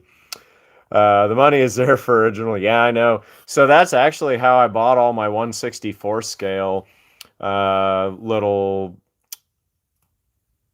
diecast. They're not Hot Wheels. They're M2 and Greenlight and Johnny Lightning. But I had some really cool like plastic kits that I sold that were all sealed, and I was like $1,500 worth. I'm like I get the whole collecting thing, but it's like you're not going to break the seal on one and build it because then the value's gone. You're not even going to be able to open it up and look at it inside. So I was like, for the channel to start it and build it, like my very earliest videos were unboxing for the 164 scale. And I sold my whole, I had a really cool collection of model cars, and I sold them all to put into the little ones. So I was going to actually do stop motion with them. So yeah, you are correct, Lloyd. The money is there for him. Yeah, he's annoying. Yeah. Let's RR Ford, yeah, could be. Yeah, I know people will pay for a name, won't they? Yeah, some other words. Yeah, yeah, yeah. Yep, regular TV. Yeah, I know. Yeah, YouTube. It's cool. Like a lot of it, like it isn't scripted. Maybe I'm biased because Dalton came here and we rebuilt a GTO, but man, to see the knowledge that he has and that Jim has, and like he's so encouraging to people to just build something, put it together, make it run. paint it if you want to. Just very, like, even for me personally, very inspirational. Any advice for title for 50s Pontiac? If you're in Kansas, it's super easy. There is a outfit called Tennessee Classic Titles. If you know a friend in Kansas, you don't have to have the vehicle physically present here to get the title. So you can, yeah, work out. But yeah, I would not skip buying it just for a lack of title for sure. You can get that squared. Same, yeah, yeah, no TV, just YouTube, dude. I think like even to go out on a limb and also say like the news, also like at every facet. There's a certain citizen journalist that's been in the news lately. That's a YouTuber. Um, I don't. It's just like the platforms too, like eBay for selling cars, uh, the news, the cable shows, whatever. I have no love lost for anybody that cooks their own goose and alienates. Like, you've got to keep bringing the content that is worthwhile and that people need and that actually gives value to their lives. Otherwise, if the others that actually are organically grassroots doing it, running circles around you, then you deserve for your fortunes and your platform and your company to shrink. Walk right into it. 62 Ford Impala, in line if the used classic. Yeah, not sure what you're talking about there, but yeah, I love any 58 to 64. There's just a lot of interest in them. Popular, easy to buy, easy to sell, order parts for. Yeah, they're just perennially a good classic car to have. Park at the neighbors. Yeah, no, absolutely do not. If any of you guys know where the yard is, do not even be on that side of the road. Do not be rolling by there at anything more than usual traffic dirt road speed. Guy is super watchful of the place, and I kind of get where he's coming from because there were dopers that were there before that probably came on his side that weren't supposed to be. So yeah, that cannonball is kind of out of the tube. So yeah, that's one that can't really put back. So wish I could make amends. There's just some people that you got to know that your side's yours and their side's theirs, and just yeah, that's a lot of the reason for having a fence put up. Not for him specifically, but just so that whatever happens at my place is contained within the walls of the fence. Garage sale, thrift store built. Yeah, I've had some old glue bombs that I've saved. Um, yeah, I know it's the boxes. Yeah, and there was a guy I saw in one of the model car magazines. Like he was doing, I guess you'd call them like fantasy kits for ones that were never produced, and all he was making was the boxes, printing them up. So that's super cool. Be careful. Yeah, I know the limits, and like there's certain stuff that I do where I'm like I can't push this any further. I've got to either pay somebody or just it doesn't get done. Um, and that's reality. And I know there's other issues that you can end up with your back, but yeah, man, nothing about that at all good. I got burned on the settlement. The attorney was terrible. Thought for a long time about doing it on my own, and probably could have had a better outcome. Well, how do you really know? But had I done on my own, so yeah, I got what I got. Cashed out a measly $18,000 out of it to have uh, the rest of my working life. Not really anything but diminished. But I don't want to sit here and be a sob story, because I know there's a lot of other you guys that work with a lot bigger of a physical burden over you than I do. But just cannot put life into reverse gear and go back, but you can grab the steering wheel and you can steer around. And at any age, resilience is just what you got to have. But it's sometimes tougher to gather and muster than at others. Yeah, the Edsel sign. Yeah, for anybody that's not seen that yet, 2 foot by 4 foot. Ace safety green is that color. So I did all the stencils, painted by hand.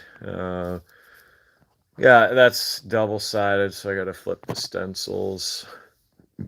And then it would have originally hung on a hanger, so I need to figure something out about that too. I did 2 more blank ones just in case anybody else like really fell in love with them. I need to still letter them, and yeah, might have a price. But the way I am now, like that disc in my back is the very bottom one. And so for me to stand bent over that long and to letter those, like I did that for a couple hours one morning and I was shot the rest of the day. So body mechanics, I know, yeah, Mr. Dalton, he does it all, and he's talented. And yeah, just a good. I know TM and DB are big channels, but each of those guys, the manufactured folksy persona and the up north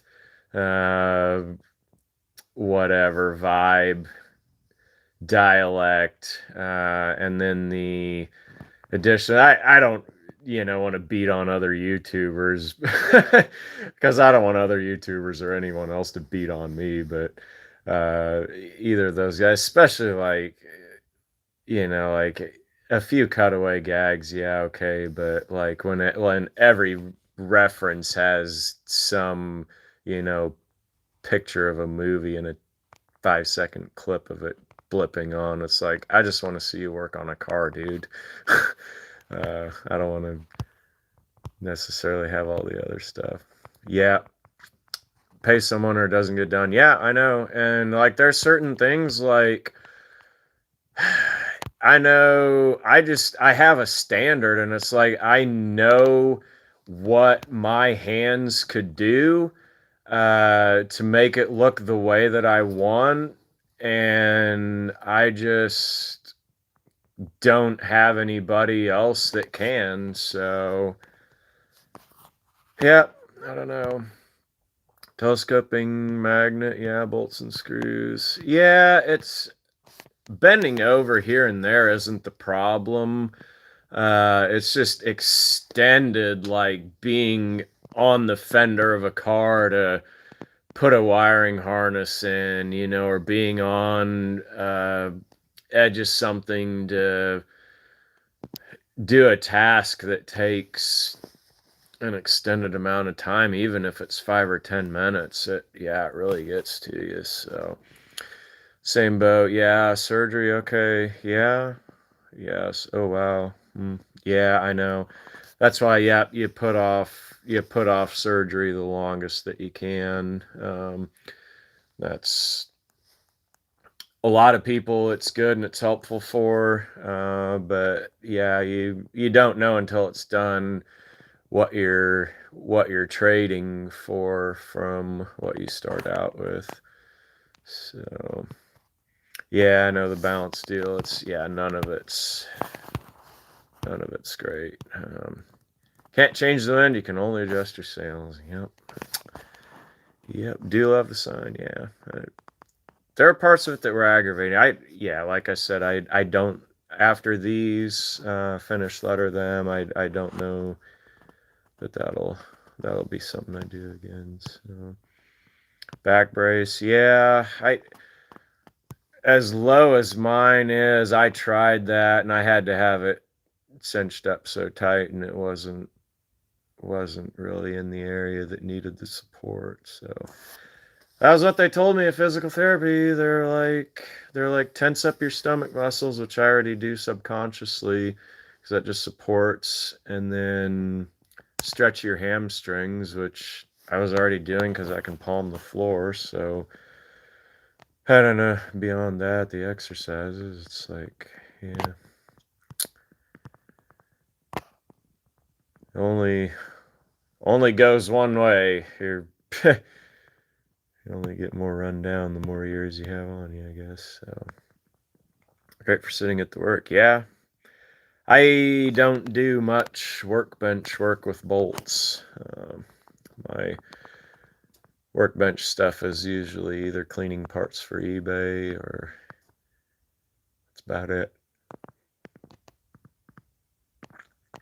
L5's giving you trouble. Yeah, I know that L5S1. It's the one.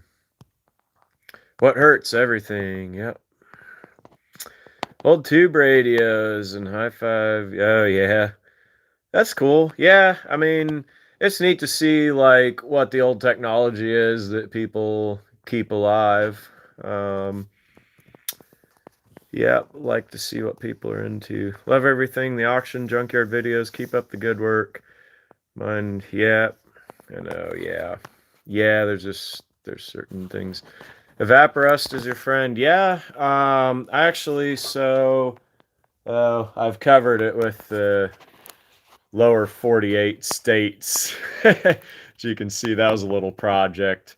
But behind that is a Dairy Queen sign that I saved with Evaporust. I mean, quote unquote saved. It's always going to be an old, crusty looking one. But yeah, Evaporust, not just too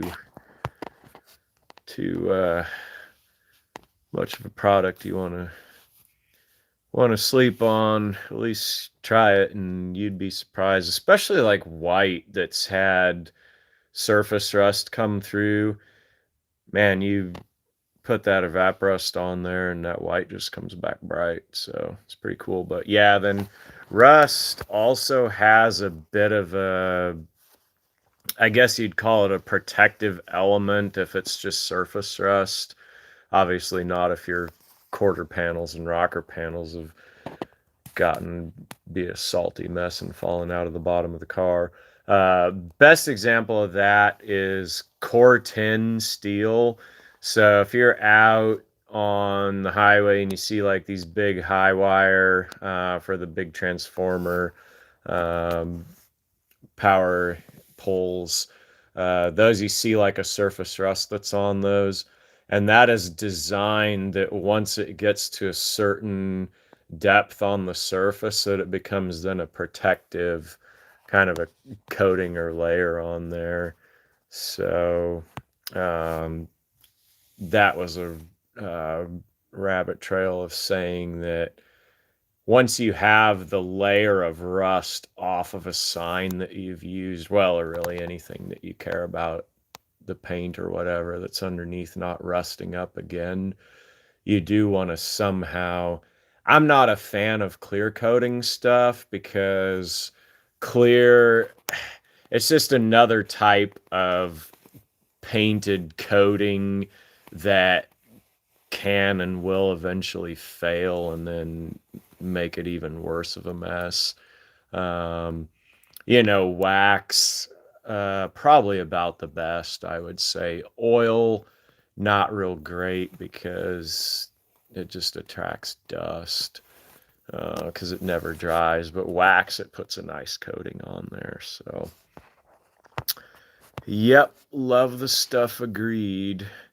So we're at the 435 mark. Yeah, linseed's. So that's kind of cool because in the little like channel thumbnail, if you click on the channel and there's a picture of like a Rambler hubcap and a RC Cola sign and a little blue Ford parts box, that RC Cola sign was like rattle canned with gold lacquer paint, and that was what I used to take it off, was linseed oil.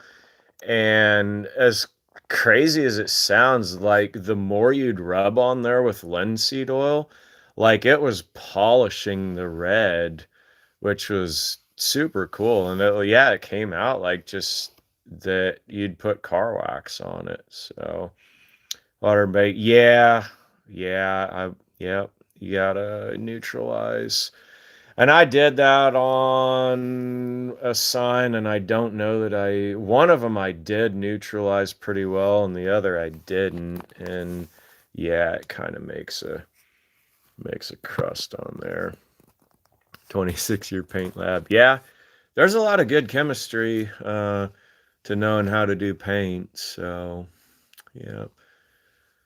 So started this thing at 7, so we're 8, 9, 10, 11. It's 11:30, people. 11:36 to be exact, give or take a few minutes, because I don't know when this started. So I think it is time to wind it down.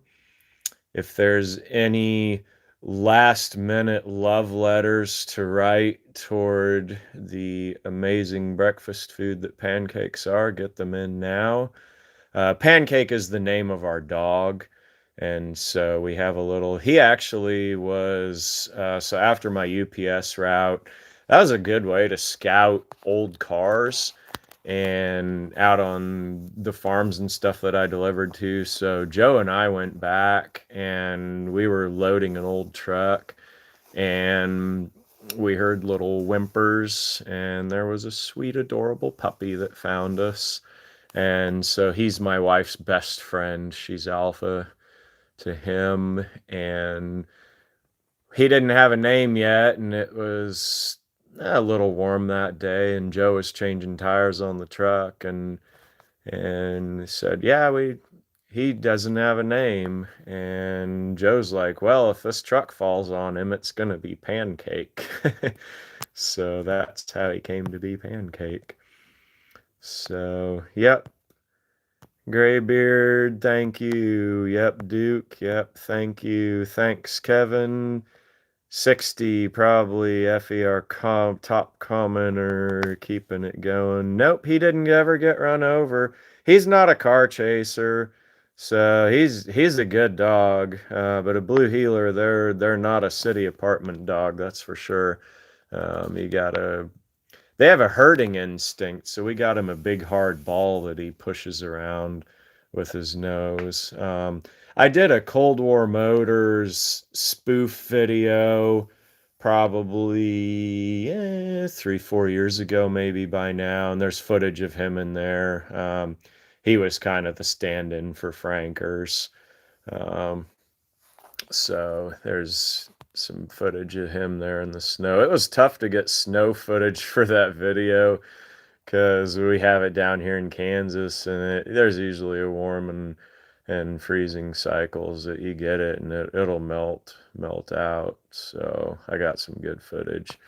So yep, Rich says it's been nice chatting with you. See you on the next one. Yep, we had fun on the chat. Had a good gang of you guys here. Thanks for staying. Almost CWM. Yep, I'm gonna let them keep the top prize. Scott's I found. Yeah, that's good. Super cool dude. You just, man, he's got the well-rounded love of the stuff. So To the 72 people who are still watching, goodbye, and thank you for coming on the live. Yep, 60FE, last comment. Night, everyone.